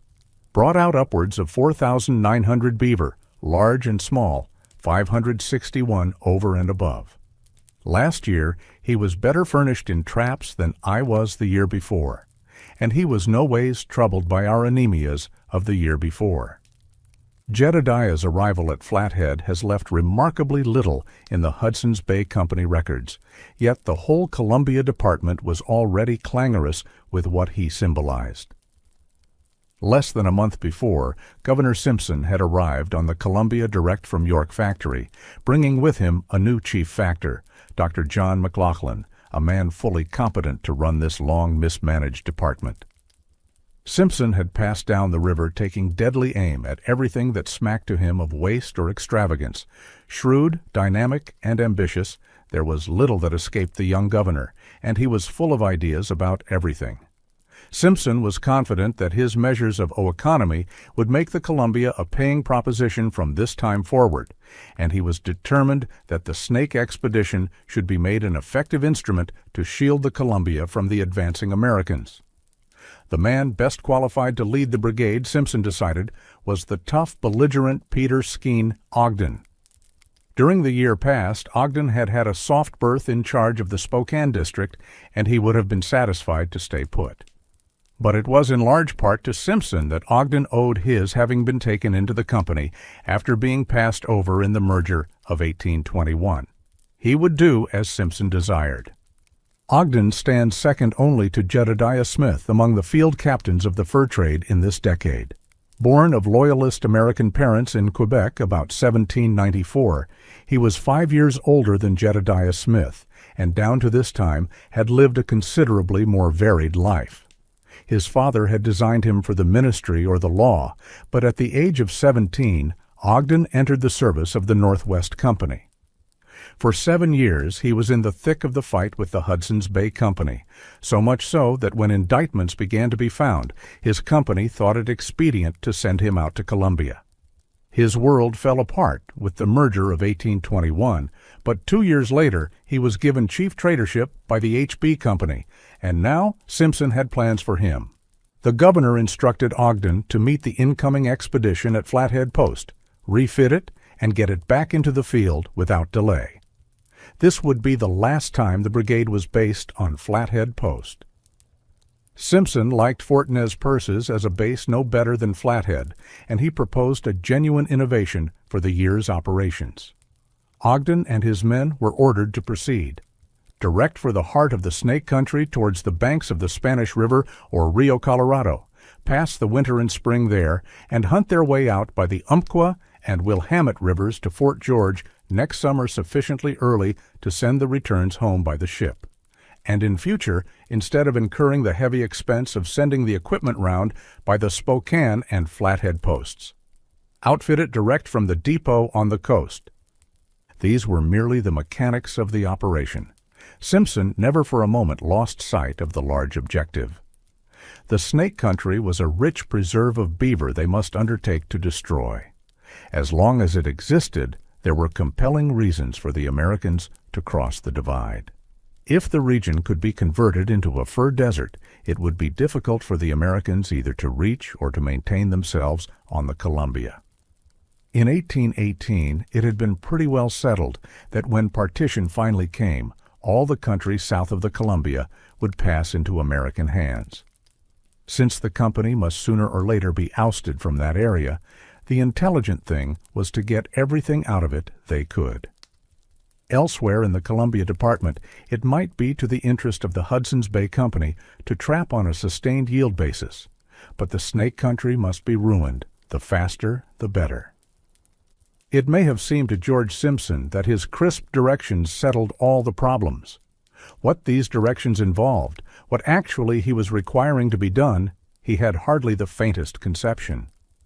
Simpson assumed that there was nothing wrong with the organization and operation of the Snake expedition that an iron hand could not straighten out in the field, that the Americans would not understand, resent, and react violently to the purposeful destruction of a fur country for political ends, and that his geographical concepts were sound.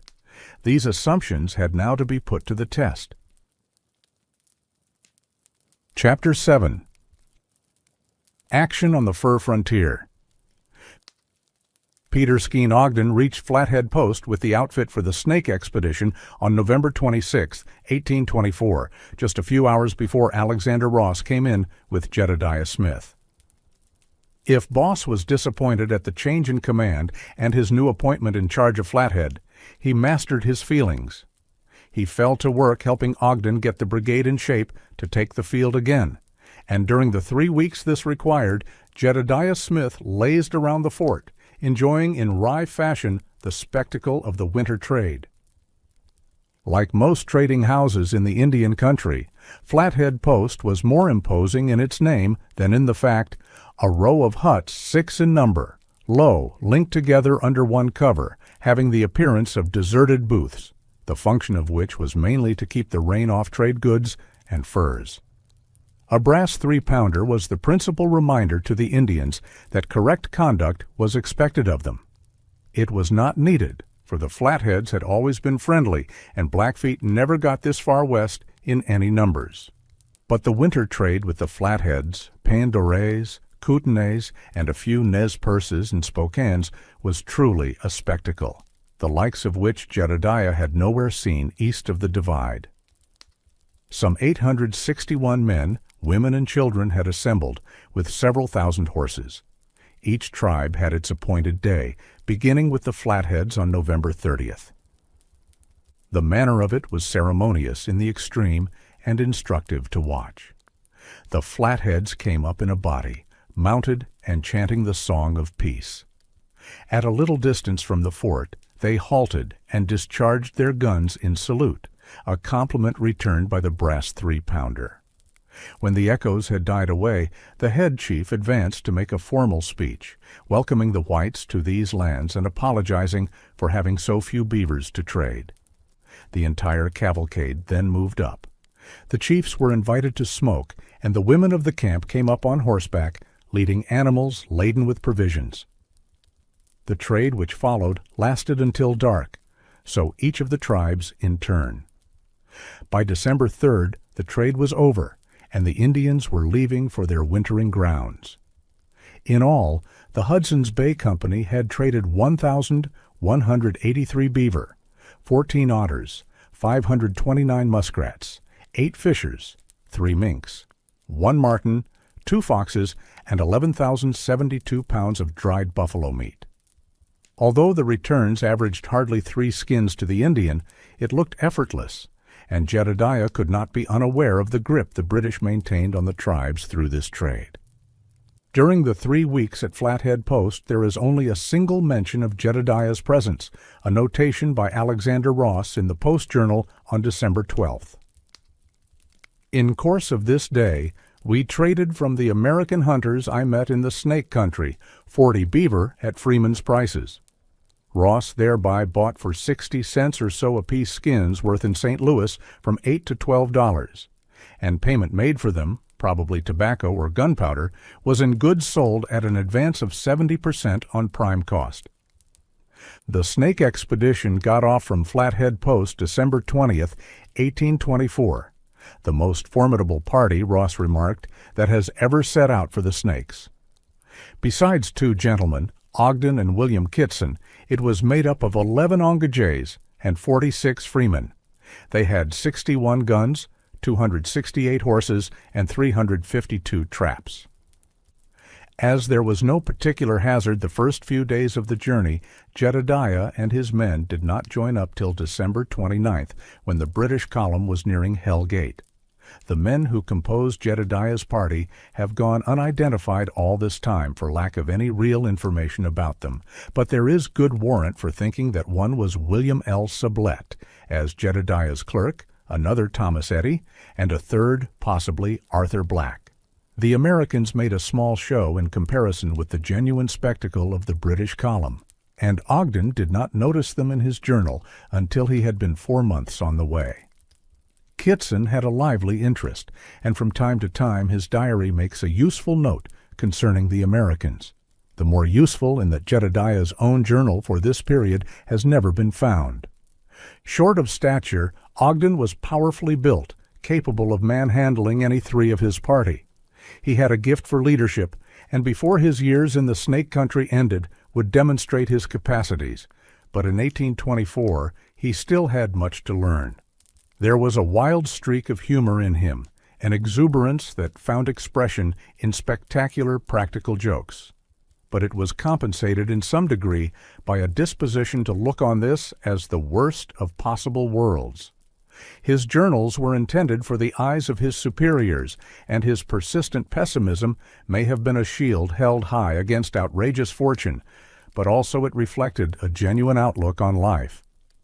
William Kitson had not attained Ogden's eminence in the company, but he had had the toughening experience of a winter in the Snake Country, having been with Donald Mackenzie in 1819 to 1820. In Simpson's vinegary phrase, he was a sharp, dapper, short-tempered, self-sufficient, petulant little fellow of very limited education, but exceedingly active and ambitious to signalize himself. He was at this time about 32 years old. As a second lieutenant in the Canadian Voltigeurs, he had seen service in the War of 1812 and had afterward joined the Northwest Company as an apprentice clerk. Both he and Ogden had taken Indian women to wife, the one a Kootenai, the other a Nez Perce. There were 30 women altogether in Ogden's party, and 35 children, with at least 2 more to be born along the way. This was the Indian mode of conducting a march or trapping operation. The Americans would come to it also, but for Jedediah Smith, as 1824 ran out, a party organized in this fashion was still as strange as the country itself. The route adopted was that by which Jedediah had journeyed to Flathead Post in the fall. The weather was cold and snowy, with game scarce and barely enough grass for the horses. On January 12th, the party arrived at the foot of Gibbon Pass, and the next 2 days were occupied in crossing over to the Big Hole River. The snow on the heights was from 2 to 3 feet deep, but this was an easy traverse of a pass which had cost Ross a month's detention and the hardest kind of labor to get across at all. They came down into the Big Hole Prairie with sharpened eyes, for they were now fairly in the Blackfeet country of wars and murders. This was the second time in 3 months Jedediah Smith had been on American soil with a British trapping party. National boundaries are most important to those who suffer from their infringement, and this trespass on American territory did not sit well with any of his companies. It was bad enough that the British trapped the waters east of the Continental Divide with the same casualness they trapped those of the western slope, though in consequence of the Blackfoot interdiction this made no practical difference to the Americans. But British trapping in the Snake Country hurt. If the British could not enter the Snake Lands except by a trespass on American soil, it was high time the integrity of the American boundary was asserted. Yet for the moment they were dependent on the British for safe conduct through a war country. Jedediah's men kept their mouths shut. Ogden's education on the subject of freemen was already well advanced. Rules he made for the conduct of the march and the security of the camp were no sooner agreed to than violated. Friendly Indians were a bane, for the freemen would trade anything they owned, traps, guns, and ammunition not excluded, for a good buffalo horse. Yet the men could not be induced to keep watch over their horses, and a Piegan raid to leave them all afoot was a daily possibility. When buffalo were plenty, the men were not content simply to hunt, but must give themselves up to the pleasure of running them, so that the buffalo were harried out of sight and the camp went hungry. In more favored localities, command might have a military starkness, but in the Snake Country, a brigade proceeded only by the continual exercise of jawbone diplomacy. On January 31st, 1825, while the expedition was still on the Big Hole, 24 of the freemen's horses were run off. Though a chase was made after the thieves, only 9 animals were recovered. At so unfavorable an omen, the freemen were minded to abandon the year's enterprise forthwith. Ogden argued them out of the notion, but his hope that they would profit by the lesson was not well founded. By February 6th, the brigade had reached the Beaverhead below Lemhi Pass. Here they suffered their first loss, one of the Iroquois in the party being accidentally killed by his wife. The misadventure cast a gloom over the camp, but as Ogden could note with surprise, it is contrary to the Canadian character that it should last long. And by evening all was gay again. This understanding of the mercurial nature of the Canadians was vital to leadership in the Snake Country, and Jedediah Smith, not less than Ogden, could profit from it, for French Canadians were the working hands of the fur trade everywhere. On February 11th, the combined party went up over Lemhi Pass, as Ross had done the year before, to reach the waters of the Salmon. As Ogden says, "We started and ascended a high mountain, the ascent great and descent equally so, and then proceeded along a narrow defile, an awful-looking place. Here a dozen Blackfeet Indians could, without exposing themselves, destroy an army without a chance of any escaping. Down in the valley were buffalo by the hundreds, with plenty of coarse grass for the horses, an abundance which lifted the spirits of all." The camp was now only 8 days' march from the Snake, where the spring hunt would properly begin. But the number of buffalo in the Lemhi Valley was disquieting, for it indicated that heavy snow in the passes to the south kept the herds penned up, and the horses of the brigade were too enfeebled to stand up under hard going. These misgivings were fully borne out when at the end of February, Ogden sent 8 men for a look at the trail across the divide. The men came back to report that they had found the snow 4 feet deep, and for 3 encampments, no grass whatever. "This is really discouraging," Ogden wrote, "and from the present weak state of our horses, it would be folly in me to attempt proceeding, for 2/3 would fall ere we reach the main river, for without them we might as well retrace back our steps to the Flatheads." For 7 weeks, Ogden was imprisoned in the Lemhi Valley, only shifting his camp when in need of grass or buffalo. On March 17th, finally, Kitson made a casual entry in his diary, "Some talk of moving upwards tomorrow." This talk may have proceeded out of Jedediah Smith's restlessness, for the next day Kitson wrote, "The 7 Americans are preparing to leave us tomorrow and try to make their way to Snake River." Nothing more was needed to galvanize Ogden. "I feel so anxious to proceed that I shall again send a party to examine another defile, to examine if it is possible for us to cross over, even at the sacrifice of horses. If we cannot, we may give up all hopes of a spring hunt. How cruelly mortifying, after spending the winter in this dreary country, to loose the main object of our voyage, when almost within reach of it." Kitson's journal for the 19th is more illuminating. "The Americans traded some ammunition and tobacco from us for beaver at the same price as our freemen. About noon they left us well satisfied, I hope with the care and attention we paid them. For since we had them with us, no one in our party ever took any advantage of or ill-treated them. One Jedediah S. Smith is at the head of them, a sly, cunning Yankee. Mr. Ogden has just now ordered me to prepare against tomorrow, to head a party of 5 men on discovery, for the purpose of ascertaining the present state of the snows and grass in this defile, leading to the same route Mr. Finan McDonald took to come out of the Snake River, and also to notice the way the Americans went." Kitson got off early on the morning of March 20th, instructed to examine the pass at the head of the Lemhi opening on Birch Creek. Mounted on good horses, the 6 men made 18 miles on dry ground, and then went another 12 miles, driving 600 buffalo ahead to trample out a road. On the rising ground the snow was from 2 to 3 feet deep, but it diminished to a few inches on the other side of the divide. There was little grass to subsist horses, but otherwise the way looked practical.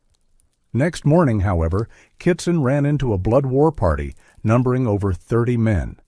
The reconnaissance was likely to have had a sad issue, but the Indians were so cautious in their approach that Kitson was able to extricate himself, and late that night got safely back to camp.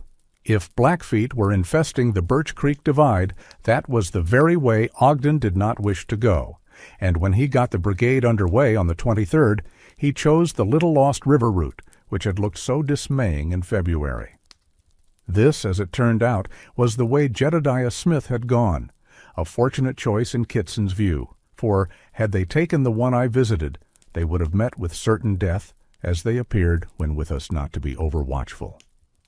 Getting across the divide, even after Jedediah Smith had shown the way, was a severe trial, the road so steep that many of the horses fell with their loads. The summit was reached only with extraordinary labor, and on the far slope they wallowed down through snow shoulder high, but on reaching the valley bottom were rewarded with grass, water, wood, and others of the comforts of life.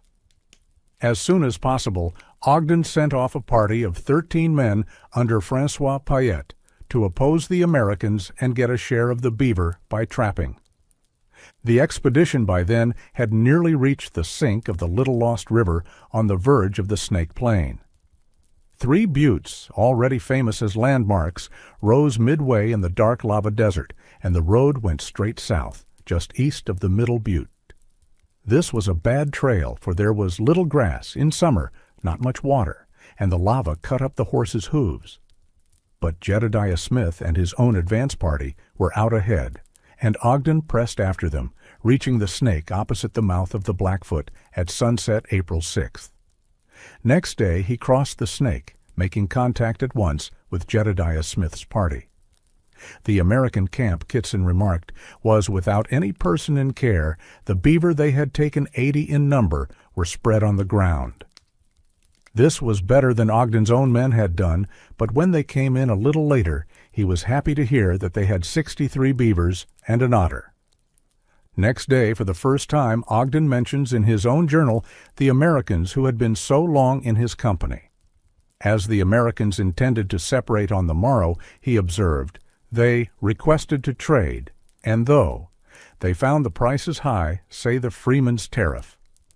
Being in want, they were obliged to comply and traded 100 lar. And sem beaver.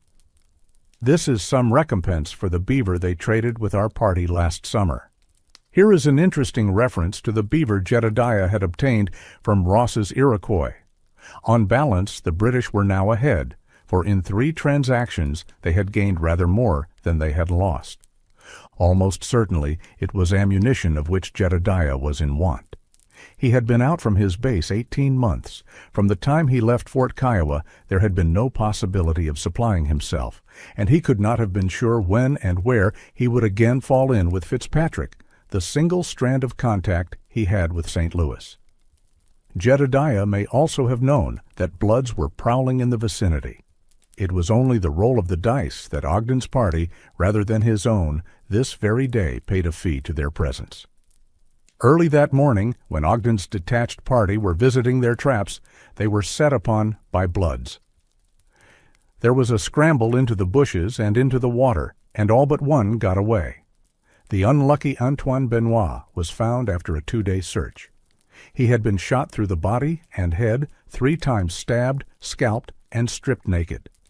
This happening cast a deep gloom over the camp, and the freemen showed the profoundest disinclination to go on. Be the country however rich, a dead man could have little enjoyment of it. Though Ogden finally got the camp moving, they were jittery. On April 11th, Americans and British set out up the Blackfoot River, and the next few days are a history of jockeying for advantage. On April 16th, Ogden writes, being informed by the trappers who had gone ahead with their traps yesterday that they had seen the Americans about 10 miles ahead of us at their encampment, from what they could observe had taken 50 beavers, as these fellows, by going ahead, will secure the beaver. I assembled the freemen and selected, with orders to proceed to the sources of this river, and secure all they could. This may be means of sending. Sooner than they probably intend. At all events, we must endeavor to annoy them as much as we possibly can. The main camp was taken up beyond the American camp, but Jedediah moved up in turn, and the 2 parties spent the night in close proximity. On the 17th, Jedediah camped 3 miles ahead, but Ogden observed with satisfaction, this will avail them naught, as independent of our party, we have traps 12 miles ahead. The next day it developed that the route to the Bear, by way of the sources of the Blackfoot, was still snowbound. Reluctantly, Ogden retraced his steps a distance, then swung west to the Port Neuf. The Americans, he noted, have also been obliged to retrace back their steps, and will, I presume, follow us, although they will nearly double their distance. The seeming familiarity of Jedediah's party with the course of the Blackfoot, and their choice of it as a route to the Bear, may have an important bearing on how his party had reached the Snake the previous fall. If he knew nothing of the geography of the interior basin, the course he chose in working back toward Fitzpatrick is at least surprising. There is the question, too, of what he did to recover the furs left in cache the previous fall. Either the 2 deposits Ross heard about were along the present line of travel, or one of them was far to the east, perhaps as far as the Sweetwater. It is certain that the caches were not along the trail via the forks of the Snake and Jackson Hole, for no effort was made this year to revisit that country. By April 20th, Ogden was on the upper Port Neuf, his position vis-a-vis Jedediah irritatingly the same. The Americans, not far ahead, buffalo very scarce, and many in the camp complaining of starvation. From the quantity of snow, this quarter had had a severe winter, but frogs could be heard croaking. This, then, may be called spring. Ogden was hopeful of an improvement in his returns when he should reach the bear, but how vexing to have the Americans always out ahead. Some of the trappers keep in company with them so as to annoy them, and with the hopes they will steer another course. On the 23rd another in the long succession of calamities befell the party when 20 horses were run off by the Blackfeet. These belonged, Ogden observed, to 3 men, old Pierre, Gaudin, and Jodreau, although the first lost everything he had last summer, nearly on the same spot, and the last 2 suffered this winter. Still they allow their horses full liberty all night, and the consequence they are this day at the mercy of Canadians and Iroquois, and on that account, and the loss they will sustain in their hunts, I feel for them. 6 men started in pursuit, came back with only 1 animal, the raiders having killed 6 and got off with the rest. For a few hours the Snake expedition came to another of its full stops, as the freemen came forward and announced their determination of abandoning the hunt.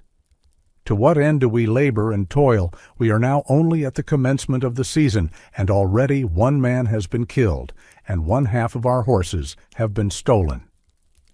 But threats and promises had their effect. Ogden got the brigade moving again, and on the afternoon of April 26th, they reached the banks of that large river, which the deceased Michel Bourdon named Bear River from the great number of those animals on its borders. Thus Kitson, Ogden adds, the upper part has been trapped twice, but the lower part never has been it, was supposed to be the Rio Colorado, and even now said to be a fork, of the same as our route is to follow it. We shall be enabled to ascertain this point. From October through April the British brigade leaders have kept tally on Jedediah Smith for us, but now the parting of the ways has come. Kitson does us a last service in saying, as he arrives at the bear, the Americans have gone upwards, and we are to follow it downwards in order to find where it runs to. This information cannot be taken at full value. Although Jedediah started up the river, he soon came back down it. For, through Indian information or direct observation, he discovered what Ogden himself was about to learn. Other Americans the previous fall had penetrated to the bear. They had wintered on its banks, and even now were trapping the country below. Jedediah could hardly doubt that these were Ashley men, and it was his business to seek them out. Among the obscurities that cloak the history of the fur trade in this decade, fewer have been more difficult to penetrate than the identity and experiences of the trappers who wintered on the bear. No substantial narrative by any of the party has ever come to light, and only by bits and pieces has its history been put together. On the basis of no facts whatsoever, William L. Sublette has usually been identified as its leader. The Bear River Company was the right wing of Ashley and Henry's 2-pronged assault on the Rockies, and rather than William L. Sublette, its head was Captain John H. Weber. More or less independent groups of free trappers had attached themselves to the party along the way, most notably one headed by Johnson Gardner. But this was the spearhead Major Henry had started up the Big Horn toward the mountains in the fall of 1823, and which cut loose from its base when Henry abandoned his fort on the Big Horn. The names of a very few of those who composed the company are known: Weber himself, Daniel Potts, Jim Bridger.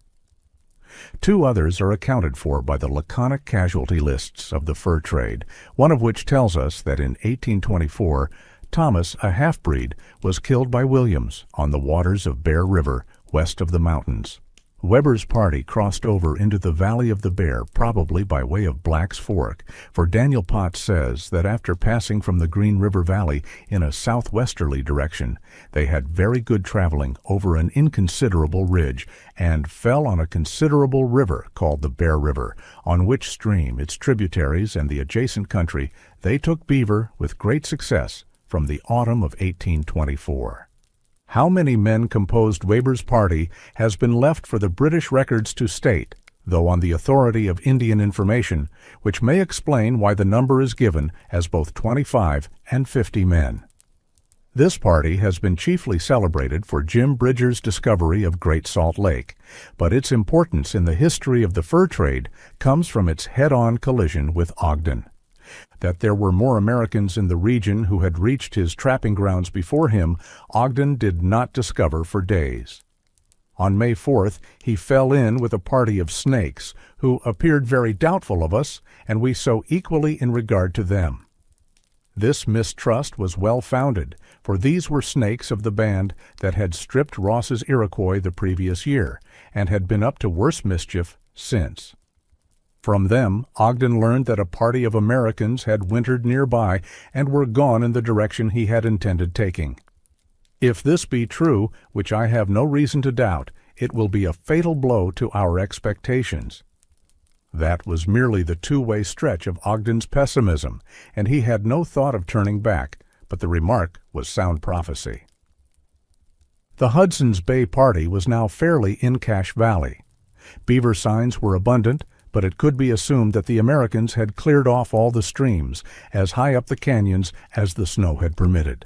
Since the Americans had gone down Bear River into the valley of the Great Salt Lake, the British continued up the south end of Cache Valley, trapping with encouraging success its several small creeks. On May 16th, Ogden crossed the divide at the head of the Long Valley, now farther south than British traders had ever been, and descended into the beautiful mountain basin which now bears Ogden's name. Here, over the next 6 days, Ogden averaged better than 80 skins a day, which was the kind of trapping that had given the snake country its reputation. Moreover, the beaver were still in prime condition. On Sunday morning, May 22nd, as Ogden was breaking camp, one of his trappers rode up. With him were 2 of the freemen who had deserted Michel Bourdon in 1822. They had an amazing story. They were associated with a party of American trappers which had penetrated to this point by a long journey from New Mexico.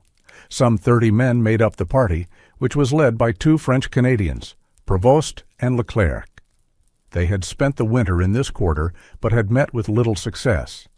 Ogden was informed that he was a mere 15 days' march from Taos, the Spanish village, and he got an alarming picture of a rival operation supplied by wagons. The wagons, of course, went only as far as the New Mexican settlements. From there, supplies had to be packed into the mountains in the usual fashion.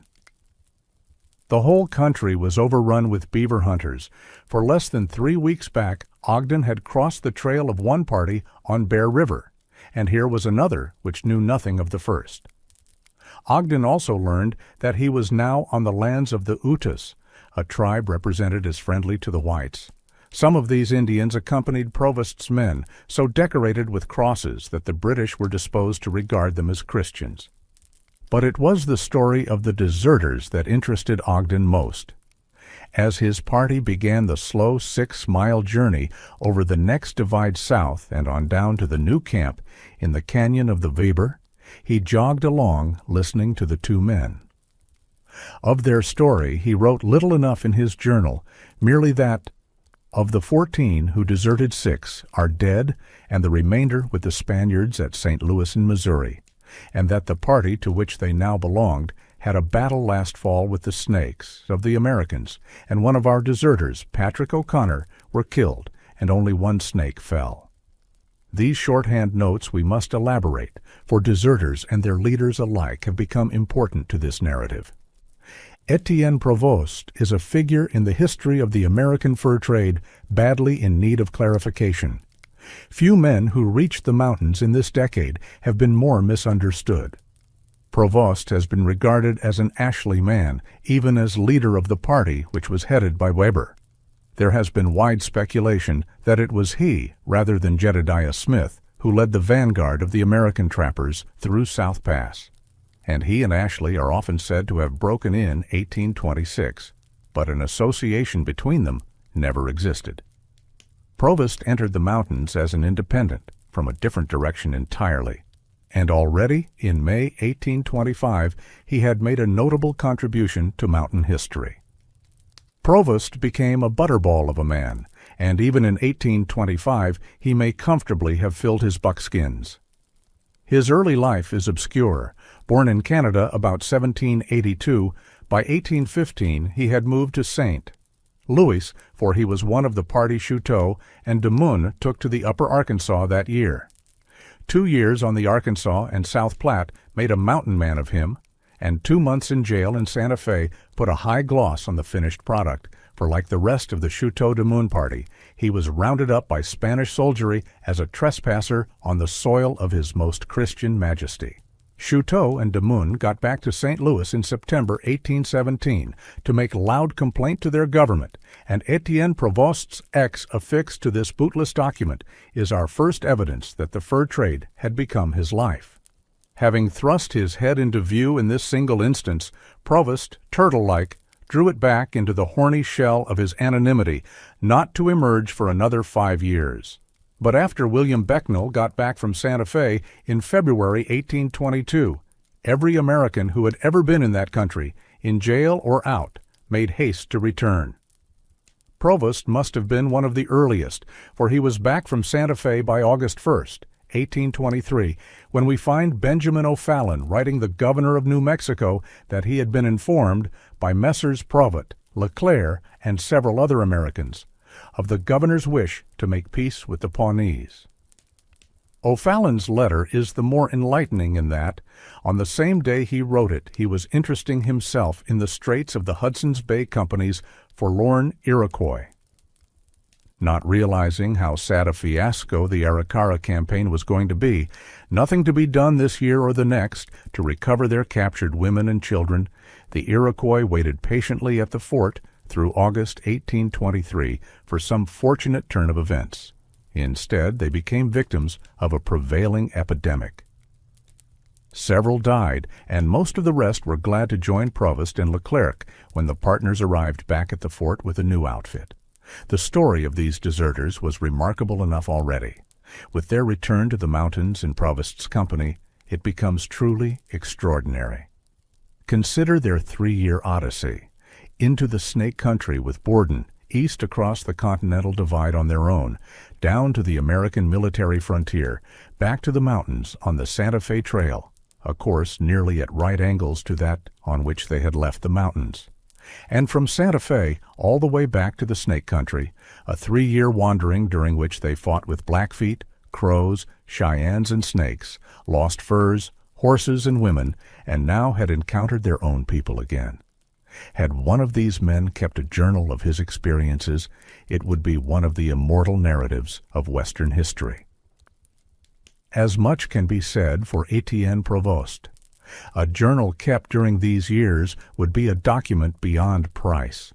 For lack of such a record, not even the first name of his partner can be stated with any confidence. So many Leclercs, and Leclercs floated around in the fur trade that identification of any one of them at a given time or place is usually an act of faith. Provost seems to have been the dominant personality in the partnership, but it could be that Leclerc was the stabilizing force in it, for with Leclerc's disappearance from the record in 1825, Etienne Provost becomes just another mountain man. The partners were back in New Mexico by the fall of 1823, and that winter they launched their own trapping operation northwest from Taos into the Colorado Rockies. That the northern villages of New Mexico were excellent bases from which to trap the southern Rockies occurred to many others, and some famous reputations were about to be made, but none got off to so brilliant a start as Provost and Leclerc. How far north and west the partners penetrated in 1823 to 1824 is not known, but next year they ranged over into the Green River country below the Uinta Mountains. During the early summer of 1824, while Jedediah Smith was trapping the upper valley of the Green, the 2 French Canadians were just across the mountains south of him. That fall, while Jedediah was seeking out the British in the Snake Country, Etienne Provost was pushing west up the Strawberry River and on over the rim of the Great Basin to the beautiful river that now bears his name. By late fall he had got as far as the valley of the Great Salt Lake itself, and here he was called on to pay the blood debt to the Snakes which had accrued from the misadventures of Alexander Ross and his Iroquois. The set to was less battle than massacre. As the tale went, Provost fell in with a snake chief, Bad Gocha, bad left-handed one, while on a stream flowing into the big lake, apparently the Jordan. The chief invited the whites to smoke with him, but insisted that it was contrary to his medicine to have any metallic object near while smoking. Provost set aside his arms and allowed his men to follow his example when the Indians fell on the whites with knives concealed under their robes. Provost managed to extricate himself and with 3 or 4 others succeeded in escaping, but the rest were slaughtered. Provost must have fled back across the Wasatch Mountains to join Leclerc in the Uinta Basin. Resupplied and reinforced, perhaps convoyed by friendly Utes. In the spring of 1825, he returned to the Great Basin. Instead of going down the Provo, this time he turned down the Weber. He had not yet reached the mouth of that canyon, nor discovered that other Americans were in the country when he fell in with Ogden. So then, on the morning of the 23rd, Provost rode into Ogden's camp. His was a curious party, for Kitson says that it included 3 Canadians, a Russian, and an old Spaniard, the mention of the Russian especially provocative. The meeting of the 2 parties cannot have been cordial, for rivalry over furs quite aside, the Americans blamed the British for provoking the Snakes to the massacre of the previous fall. In fact, Ogden observed, the Americans would most willingly shoot us if they dared. The arrival of Provost at Ogden's camp subsided into the character of a minor event, when, late in the afternoon, something very like a parade, complete with flying colors, emerged from the canyon below. The marchers consisted of 14 of Ogden's absent trappers and some 25 Americans. The column halted 100 yards from Ogden's camp for its leader to bawl out to the British trappers the news that they were now in that land of liberty, the United States territory. Indebted or engaged, they were all of them free. Showing the uses of liberty, the American announced that the British trappers could sell him their beaver for $3.50 a pound, and buy goods from him cheap in proportion. These were Americans from the party that had wintered in Cache Valley. They are described as being under different heads, which means that the majority were free trappers, but the leading spirit among them was Johnson Gardner. Since Weber is not mentioned, probably he remained in his camp on the river below. It appears that Jedediah by now had reached Weber's camp, along with William L. Sublette and the other 5 of the winter adventurers. They had not cared to join in baiting John Bull, but their tales of a British column moving through this country, flaunting a scarlet banner, had helped to arouse Weber's party. Bound to avenge this insult to national honor, their patriotism the more inflamed by news of the mounting British beaver catch, the American trappers had come up the river to deal with the intruders. The sun had sunk below the line of the mountains, and nothing more happened this night. Ogden suspected that his free men, in lieu of seeking beaver, have been with the Americans, no doubt plotting. And Kitson says that strict watch was set, but it was not until morning that Gardner made his play. He then came to Ogden's lodge to demand whether the Britisher knew in whose country he was. Ogden replied that he did not. It had not been determined between Great Britain and the United States to whom this region belonged. Ogden and Gardner alike supposed themselves still in Oregon. Both were now south of 42 degrees and therefore on Mexican soil. Unblushingly, Gardner declared that the country had been ceded to the Americans. As Ogden had no license to trade or trap on American soil, he must get out. Ogden had not been born the day before, and he answered that when he received orders from his own government to withdraw, he would obey. "Remain at your peril," Gardner said ominously, and left the tent. Ogden followed the man outside and saw him enter the lodge of John Gray, a half-Iroquois, half-American, whom Alexander Ross had described the year before as a turbulent blackguard, a damned rascal, but who, from this time, would be reputed among the bravest and most spirited of mountain men. In no mood to permit Gardner to intrigue among his trappers, Ogden strode into Gray's lodge, only to have the Iroquois turn on him. I must tell you, sir, that all the Iroquois as well as myself have long wished for an opportunity to join the Americans. If we did not sooner, it was owing to our bad luck in not meeting with them. But now we go, and all you can say cannot prevent us." Gardner interposed virtuously. "You have had these men already too long in your service, and have most shamefully imposed on them, treating them as slaves, selling them goods at high prices, and giving them nothing for their skins." And Gray picked the words up passionately. "That is true. The gentlemen in Columbia are the greatest villains in the world, and if they were here today, I would shoot them. As for you, sir, you have dealt fair with me and with us all, but go we will. We are now in a free country and have friends here to support us, and if every man in the camp does not leave you, they do not seek their own interest." He shouted orders to his partners to raise camp, and all the Iroquois were instantly in commotion. As the lodges began to fall around him, Ogden ran to lay hands on the property of men still absent from the camp, while Kitson raced up to seize the horses previously lent to the Iroquois. The moment was critical, for the Americans, headed by Gardner and accompanied by 2 of the deserters of 1822, advanced with guns cocked to support all who might be inclined to desert. Ogden paid them no attention, determined not to be pillaged of his horses, and calling for the assistance of 2 engagés. Before such a bold front, Americans and Iroquois contented themselves with heaping insult and obscenity on the British. The Iroquois, however, could not be prevented from conveying their furs to the American camp. We were overpowered by numbers, and these villains, 11 in number, with Duford, Perksalt, and Canota, escaped with their furs. In fact, some of them had conveyed theirs in the night to the American camp. Nor was this the end of the matter, for 2 of the company's freemen, Alex Carson and Joseph Annance, paid their debts and left in the wake of the Iroquois. The Americans moved off about half a mile and encamped.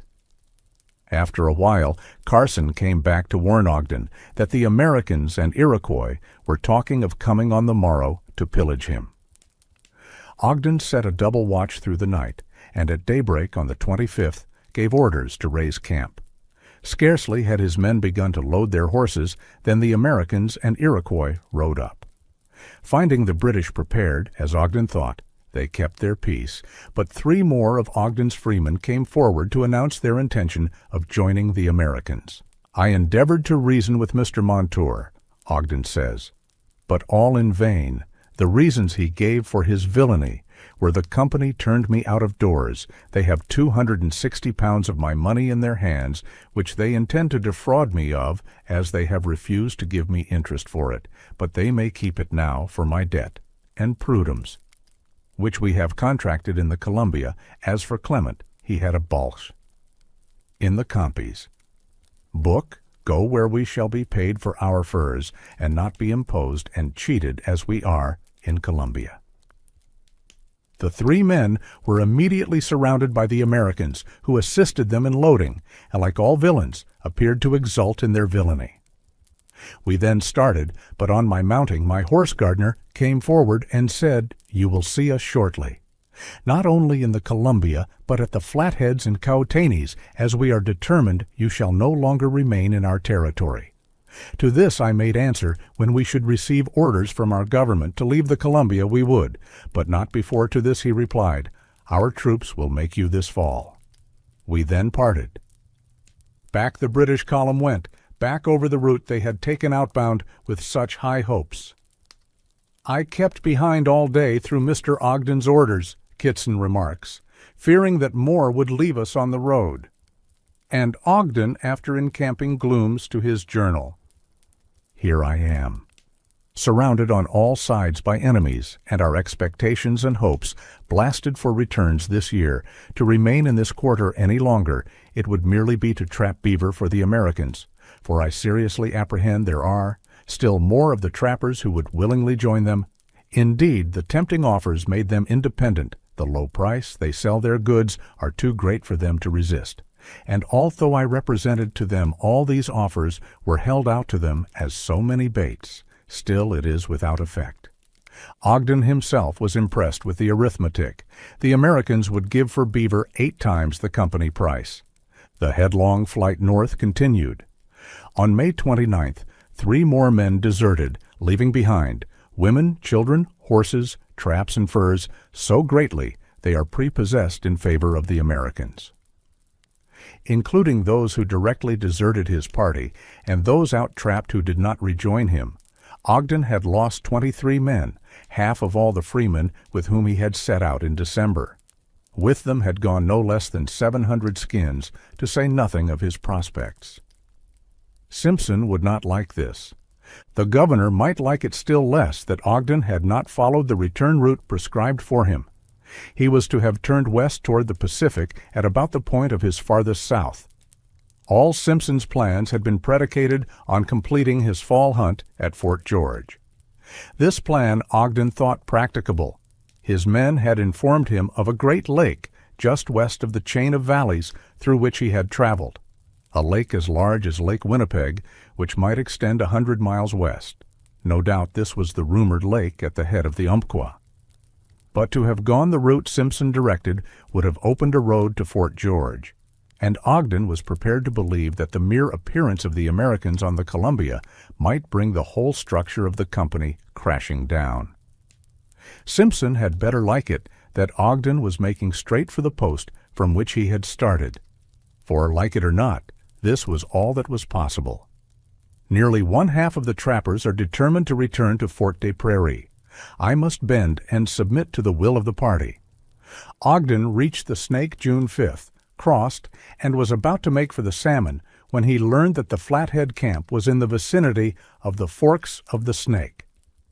At the news, his men brightened and announced their willingness to change their course for Henry's Fork.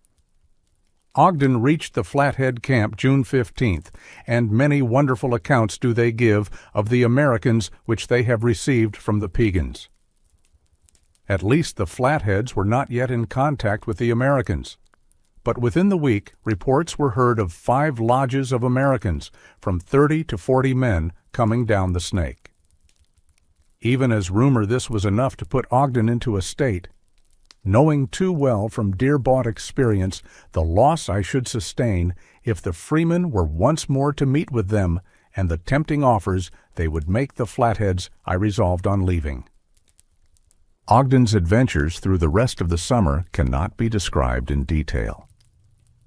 Kitson got his spring hunt to Flathead Post under convoy by the Flatheads, and Ogden took a few more beavers on the Missouri and Clark's Fork. Finally, he got a skeleton party to Fort Nez Perces in November.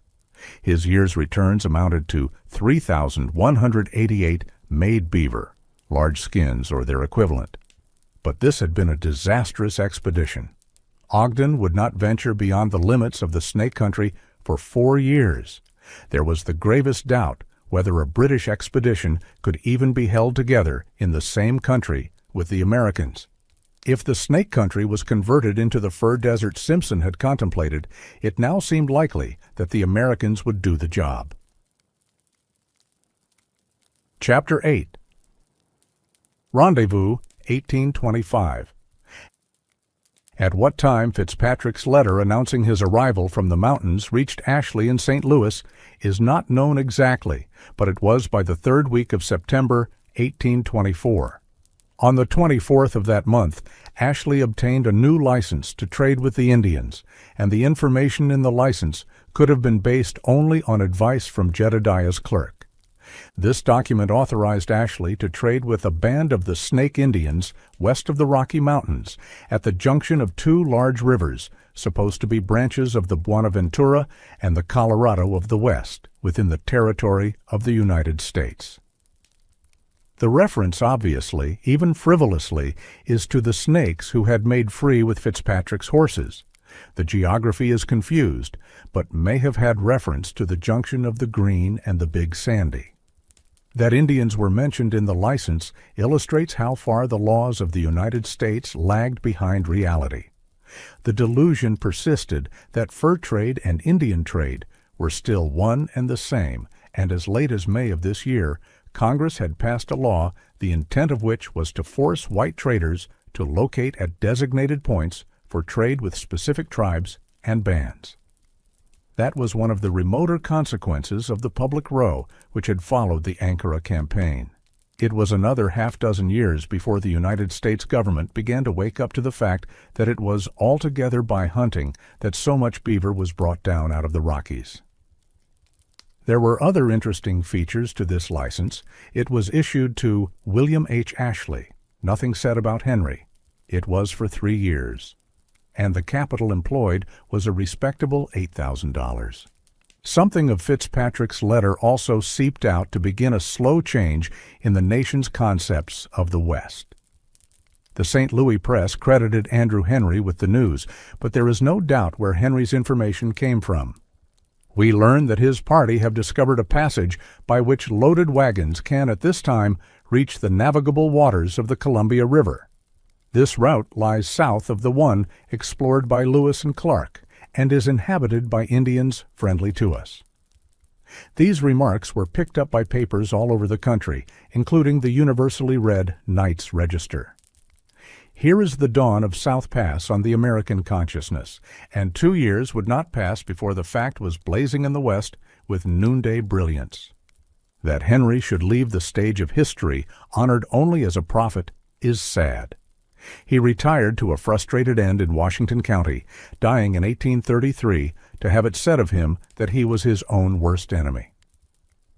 This end to his bid for wealth and public esteem is the more melancholy in that up to the time of Ashley's departure for the mountains in November, the general clung to the hope that Henry would come along. Once his outfit was completed, Ashley wasted no time getting off to the frontier.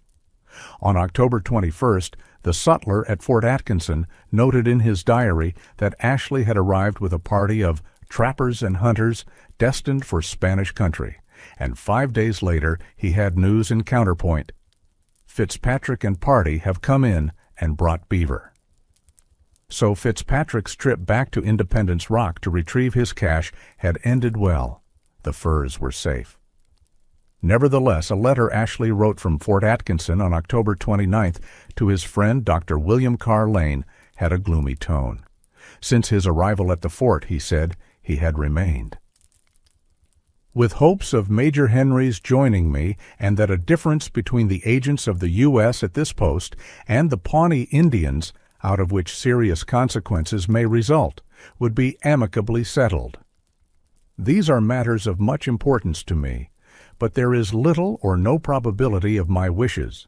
In either case being realized, I shall therefore have to accompany my party of mountaineers to their place of destination, and be the first to encounter the hostile disposition of those savages. The difficulty to which Ashley alluded had arisen out of an offense committed by the Pawnees. Major O'Fallon always took a very high tone in such matters, and it was not until November that the affair was smoothed over. By then the general had set out for the mountains. The break with the traditional mode of conducting a fur trading operation in the mountains was now all but complete. Ashley had not even used boats to get his outfit to Fort Atkinson. Pack mules and horses served from the time he left the settlements. There was plenty of precedent for this in the operations of traders on the Santa Fe Trail who had to use wagons and pack animals or carry their goods on their own backs. The efficiency of waterborne operations was a memory that died hard, and the example set by Jedediah Smith the year before and by Fitzpatrick going and coming in the Valley of the Platte this year was too new for Ashley to have perfect faith in it. The general got off to the mountains on November 3, 1824, and 2 days later overtook his party, some 25 in number, which had started off in advance with 50 pack horses, a wagon and team, etc. The mention of the wagon is tantalizing, for so far as known, no wheeled vehicles had ever set out for the Rockies in these latitudes. But Ashley has nothing more to say of it. Neither did he have much to say about the men who composed his company, for Ashley, like most other men of affairs before and since his time, tended to view the world from the elevation of the first-person perpendicular. All the same, this party was impressive. Fitzpatrick was going back to the mountains again, and Jim Kleiman. Zacharias Ham, Ashley seems to have been regarded as of equal caliber with Fitzpatrick and Kleiman. Possibly, though not certainly, the company included an Irishman going to the mountains as one of the earliest lungers, a young man named Robert Campbell, of whom much was to be heard in the West. Most joyfully, a member of the party was James P. Beckworth, the gaudy liar. To be a gifted liar was as much a part of mountain honor as hard drinking or straight shooting. Embroid your adventures, convert to your uses any handy odyssey, and spin it all out in the firelight, the only sin of being dull. Jim Beckworth's life and adventures has this immortality. It is an approximation of what was heard around the campfires in the West when the stars burned bright and fat cows sizzled over the coals. The book had to be lived before it could be written, and its writing was still 30 years in the future when Jim Beckworth set out for the mountains. Son of a Missouri planter and a slave woman, as a boy Jim had been apprenticed as a blacksmith, and it was evidently in this capacity that he engaged with Ashley. Most of the way to the mountains, Ashley and his men had a hard time of it. The general left Fort Atkinson under the impression that he could get sufficient provisions at the Pawnee villages to subsist his party until he reached the buffalo country, but the Pawnees had departed for their wintering grounds. Snowstorms howled down on the party, high winds and intense cold, and a few miles' travel a day became a major achievement. A dismal passage, this, as Jim Beckworth remembered. No jokes, no fireside stories, no fun. Each man rose in the morning with the gloom of the preceding night filling his mind. We built our fires and partook of our scanty repast without saying a word. Their allowance was half a pint of flour a day per man, made into a kind of gruel.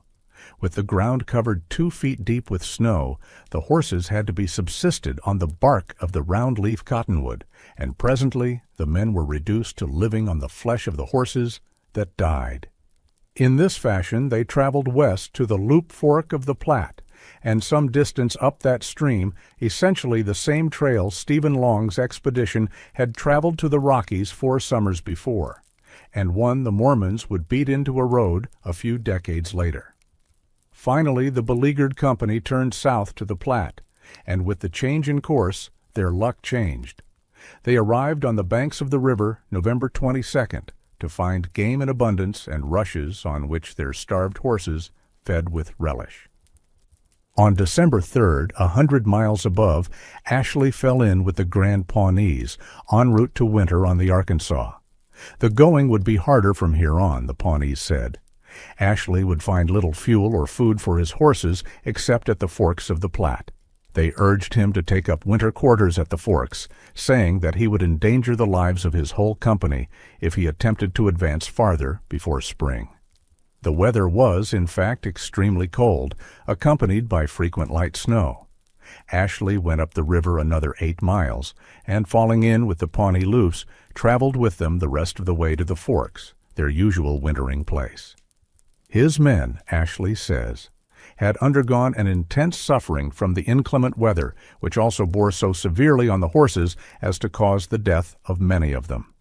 This, together with a desire to purchase a few horses from the Loup and to prepare my party for the privations which we had reason to anticipate in traveling the next 200 miles, described as being almost wholly destitute of wood, induced me to remain at the forks until the 23rd of December, the greater part of which time we were favored with fine weather, and notwithstanding the uplands were still covered with from 18 to 24 inches of snow, the valleys were generally bare and afforded a good range for my horses, furnishing plenty of dry grass and some small rushes, from the use of which they daily increased in strength and spirits. The Loup were more than generous. Notwithstanding their own severe losses, they traded to Ashley 23 horses, some buffalo robes and dried meat, putting him in shape to go on. He would have preferred the direct route up the North Platte, but since the South Platte was said to afford more wood, he set out up that stream. The weather was fine, the valleys covered with buffalo, and everything seemed to promise a safe and speedy movement to the first grove of timber on my route, supposed to be about a 10-day march. The Loup Pawnees, anxious to establish friendly relations with the Arapahoes and Kiowas, sent 5 men with Ashley to seek them out. There was now danger from war parties, and Ashley moved carefully, looking to the security of his camp. The day after Christmas, a blizzard blew up which cost him 4 horses and left the ground so deeply blanketed with snow that it was only by courtesy of the buffalo moving down the river that Ashley could proceed. The paths of these animals were beat on either side of the river and afforded an easy passage to our horses. On January 1st, 1825, about the time Jedediah Smith's party far to the north and west was starting up the Bitterroot, Ashley and his men reached a grove of cottonwood of the sweet bark kind, suitable for horse food, situated on an island, offering, among other conveniences, a good situation for defense. Here Ashley thought it expedient to recruit his horses, so the Loop delegation left. They dried a few pounds of meat, and with bundles of wood tied to their backs, set out for the Arkansas. Ashley remarks, "Being informed by the Pawnees that 100 of my old enemies, the Arikara warriors, were encamped with the Arkansas Indians, and my situation independent of that circumstance being rendered more vulnerable by the departure of the Indians who had just left us, I was obliged to increase my guard from 8 to 16 men. This was much the most severe duty my men had to perform, but they did it with alacrity and cheerfulness, as well as all other services required at their hands. Indeed, such was their pride and ambition in the discharge of their duties, that their privations in the end became sources of amusement to them." 10 days on the island recruited the horses considerably, and the party began moving again. The going was hard, for the weather continued extremely cold, but each day a small supply of driftwood and willow brush was found, sufficient for fuel. Now a faint blue mass rose above the horizon. They were in sight of the Rocky Mountains, and by February 4th, Ashley reached their base. He encamped on a small branch of the South Platte, perhaps the Cache la Poudre, in a thick grove of cottonwood and willows, and there he remained for 3 weeks, the world to the limits of vision, one mass of snow and ice. The prospect of getting across the mountains was not encouraging, but Ashley's business required a violent effort. Things were made ready, and on the 26th we commenced the doubtful undertaking. It has been said that Ashley was the first white man to undertake the crossing of the Front Range in this latitude.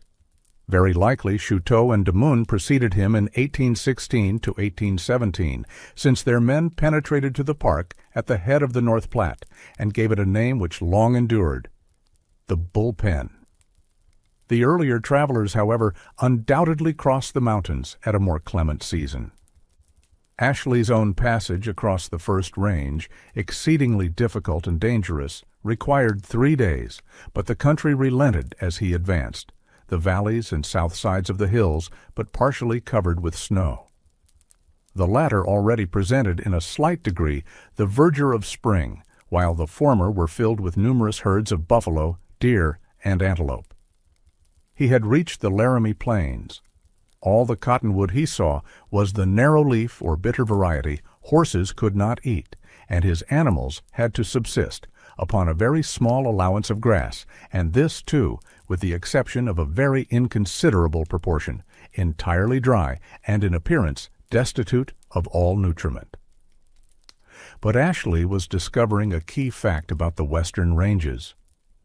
My horses retained their strength and spirits to a remarkable degree. After an unsuccessful effort to cross the Medicine Bow Mountains, the snow in places 5 feet deep, the party moved north along the eastern base of the range, looking for a likely pass. This country was something of a paradise, even in mid-March. I was delighted with the variegated scenery presented by the valleys and mountains, which were enlivened by innumerable herds of buffalo, antelope, and mountain sheep grazing on them. And what added no small degree of interest to the whole scene were the many small streams issuing from the mountains, bordered with a thin growth of small willows and richly stocked with beaver. Ashley slowed his pace to 5 or 6 miles a day, giving his men a chance to clean out the beaver. Thus far on his journey, we have followed Ashley through a narrative he wrote in December 1825 for General Atkinson. But from here on, an important new Ashley diary amplifies the record. By March 23rd, he had reached the pass between the Medicine Bow Range and Elk Mountain, promising enough to justify another attempt to turn west. Progress was slow, but on the afternoon of March 25th, Ashley emerged into a beautiful valley of a secular form, the Valley of the North Platte. As March ran out, he moved on to the Continental Divide itself. He was well south of South Pass, south even of the modern railroad and highway through the Great Divide Basin. The rather indeterminate depression by which he passed from Atlantic drainage is today known as Bridger's Pass, but might better bear Ashley's name, for he is the first white man of record to have used it. On April 1st, the Wind River Mountains were glimpsed far to the northwest, but Clyman and Fitzpatrick had never seen the range from this angle and were not sure of their whereabouts.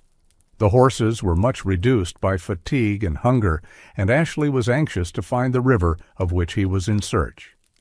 Hoping to orient himself on April 5th with a few of the men, he climbed North Pilot Butte, but gained no information that did him any good, and he attracted the attention of Crow horse thieves, who followed him back to camp and made off with 17 of his best horses. This mishap reduced him to a dreadful condition, for he was obliged to burden his men with the packs of the stolen horses, while with more courage than discretion he and one other pursued the fugitives.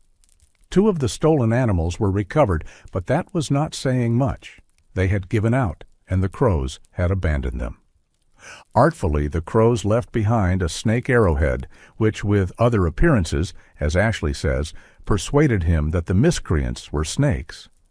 On the 8th, he dispatched 9 men in further pursuit of the thieves, and took the rest of the company on. It was April 14th, and he had reached the dry Sandy when his posse rejoined him. The men who went after the horses, Ashley remarks, followed them to Sweetwater and found that they had been taken by a party of Crows, so finally made their escape with them. At least he now knew where he was. Wind River Mountains, Sweetwater, Valley of the Green, the whole geography fell into place, and on April 19th he reached the Shetskadee.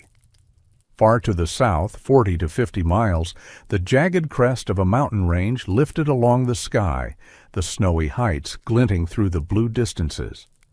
Small wonder Jedediah Smith had ridden off in that direction the year before. Ashley himself responded to the lure. Moreover, he was anxious to learn how the Shetskadee fitted into the geography of the West.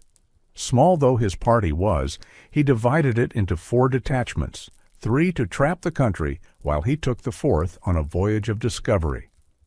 The arrangements he made before starting initiated the first great rendezvous of the fur trade.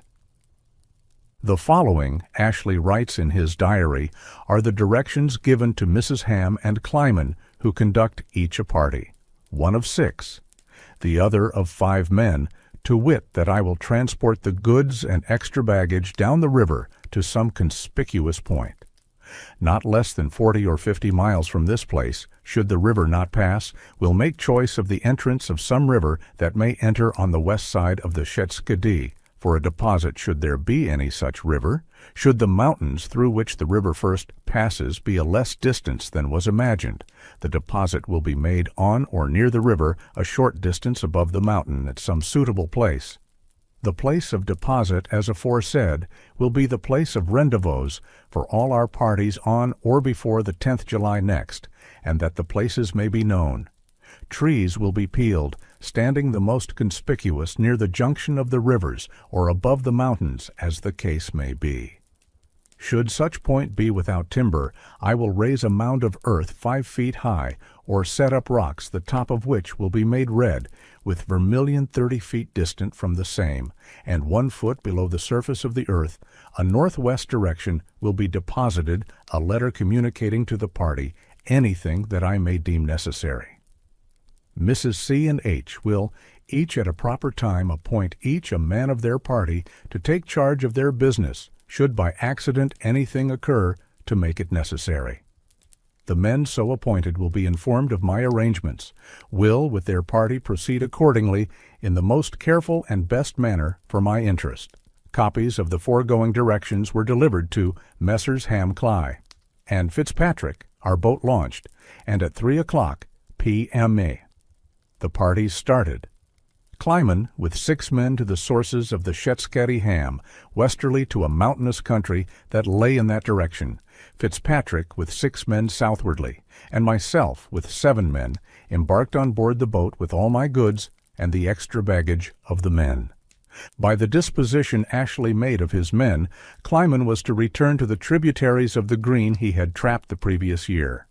Ham was to go directly west, and thus doubtless he fell upon Ham's Fork, which still bears his name. And Fitzpatrick was to go south and ascertain whether there was a stream running immediately at the base of the Uinta Mountains. There was Henry's Fork. That Fitzpatrick knew nothing of its existence is good evidence that Jedediah Smith's spring hunt of 1824 had taken him only as far south as Black's Fork. Before following Ashley down the Green, it is expedient to take a look at the fabled geography of this wilderness, a geography Ashley and his men would be hard put to reduce to reality. John King Robinson's map of Mexico, Louisiana, etc., the Missouri Territory, etc., published in Philadelphia in 1819, sums up the state of knowledge down to Ashley's time. This map, which borrowed liberally from Pike and Humboldt, as also from William Clark's map of 1814, had as its most prominent feature west of the mountains a large lake, the Laguna de Timpanogos, misspelled by Robinson Timpanogos, from the southwestern extremity of which a river of the same name flowed to the Bay of San Francisco. Northwest of the Laguna de Timpanogos was a high range of mountains, on the western slope of which rose a tributary of the Columbia, the Multnomah, which Lewis and Clark had conceived as paralleling the course of the Snake far to the south and east. South of the Timpanogos River, and almost exactly paralleling it, was a Rio de sta Buenaventura, which headed with the Snake, the Big Horn, the Arkansas, and the Rio Grande. This mighty river flowed some distance southwest into a lake Robinson did not name, but which other mapmakers called the Buenaventura or the Salado, and from that lake the Buenaventura continued southwest to reach the Pacific south of Monterey. To a degree, this information reflected actual exploration, the journey the Franciscan friars Escalante and Dominguez had made from Santa Fe to the Green River and the Great Basin in the summer and fall of 1776. The friars had got as far north and west as Utah Valley before turning south through the heart of Utah. The lake they called the Timpanogos was Utah Lake, but the cartographers had joined to this body of water the rumor of Great Salt Lake to the north, and for good measure had given the combined lake an outlet to the sea. Again, their Buenaventura was a combined concept of Green River and the Sevier, both of which the friars crossed in their travels. The lake, Buenaventura or Salado, whatever it might be called, had a factual basis in Sevier Lake, though the further course of the Buenaventura to the sea was altogether fabulous. To all the fables there was an admixture of fact, and Ashley this spring, and Jedediah Smith for 3 years to come, was going to have a rough time sorting out verifiable truth from fantasy. What Ashley was immediately anxious to establish was whether the Shetskedi was the Buenaventura or whether it was the Colorado of the West, which in Robinson's view rose a good deal farther south. Ashley had been uncertain on this point as far back as September, when his application for a license to trade had allowed for either possibility. The voyage down the Shetskedi began bravely enough on the afternoon of April the 22nd, 1825. Ashley wrote in his journal that the bullboat, a craft 16 by 7 feet, more than exceeded his expectation. It was easily navigated and carried as much again as he expected. On the 23rd, he dropped down the river to the mouth of the Big Sandy. Soon, however, he was finding the boat inconvenient for hunting and from the bulk of the cargo. The men were much confined, so he stopped, killed 4 buffalo, and from the hides constructed another boat. While he was so engaged, Fitzpatrick arrived, supplied himself with meat, and continued down the river toward his assigned territory. Early on the 25th, Ashley set out again, and on the 29th overtook Fitzpatrick. who by then had descended the Green to a point 2 miles below the mouth of Black's Fork. Ashley directed Fitzpatrick to incline towards the mountain bearing southwardly, where in all probability he would find a small river running along the mountain, and himself continued down the river another 6 miles. There he cached some of his goods. On May 1st, the cache completed, he resumed the voyage.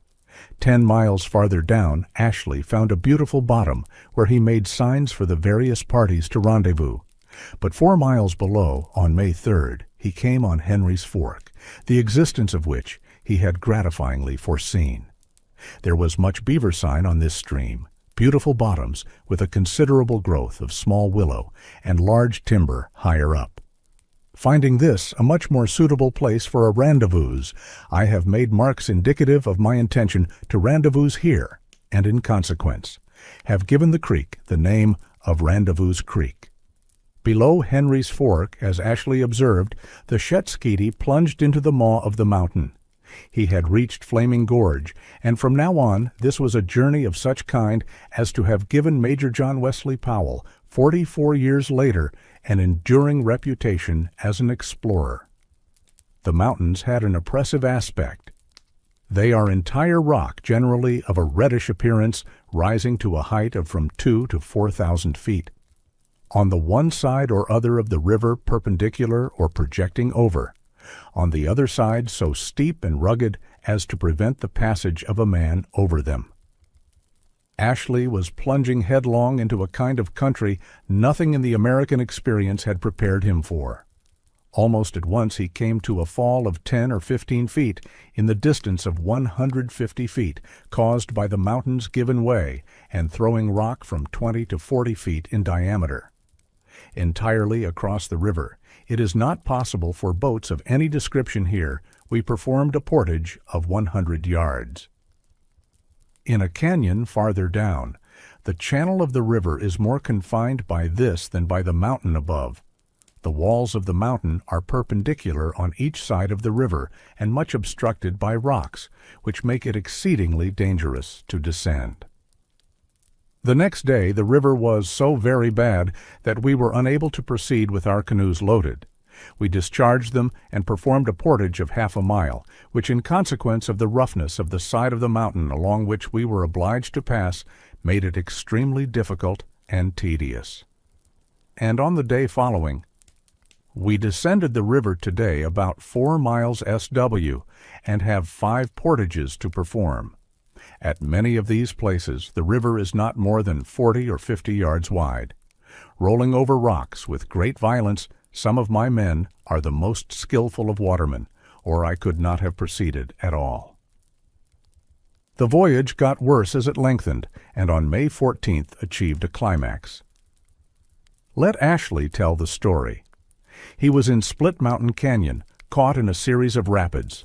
Although the fall continued and the waves were very high, I concluded to proceed with the boats, believing that should the river become impassable or more dangerous, that we could discover it and land the boats. But after proceeding about 1½ miles, we discovered at the distance of about 400 or 500 yards by the motion of the water, etc., a very great and dangerous fall, and attempt was immediately made to land the large boat, the small one being in the rear a considerable distance, and had fortunately capsized, which had detained here her until the information relative to this fall was communicated to the men.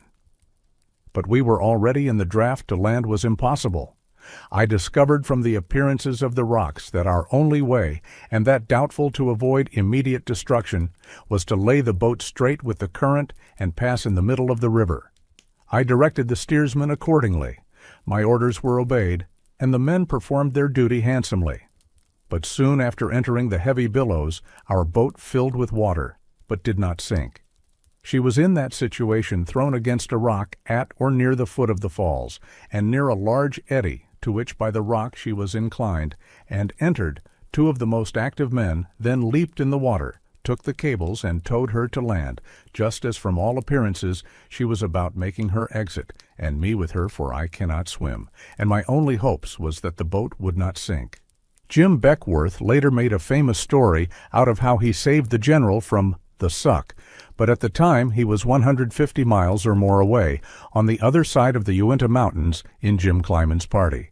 Ashley was happy on May 16th to see the mountains withdraw from the river. He had reached the Uinta Basin. That night he encamped at the mouth of the affluent since called Ashley's Fork, and that night the general made contact with another salient of the advancing fur frontier, 2 members of Provost and Leclerc's party. From these trappers, Ashley learned that the country for a great distance below was entirely destitute of game. These men, with 20 or 30 others, crossed the country from 2 ways, 4 of whom descended the river in a canoe, but finding it so very dangerous and destitute of game, returned. They gave a lamentable account of their voyage. They had to live on the skins of beaver which they had caught in this neighborhood. They also inform me that the Indians generally in this country are hostile disposed, and have killed and robed 15 or 20 men who were from the neighborhood of St. Louis. The general caught most of the goods his boat still carried before continuing down the river. On May 21st, he reached the mouth of the Duchesne, and 2 miles below, where the White River flows in from the east, came on the wintering place of Mess, Provo, etc. There he found a paper directing Provost's hunters who were in the mountains trapping to descend the river 6 miles, where they would find Mr. Leclerc with articles for them. Ashley acted on the hint, only to find that Leclerc had left his camp in pursuit of game. There was none in this neighborhood. Having reason to believe that Provost's men would not return for 6 or 8 days, Ashley cached the rest of his cargo and sent 3 of his men to procure a game for their return. With the remaining 3, Ashley embarked in 2 dugouts, his object being to find Indians from whom he could buy horses, and at the same time ascertain the true situation of the country described as so very mountainous and barren. Unfavorable as was the account of the country below, he had to enter it without provisions. This day and the next, Ashley paddled down the Green, a distance by his estimate of 24 miles, finding the country a barren heap of rocky mountains. Except for a goose, he and his men were able to kill nothing. But they did find a fresh Indian trail, with indications that the Indians had camped and hunted in this neighborhood for some days. On May 24th, Ashley followed the Indian trail far enough to determine that the red men were ascending the river. So he directed the men to return by water, while he himself vainly attempted to follow the Indians. This was a hungry day for all, and they had another on May 25th, Ashley, meanwhile, having rejoined his men. On the 26th, a novelty, the first Indian Ashley had seen since January. The red man met him. With great familiarity and ease, as much as if he had been accustomed to being with white men all his calling aloud American. I answered. In the affirmative, he then advanced and extended his hand, and by signs asked many questions, to wit, how many men were with me, where they were, and my object of our pursuit in this country, all of which I gave him to understand by signs, after passing about an hour with me, during which time I made inquiries relative to the country westwardly, his knowledge of any white men in the country, etc., etc.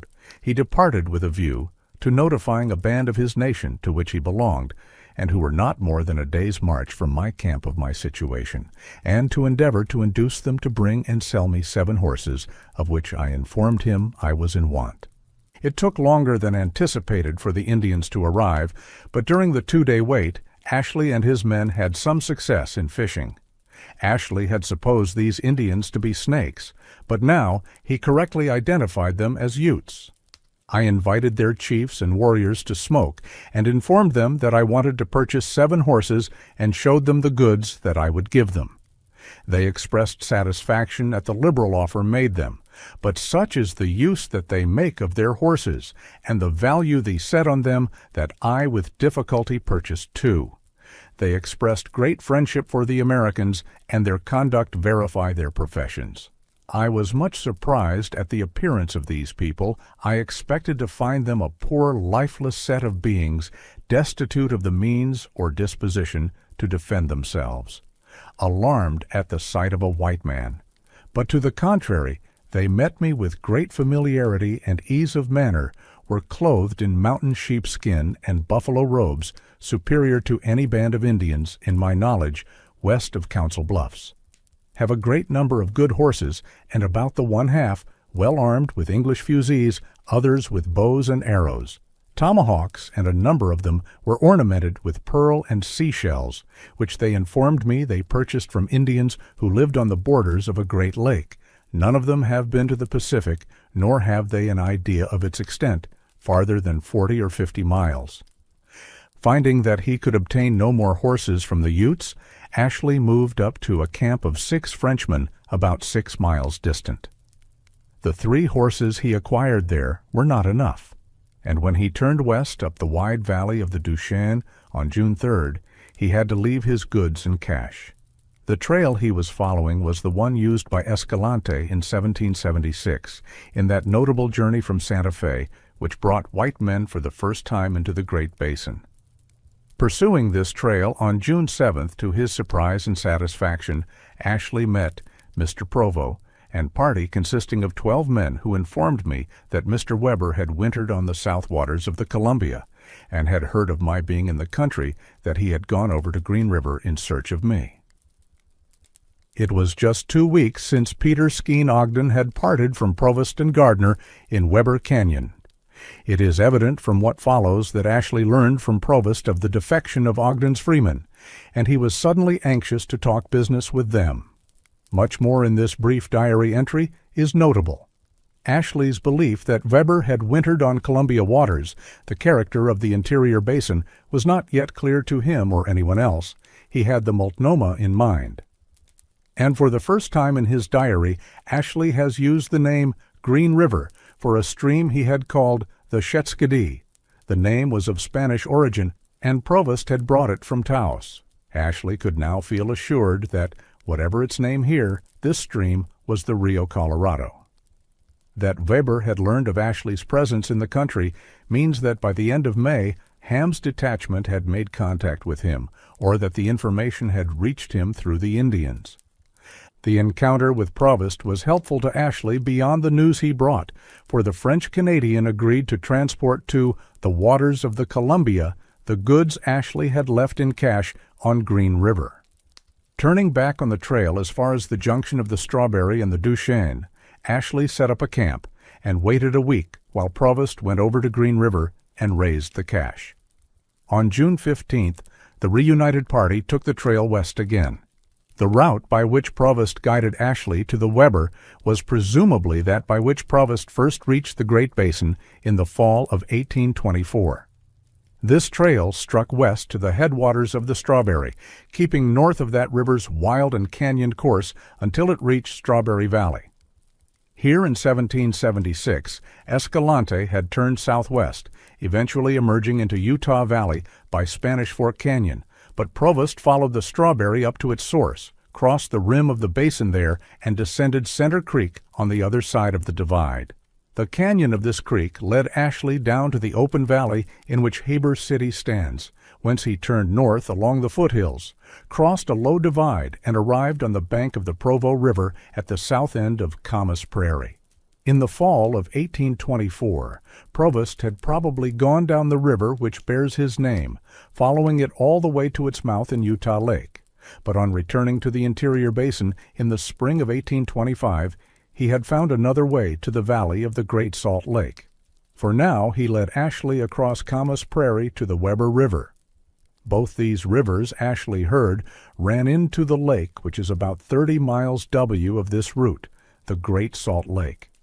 He had descended the Weber, Lake River, Ashley called it, only as far as Echo Canyon when he learned that Johnson Gardner, and party of whom we are now in search, had gone east up a small stream passed earlier in the day. Turning about, Ashley followed Gardner's trail up Chalk Creek Canyon to reach the Bear River, a little south of where the Mormon Trail later crossed it. He then moved on across the Bear River Divide, substantially by the Mormon Trail of later years. These details of Ashley's itinerary are the more interesting to us, because it is a virtual certainty Jedediah Smith had taken the same trail east a couple of weeks before, traveling with Gardner and Weber. Unfortunately, Ashley's diary ends June 27th, 1825, when he had reached a point on the Big Muddy a little west of modern Carter, Wyoming. He was then on an airline about 60 miles northwest of his caches on Henry's Fork, which he probably reached the last day of June. All he has to say on this score is that by the 1st of July, all the men in his employ or with whom he had any concern in the country, together with 29 who had recently withdrawn from the Hudson Bay Company, making in all 120 men, were assembled in 2 camps near each other, about 20 miles from the appointed place of rendezvous. Jim Beckworth adds that while waiting for the general's arrival, the men had occupied themselves with hunting, fishing, target shooting, foot racing, gymnastic, and sundry other exercises. In small parties, the Ashley men had been scattered over the territory west of the mountains, from perhaps the 38th to the 44th degree of latitude, sustaining no injury by Indian depredations except the 17 horses stolen by the Crows, and 1 man in Kleiman's party killed on LaBarge Creek by Arapahoes or their cousins, the Gros Ventres of the prairies. One can picture the pleasure with which Jedediah wrung Jim Kleiman's hand after a year of believing him dead. The reunion with Fitzpatrick must have been as warm, and the sight of others, to us mere names, evoked for Jedediah all the experiences of 3 eventful years. In the next decade, rendezvous became synonymous with Saturnalia, but this first gathering of the mountain men was almost decorous. Exact memoranda exist of the goods Ashley deposited in his caches. He had in quantity sugar, coffee, tobacco, lead, powder, knives, bar iron, and Indian trinkets. But no rum. The demand existed, and he would send up rum this very fall, but the institutions of mountain life were only now being worked out. The logic of rendezvous was just dawning on Ashley and the mountain men. Summer furs had dubious value, and in summer beaver appeared to lose the lodging habit, scattering about the country to eat grass. In July and August it was scarcely worthwhile to put a trap in the water, and it would suit the trappers to assemble at some predetermined point to supply themselves for the next year's hunt. Under the compulsion of circumstance, Ashley had come to the mountains in winter, and a very hard journey he had had. Travel for a supply caravan was easiest in the season during which it was most convenient for the mountain men to rendezvous. Over the course of the next few years, that would fix the pattern of mountain trade. This summer of 1825, however, all was improvisation. Ashley had not foreseen that his men and the free trappers might become so attached to this mountain desert country as to be content to remain forever. If he was their only contact with civilization and its comforts, his supply job became that much more complex and remunerative. It had not been possible to foresee the desertion of the Hudson's Bay Company freemen, most of whom had Indian wives and families with varied wants. Ashley talked to old Pierre, and the notes he made in his journal about goods to be sent to the mountains are illuminating. They include sewing silk and very small needles, assorted ribbons, combs, earrings, soap, and sleigh bells, this fofferaw, as the mountain men called it, fully as important as kettles, ammunition, trap springs, gun locks, rum, flour, sugar, and coffee. Other notations are interesting among Ashley's accounts at rendezvous. At $3 a pound, he buys 202 pounds of beaver from Caleb Greenwood, 189 pounds from Isaac Galbraith, 107 pounds from William Bell, 156 pounds from Robert Nutt, and so on. Robert Nutt, Stephen Terry, and Thomas Eddy get only $2 a pound for their beaver. Is it in bad condition, or have they been with Jedediah Smith on a wage basis? The Hudson's Bay Company deserters are handing over their beaver too. 36 pounds from this man, 41 from that, 136 pounds from Thierry Godden as the largest single transaction. And meanwhile, Ashley is selling them goods, knives at $2.50 apiece, coffee and sugar at $1.50 a pound, blue cloth at $6 a yard, moccasin awls at $2 a dozen. Jedediah Smith hands in beaver by the bale. One can distinguish at least 12 packs with which Ashley credits him. Ashley's accounts indicate that altogether he picked up 8,829 pounds of beaver, worth in St. Louis from $45,000 to $50,000. But the furs had to be brought down to St. Louis. Ashley set out for home July 2nd. He would try to take his furs down by water via the Bighorn, the Yellowstone, and the Missouri. This year, that was likely to be the safest route, for a military expedition was to have ascended the Missouri this summer to negotiate treaties with the Indians. If Ashley were fortunate in his timing, he could look for an impressive escort home. There was this additional consideration. He was short of both men and horses. If he went down by way of the Bighorn, 50 men would be enough to see his furs to a point of embarkation, and he could send half of that force back to the fur country with all the horses, some of which were borrowed. All that had happened during the winter vitally concerned Jedediah Smith. Ashley had to have a partner, if not Andrew Henry, someone of equal energy, intelligence, business sense, integrity, and guts. Necessity had brought Ashley to the mountains this year, but his whole life was oriented to the Missouri community. Someone else would have to take on the field captain's job. We do not know when the general put the proposition to his scarred young partisan, but it is almost certain that they came to an agreement at the rendezvous. Somebody had to bring back to the mountains this fall the goods ordered by the free trappers, and this necessity brought Jedediah down to St. Louis with Ashley. That homeward journey we shall not follow in detail, though it was not lacking in excitement. Ashley sufficiently described to General Atkinson their passage to the Bighorn. I had 45 packs of beaver cached a few miles east of our direct route. I took with me 20 men, passed by the place, raised the cache, and proceeded in a direction to join the other party. But previous to joining them, I was twice attacked by Indians. First by a party of Blackfeet, about 60 in number. They made their appearance at the break of day, yelling in the most hideous manner, and using every means in their power to alarm our horses, which they so effectually did that the horses, although closely hobbled, broke by the guard and ran off. A part of the Indians being mounted, they succeeded in getting all the horses except 2, and wounded 1 man. An attempt was also made to take our camp, but in that they failed. The following night I sent an express to secure horses from the party of our men who had taken a direct route. In 2 days thereafter I received the desired aid, and again proceeded on my way, made about 10 miles, and encamped upon an eligible situation that night. About 12 o'clock we were again attacked by a war party of Crow Indians, which resulted in the loss of one of the Indians killed and another shot through the body, without any injury to us. The next day I joined my other party and proceeded directly to my place of embarkation just below the Bighorn Mountain, where I arrived on the 7th day of August. Luck was running Ashley's way, for the U.S. forces had arrived at the mouth of the Yellowstone August 17th, just 2 days before Ashley, with his heavily laden bullboats, reached that point. Ashley's 100 packs of beaver were stowed aboard the government boats, and the rest of the way there was just one anxious moment.